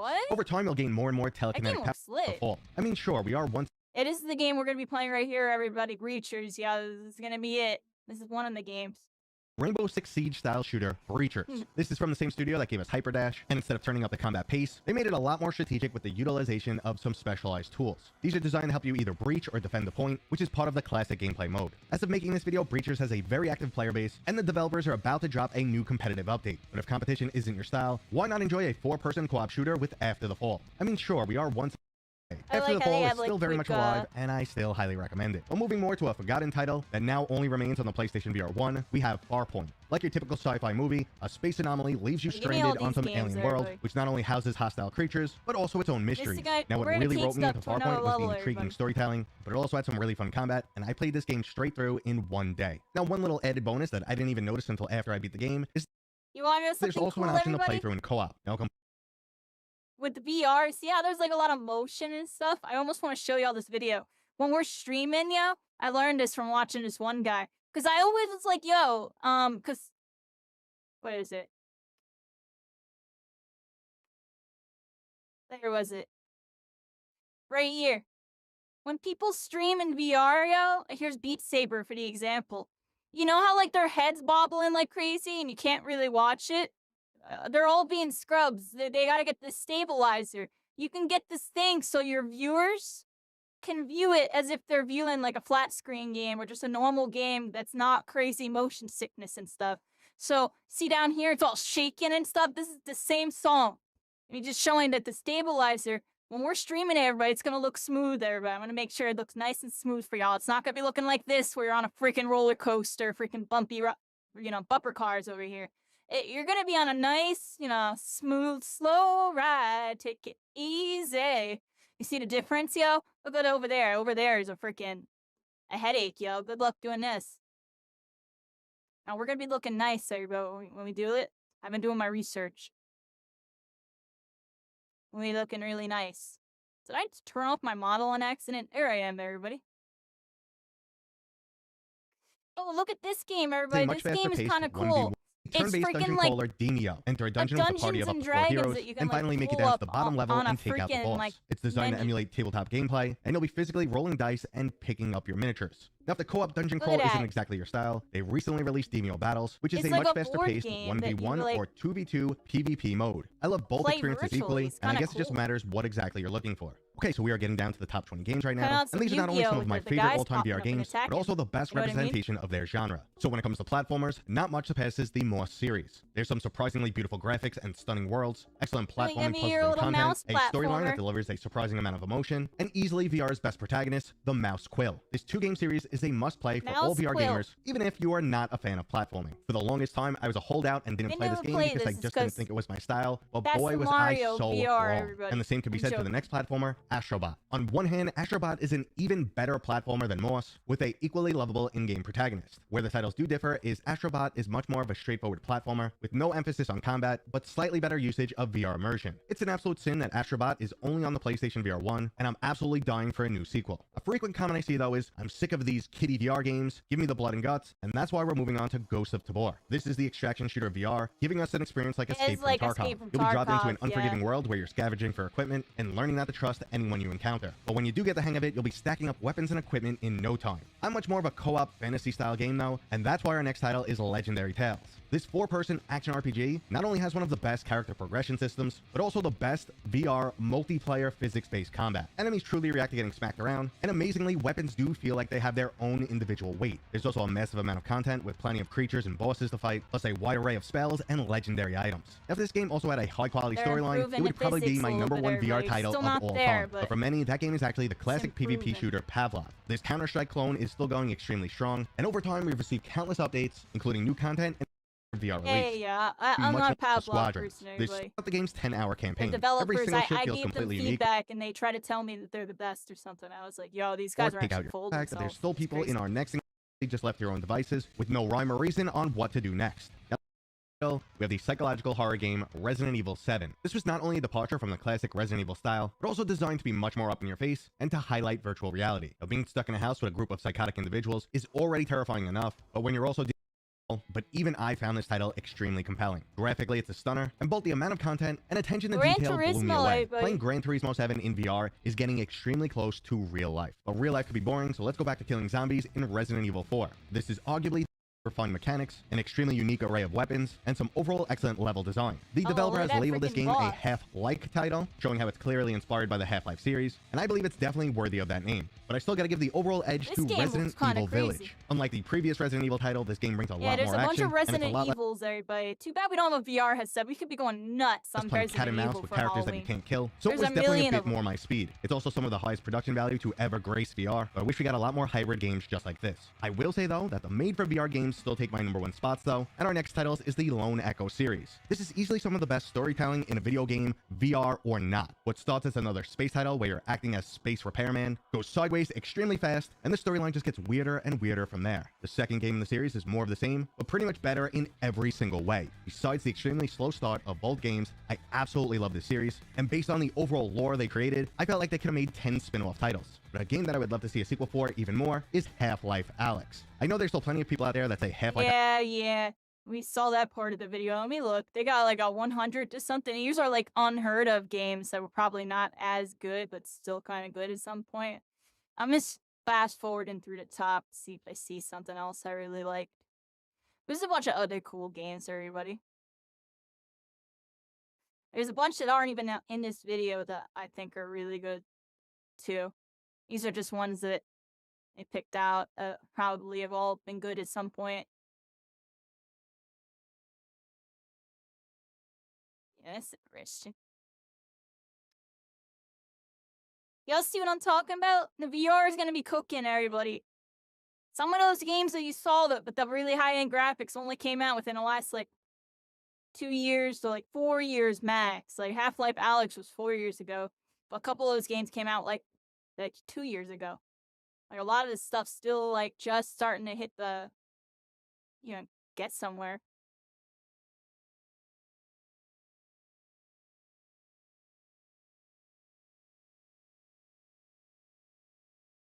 I love how it's always showing me Breacher's gameplay, everybody. It knows I want to watch Breacher's.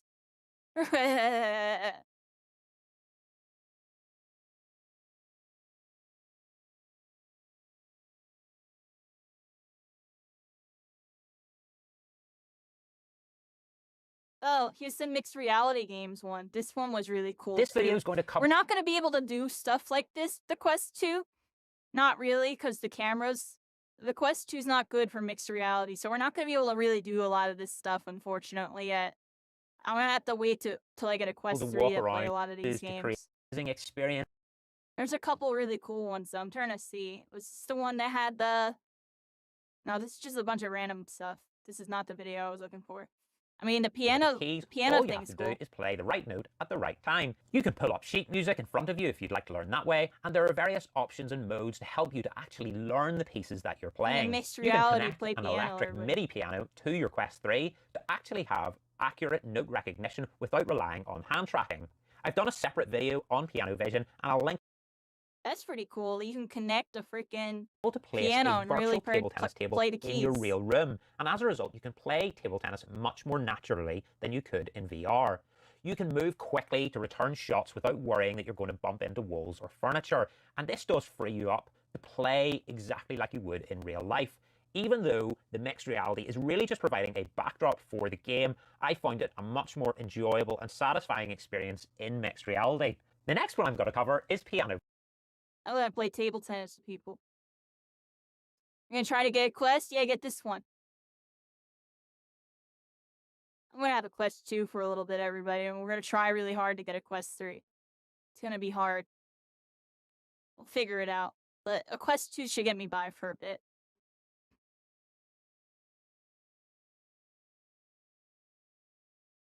And I need to get one of these ones. They're cooking. It's alright. By the time by the time I have the money, it'll be a Quest 4. We'll just get that. Like, when did Quest 2 come out?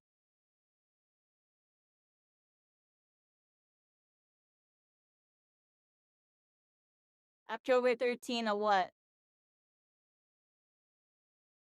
And what was the year? 2021? When was the Quest 3s? Late 2023. Like, we've only had it for, like, basically a year. We're gonna get Quest 4 in the near future, everybody. I have a feeling it's gonna be cooking.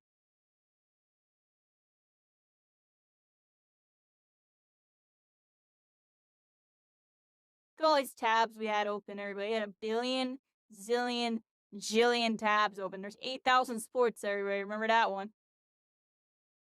When you look at this and think about football and tennis and basketball. That's what we're looking at here, everybody. Now here's all those niche ones that you never heard of. Okay, well, I remember this game. People still play it. That's crazy.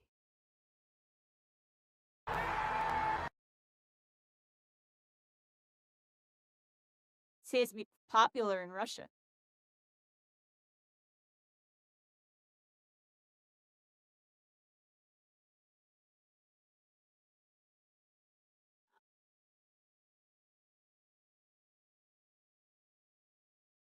Might have to start playing World of Warcraft, everybody. They're converting everybody, y'all. All the Final Fantasies, they're starting to go over, yo. It finally started happening, yo. I've noticed, like, multiple of my Final Fantasy people starting up on WoW, and I find it very interesting, yeah. that gravitational pull, that thing we were talking about earlier, accessibility, playing with their friends. Playing what's popping. Got a lot of activity. Very, very interesting, everybody. Throwing in Liberty. Yeah, Ash is the creations in playtest. I heard really good things about this game. Our friends tell me it's gonna be pretty good. Might check this out, everybody. I might check this out. We'll see. The one thing that really sucks to everybody lately is a lot of these MMOs are coming out and they got that third-person action combat, but they're not hitting right. Like, what's going on with that? Something's up with it, everybody. Because I really want a game like that, third-person action combat. To be fair, honestly, I feel like none of the games feel as smooth as Black Desert still. At least out of what I've tried. You know, New World, Throne, and what was the other game, everybody? Can't remember right now, but I don't know. Black Desert's freaking combat was just so freaking smooth. It's just freaking like smooth like butter. And that's what carries this game is its combat. And I still think it does, because I still feel like its combat felt smoother than when I was playing those other games. Something about what they're doing. It's cooking. This is a game that Al plays a lot. He likes playing this game.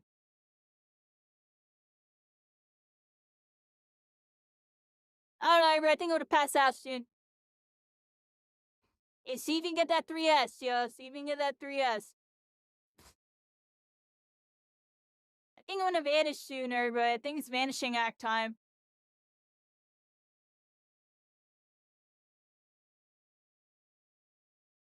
I think it's vanishing act, everybody. What do y'all think? Vanishing act? I'm gonna read my friend Love My Vibes here.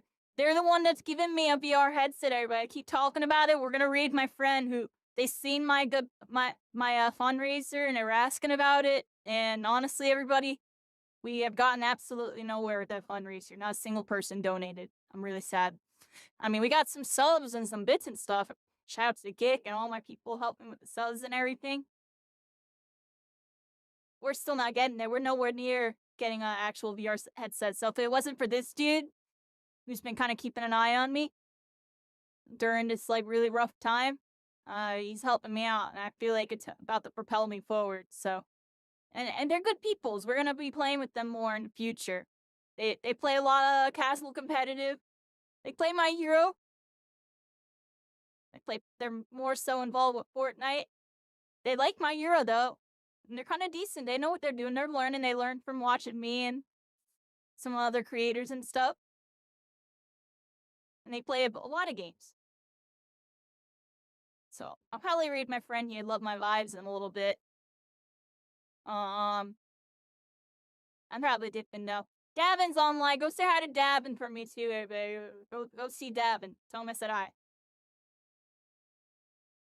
There's a bunch of random big creators online and stuff. Being all big and stuff. The appeal of older graphics. Oh, we didn't even get to watch this, or let's make sure we save this in document. Oh, we did.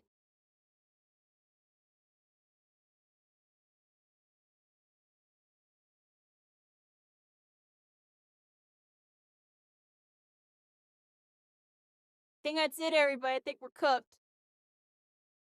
How to get back into a game according to science, everybody. We need a scientist to tell me how to get back into games, because my heart is freaking shattered in pieces. We just be piecing it back together, playing the games that we loved. Look at this person's a video game pirate. I'm gonna do not interested. I really don't give a crap.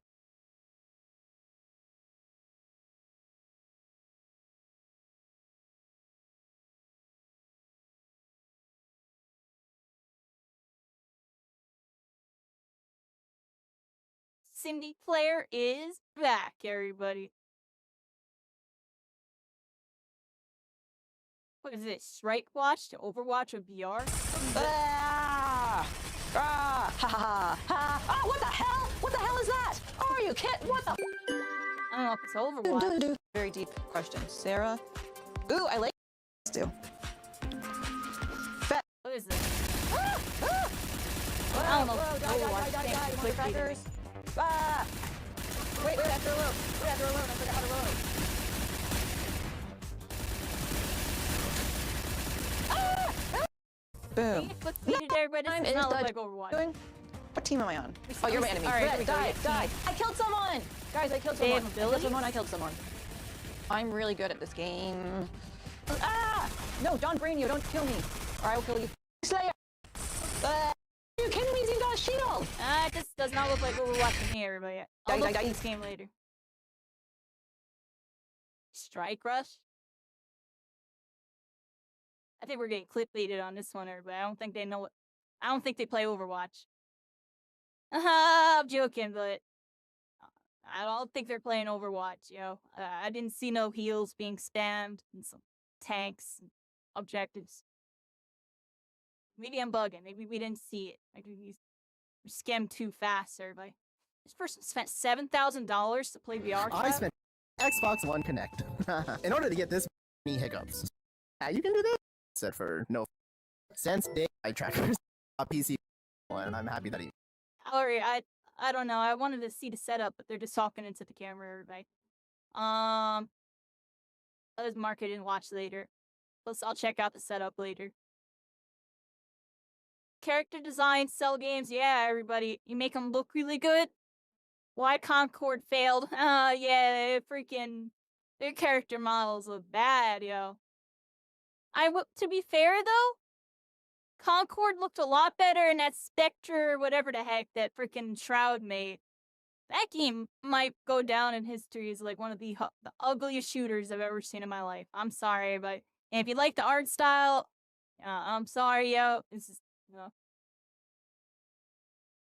this doesn't look that appealing to the grand audience, including myself. Dude, where the heck even is that game? That game get canceled? Like, I don't even see it listed. Where's Spectre Divide, everybody? Did it die already? What happened in that game? Oh, it's freaking done. Where the heck is it? Oh, that game's cooked. What?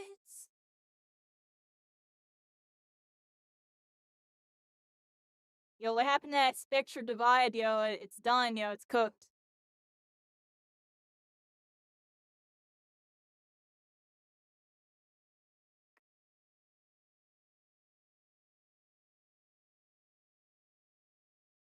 It's cooked, everybody. It's cooked. Oh my god, it's cooked. It's cooked. It's cooked, everybody. 2 viewers. Oh my. And y'all trying to talk about how Concord is the biggest flop in history. Nah, yo. I don't know what Shroud was thinking with this one, yo. I'm sorry, yo. Oh, man. Let's see. Look at the character freaking portraits. It looks like it was drawn by the freaking dude that made King of the Hill while drunk or something. Like, it's not even good King of the Hill. It's bad. It's, like, really bad. Well, I'm sorry, everybody. No shots fired, but a little bit there. Like, it's just not really it's not an attractive art style for a game. In a market where games that have a similar game style have very, attractive looking art styles, everybody. Like, even all these are different, but they look nice, right? Valorant, different, looks nice. It's Dota. Dota has art, right? The character portraits. Couldn't see him. Jared, I think I mid. Didn't show me character portraits there. It was in the thumbnail, right? You know what I mean? Like, it's good art. PUBG's art, not that good, but they keep it on that military, It still looks like that realism military. Like over here, it looks like they're trying to be real military, crappy like cartoon out of comics. Like I don't even know, yo. Look, Simpsons Hit and Run actually is people watching it and playing it. Except they're all actually just watching The Simpsons. What? Oh, they're cheap. Let's get out of there before we get in trouble.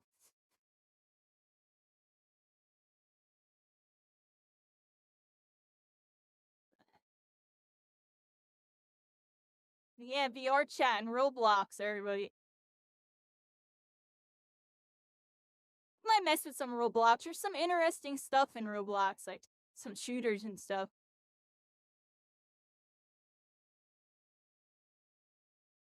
Look, this dude's being Call of Duty sniping it in Roblox. They're cooking, everybody. They're cooking. That's funny. Alright, let's go over here. The market's just in an interesting spot, everybody. Another shift is gonna come soon, everybody. A huge shift. All this stuff is here. But a shift is coming. A market. I wonder how long it'll take for it to actually happen, though.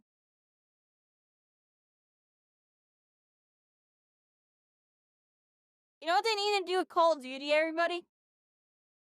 They need to combine all the categories. Like, is Black Ops 6, where's Warzone? For a year. Dang, only 5K people on Warzone. Everyone's on Black Ops 6. That's insane to me. Let's look at the #1 Black Ops 6 dude. How's he doing? This is my Cooking on controller, yeah. Cooking. Chat, what's your host song? All chats. What's the song that comes on and all of a sudden you have no control of your ass? It just starts shaking. Many Men. Many Men is your hoe song? My hoe song? Yeah, your hoe song. Oh yeah, I get that. Call of Duty, everybody, where you too can just Such a hard song for you. W key and shoot with no regard. Body's dropped.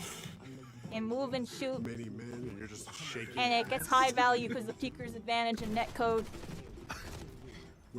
Wish death. And you just do it over and over again because you respawn in a millisecond.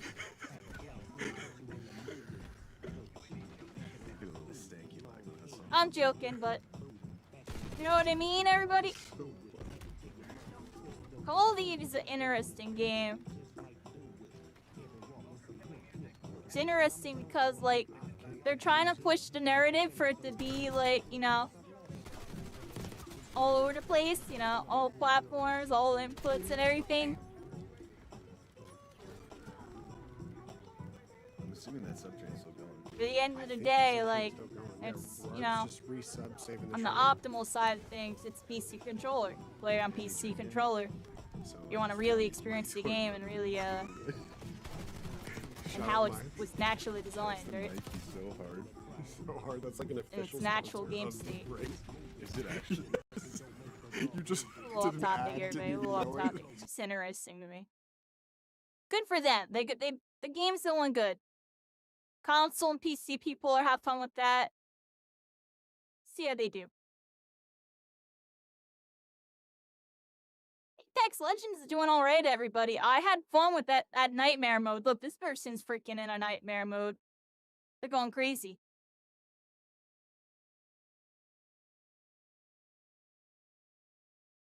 Oh, they're having a lot of fun. They're laughing, they're smiling, really invested. They're loving what they're doing. My gosh. You see this drop they just did? Oh, what the heck? Yeah, I need to start playing more Apex, everybody. Like, the map's actually really good. And I feel like the game feels better. Does anyone else think that? When I was playing, it felt like the game genuinely felt better to play.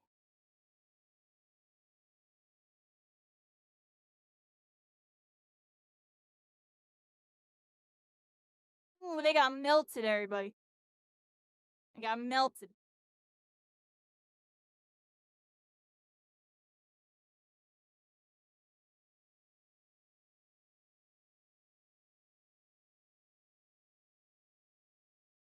People love their Minecraft. I could never really get into Minecraft because it's just so blocky, everybody. It's so blocky, and I never was really a fan of, like, I don't know, the Roller Coaster Tycoon and Sims and stuff like this. I can't get too into. I don't know why, everybody. I like watching people get into it, though, and play it.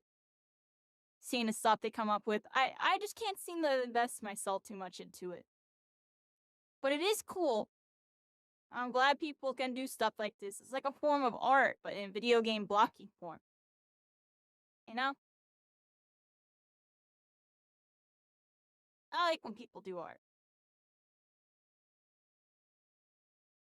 I just don't do too much of it myself, because I'm freaking lazy, everybody. I'd rather watch other people do art. Cousins and everything, and she... Oh, the Iron Mouse. Obligatory, I pet her once because she's adorable. Look how cute she is.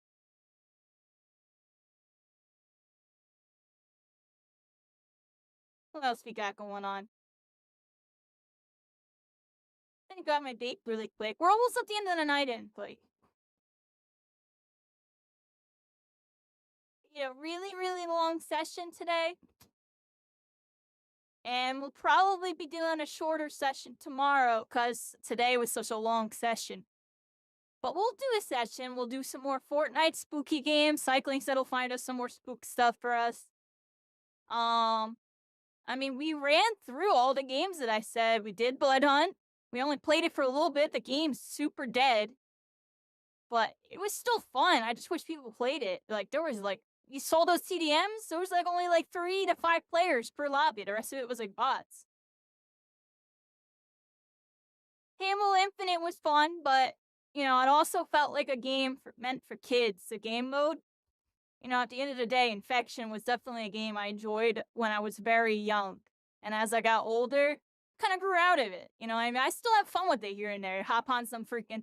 Like, that's a mode where if you're with a bunch of friends and a VC and stuff, it'll get really lit. Playing it by yourself, it doesn't hit the same. That's what my takeaway from when I played it right now. Like, I feel like that's a game mode you play with a big party of people and a big VC. I bet you're having a really good time, Because in the old Halo, it was like that. There was, like, even proximity chat stuff with it. The Apex mode was really good. I'm just rusty at Apex. I haven't played the game in a million years. And even though this playtime's kind of a lie, I really don't think I have 600 hours. It's probably like 500 hours, and I left the game open a bunch of times. Because I really don't think I played 600 hours. But, we did play this game a decent amount. Like, I played this game really hard for like a month and a half. Roughly a month and a half, almost 2 months. And that's where most of this playtime came from. Because I was just playing it like a crap ton.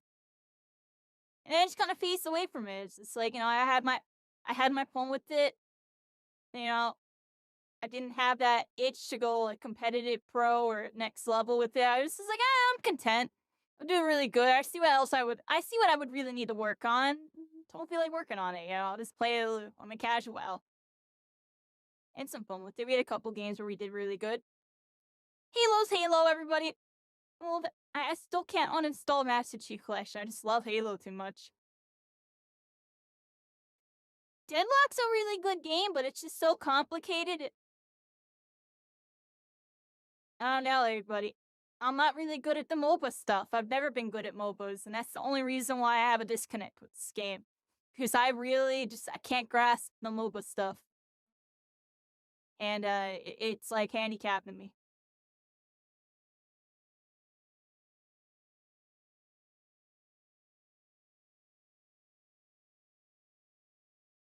Been playing some VR chatter. We're start getting into VR chat. Once I get my VR headset, we're not gonna be like doing it a whole lot, everybody, because like I said, VR chat, it's really cool and it's amazing we have this for VR, and I'm gonna use it for social stuff. But I really want to push the agenda that there's more than, VR chat on VR that there's all these cool games that we looked at before. I'm sorry if that scared you, but that are like really freaking cool. You know what I mean? kind of a mix. From like sports This stuff part is what another thing that people really see. But like these rhythm So you games can are get here. 10% off. But my Everybody go-to heard of 1,000 Beat punk rock Saber, songs but have you is heard another of great like? rhythm game that will get your heart rate up. There's a few ways to play this. There's like a Don't have the freaking level drum of Beat Saber, game. Oh, this is not which what I'm means looking there's custom for. songs. This And if you one really was want to cool, challenge though. yourself, pick the modifiers more bullets This is an aim trainer where you shoot to the beat. and Everybody, engines that you increase shoot the amount to of the beat. projectiles and The enter music SWAT goes, and Online instead of Simulator. It's probably best to put on bulletproof. you shoot to the beat. It's kind of interesting. This isn't the video that I had in mind. There's a really cool like drum rock band. I forget the name of it.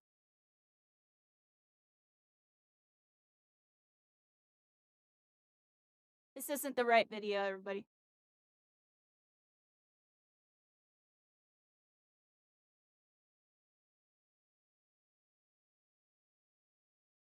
I don't know, but I think we're gonna go crazy. This video is going to cover. Then we watch this. I can't find that video that had the mixed reality with the zombies and that other really cool game. And look, everybody, there used to be VR Final Fantasy, but it doesn't work anymore because Dawn Trail updated the graphics too much. It makes me sad.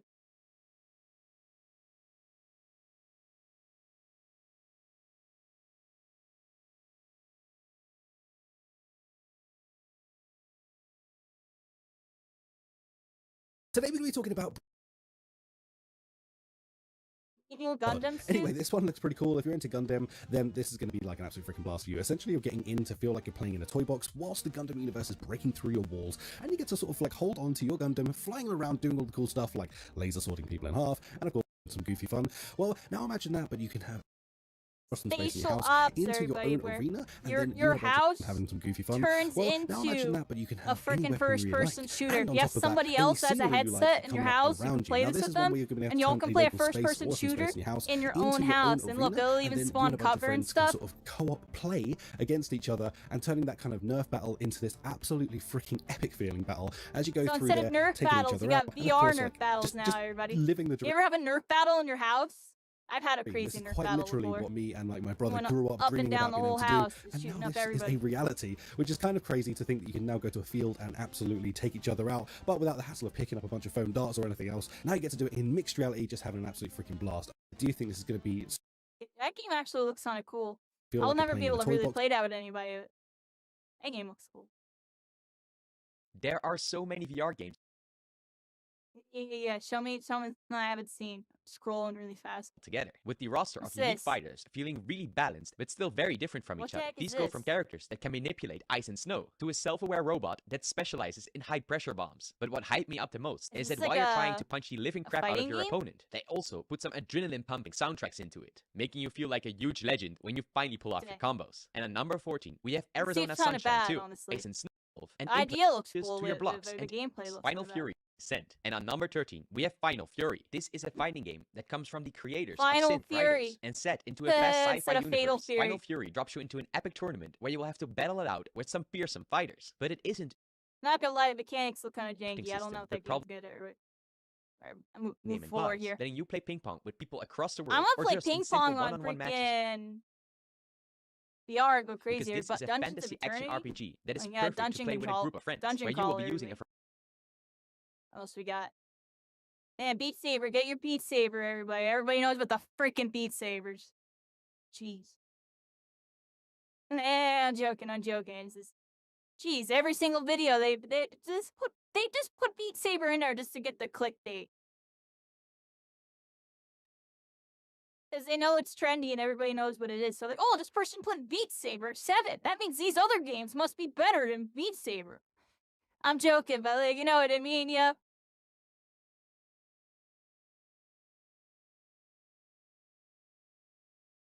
No, Beat Saber's pretty good.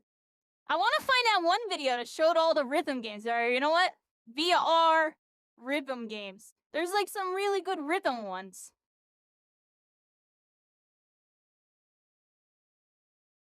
I can't remember what video it was. States. Now, there's a few other great options out there, but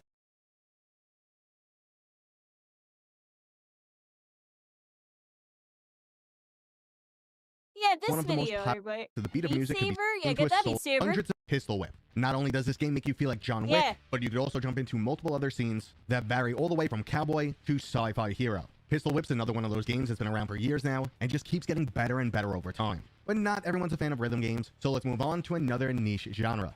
Hey, that game looks cool. This isn't the video either, dude. What the heck? It was a video that had like 4 or 5 games listed there.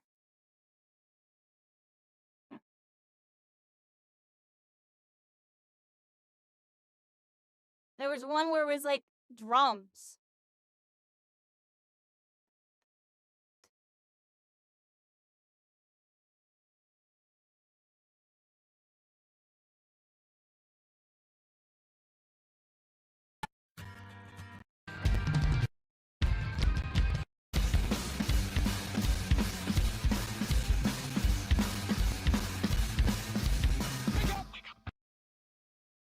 That's funny.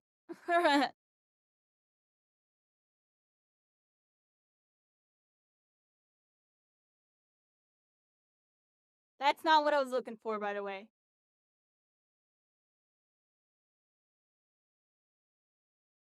It wasn't this. It's not Ragnarok. It was like... I really think it might be that Band Space, yo. Was it Band Space? Look, this just came out 2 months ago.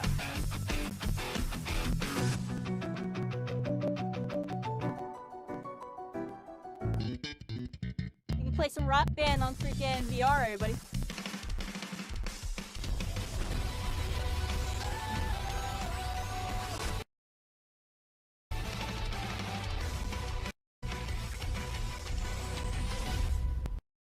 That's not it, though. This isn't the game either, but that game actually does look cool. That's not the game I'm looking for. I'll figure it out later, but it was like drum something.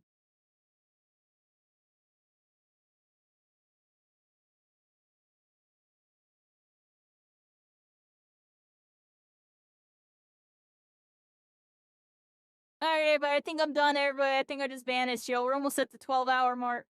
Dang, we've been on all night. I've been looking at a bunch of games. It's almost 6 in the morning. Can't find a thing I wanted to show y'all, but honestly, screw it. I'll show y'all another time. And then close this, close that, close this, close that.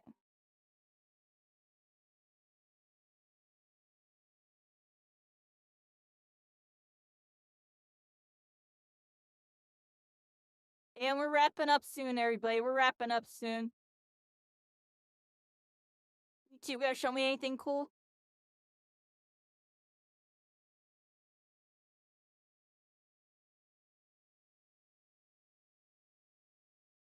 Novel rivals, everybody. It's coming.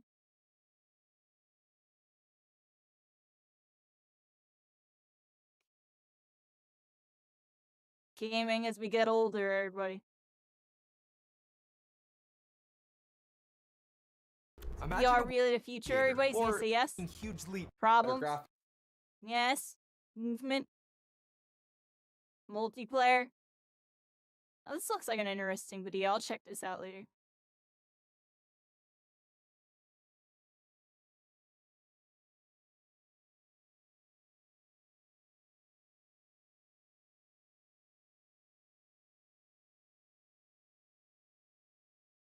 Look at my VR games playlist here, player. Everybody, play your freaking Breachers, yo. We're gonna be going crazy on Breachers. Oh, I keep saying it because we really are gonna go crazy on Breachers, everybody. It's gonna be sick. I'm gonna go actually wild. Especially because day one me is gonna be way better than like 99% of a day one player just because of how many hours of videos I've watched of the game. I don't even know, yo. The only thing that's gonna be newbies I'll be newbie with is the map. So I still can't get a feel for what the maps layouts are like from watching the videos. I really do need to play through and learn the maps. But I do have a couple ideas. I'm looking through this thing real quick, everybody. trying to see if I can find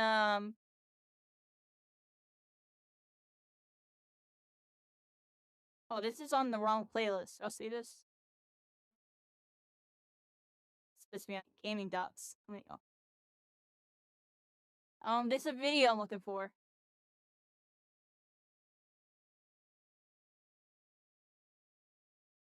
I don't think it was this. It was like a mixed reality thing of a bobber.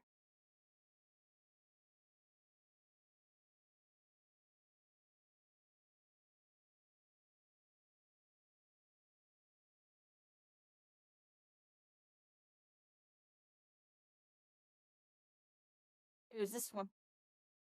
Mixed reality on the Quest.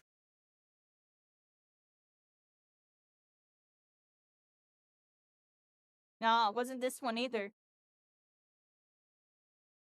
Well, this is the into one with cabin, and you're gonna have to defend a using home a bunch of invasion to different get the cool weapons that zombies. drop and spawn Or for you looks as you go looks through like this. There's a couple of the really cool zombies things be that will happen to busting you through your within this windows, game, like, everybody. well, They come massive busting things through your breaking windows. through your That's not what I was looking for, though. This isn't there either. I don't know what a video I was looking to show y'all is. It's one of these. It was a mixed reality one, I think. If you got a Quest 3 or plan on getting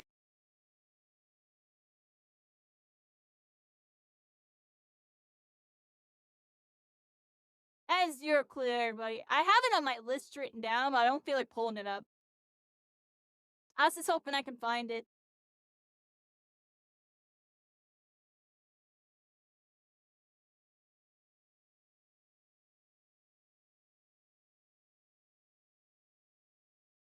I'm dipping soon, everybody. I think I'm dipping soon. It's been a good session, everybody. It's been a good session. I was hoping I could find us something really cool really quick. Today, we're going to be going through the evolution of breachers. Here, let's find like a 4-minute breacher video.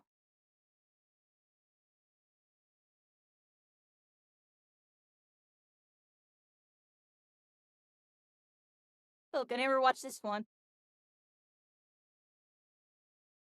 What's up, guys, and welcome back. I'm Effin Hated, and Breachers just got an update. We're going It's to be an going old through video. each individual Here. item now. They Here, just added a cool. new update to this, so you're going to need to go ahead and download it from the Breachers site, sideload it on SideQuest, and then come in here and enjoy this beautiful game. First things first is they added some things to the options. They added crouching. This is so we from have their a alpha dynamic test, by the crouching. way. This game was an Definitely alpha good for, during like, this angles video. like this. You can see right here, This was an crouching alpha, mode. everybody. Press This game- smooth disabled. We're gonna go with the This game's smooth. incredible, You can honestly, see when I everybody. hit down. I'm telling crouch, y'all, this up, game's gonna down. So that's the continue to dynamic evolve. crouching. And then also you have your Push an calibration agenda. right here. You can calibrate your see height it. now. So the thing you can see is the buy menu here. You can see everything. This looks so much better.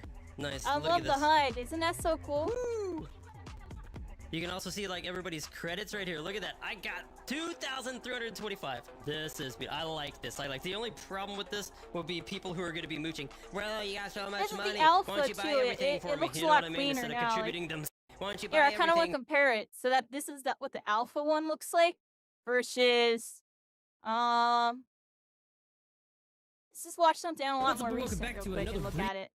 Let's look at his item menu. See if I can pull him up. Tim getting it. He usually shows himself buying, but he actually doesn't in this one. Let's find one. What's up, and welcome back where to another. he looks at the menu. Menu. Show me your menu, pretty please. Show me your menu. Show me your menu. Alright, we're gonna have to go a little further back. Here we go with some breacher that has been.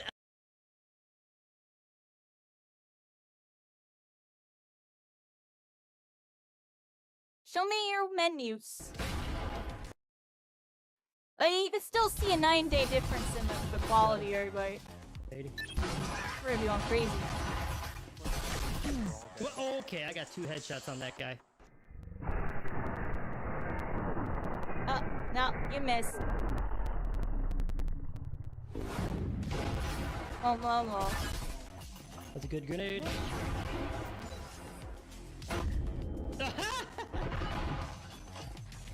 Things with recoil and stuff happen there, everybody.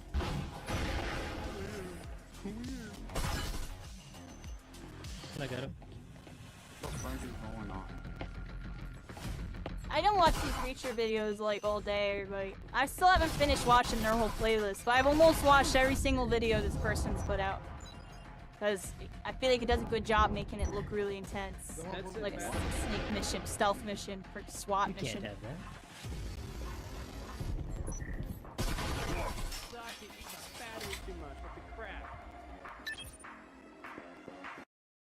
Yeah, let's go back you know over what here. I mean? Instead of I wanna watch contributing this, themselves, they also this added alpha this footage, snazzy little sound, along with many others. So you can hear that? Looks like this is when they added a sound effect. Isn't that beautiful? If you remember before, you didn't have that sound. You did not have the rope sound. So they're definitely keeping up on this. They're definitely. I'm anxious to see what this is going to be like whenever it comes out of alpha.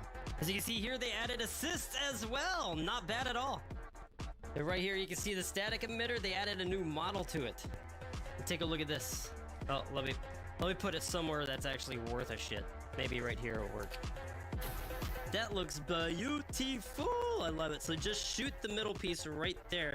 Shoot the middle piece once, and it blows up. They also added toilet paper in here. I guess that was a big thing. So here's your quad ply Delta Omega Prestige Master Elite Class Squared. You can't get that toilet paper, everybody. Get your toilet you paper. Keep that clean wipe, you know what I mean? Don't be looking like COVID. So with other things they added, they fixed not being able to move exiting the server while being dead or droning. They fixed players that were invisible while shooting down from breachable in the ceiling. I think I came across this maybe once or twice.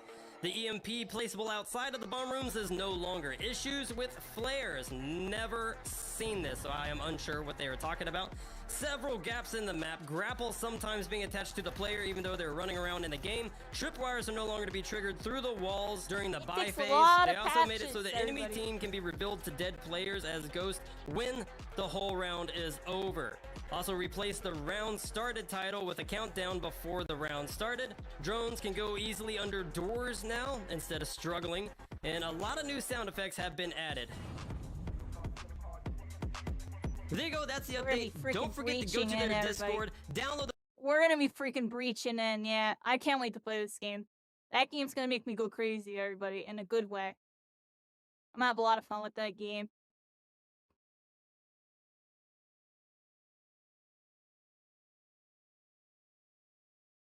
I have a lot of fun with that game.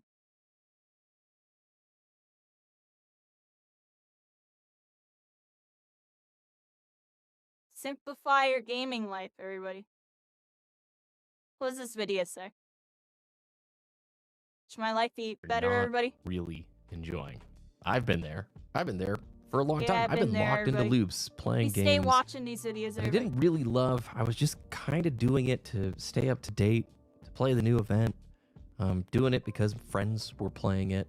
And that's not bad, but so much of modern gaming, honestly, modern life and modern technology has a way of trapping us in Rocco's cycles. And these Modern cycles Life. honestly Rocco's turn into this like Modern Life. mindless consumption.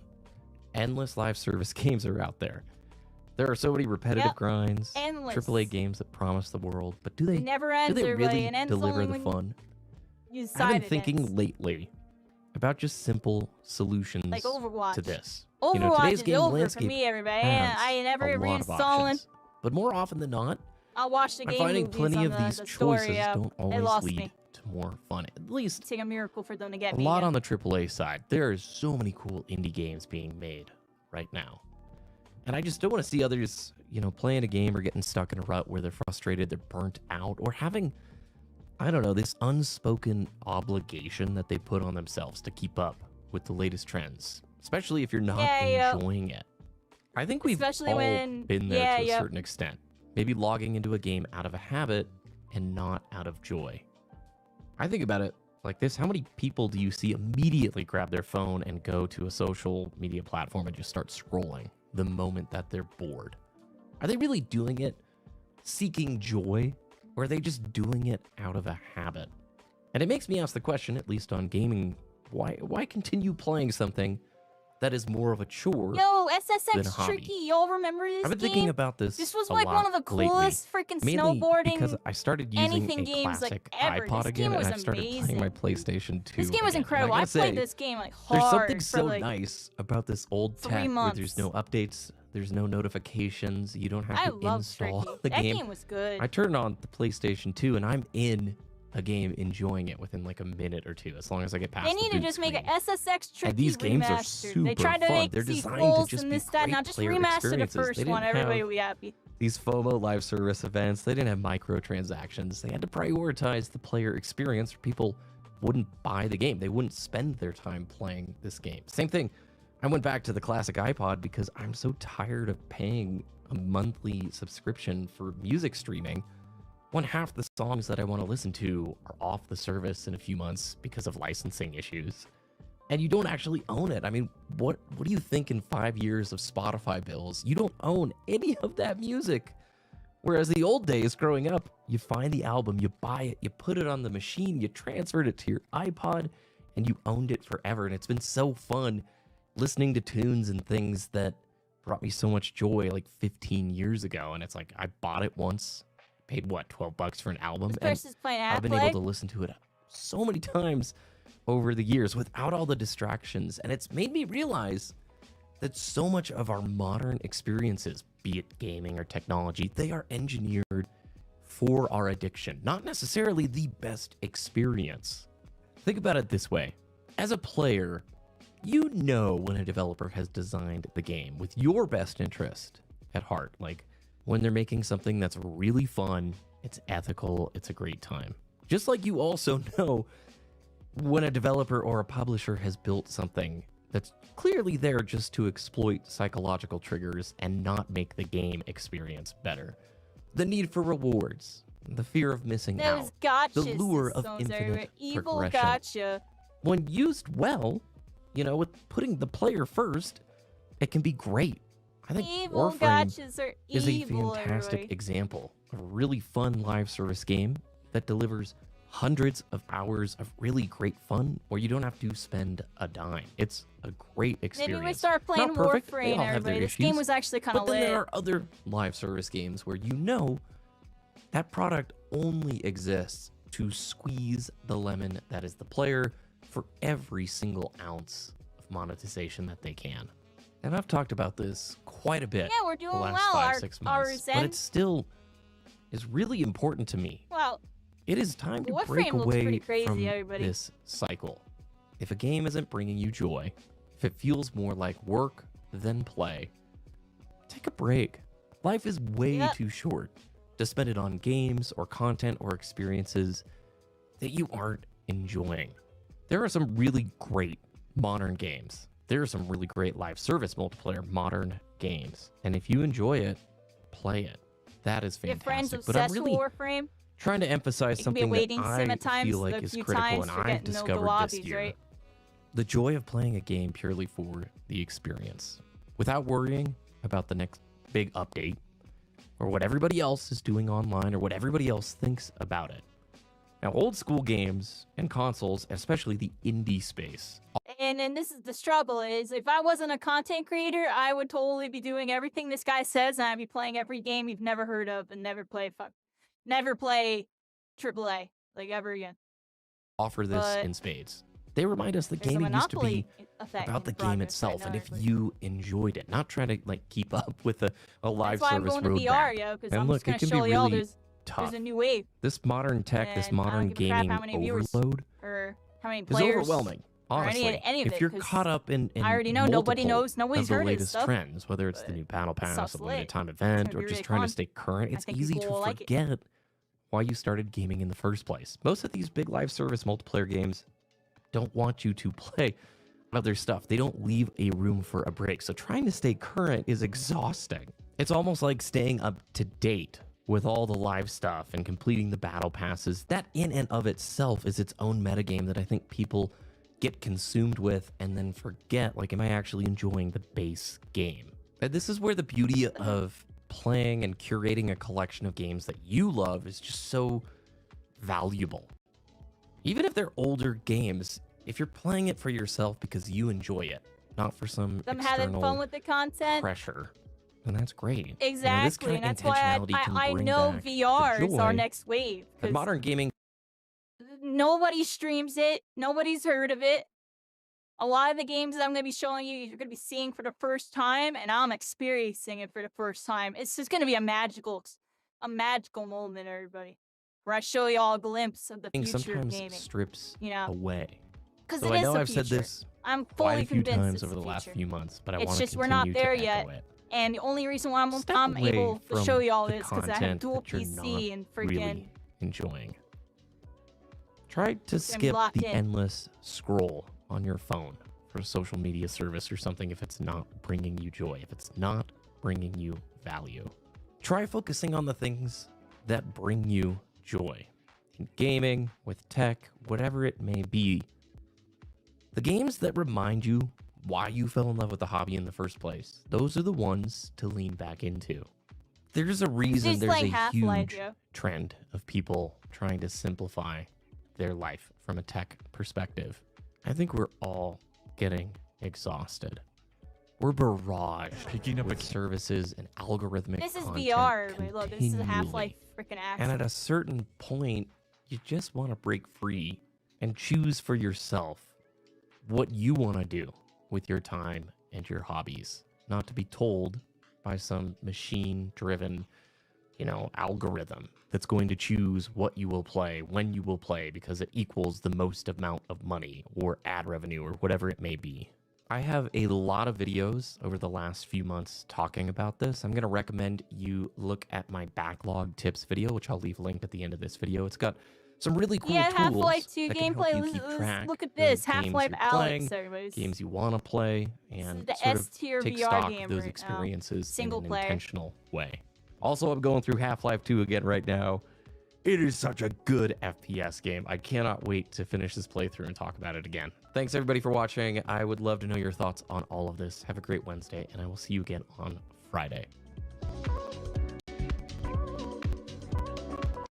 What's good, everybody?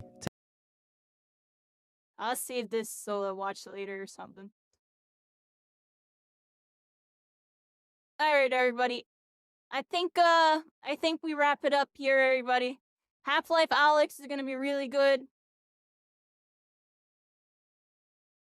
And before I start another room, I'm literally starting to read now, because if I don't, I'm gonna freaking end up talking for another freaking 20 minutes, everybody. I'm gonna end up talking for another 20 minutes. I'm gonna read my friend, love my vibes, everybody. We'll tell him I said hi. I'm gonna go to sleep at 6:15 in the freaking morning. I don't know what the heck I'm still doing up. Extremely good stream today. Thank you all so much. Stream 1000. We're making progress, everybody. We're making some progress. We're in a little bit of a rut, but we're getting out of it very soon. And it's gonna be all sunshine and rainbows from there on, everybody, because I think I'm gonna have my passion again.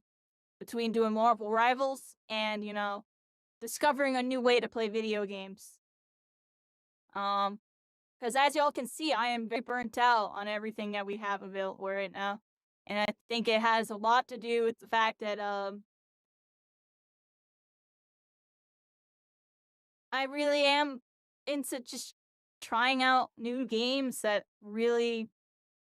I don't like when a game gets fully solved and it's all esports and it's all, like, mainstream and this and that. Like, I miss what makes gaming feel special and grassroots and just pure, everybody. And hopefully we can get there again and find the heart of gaming, everybody. Whether you're Battle Breakers, Oath Keepers, Heroes, I'll see y'all next time. Much love, everybody. We ran out of time. Thank you all.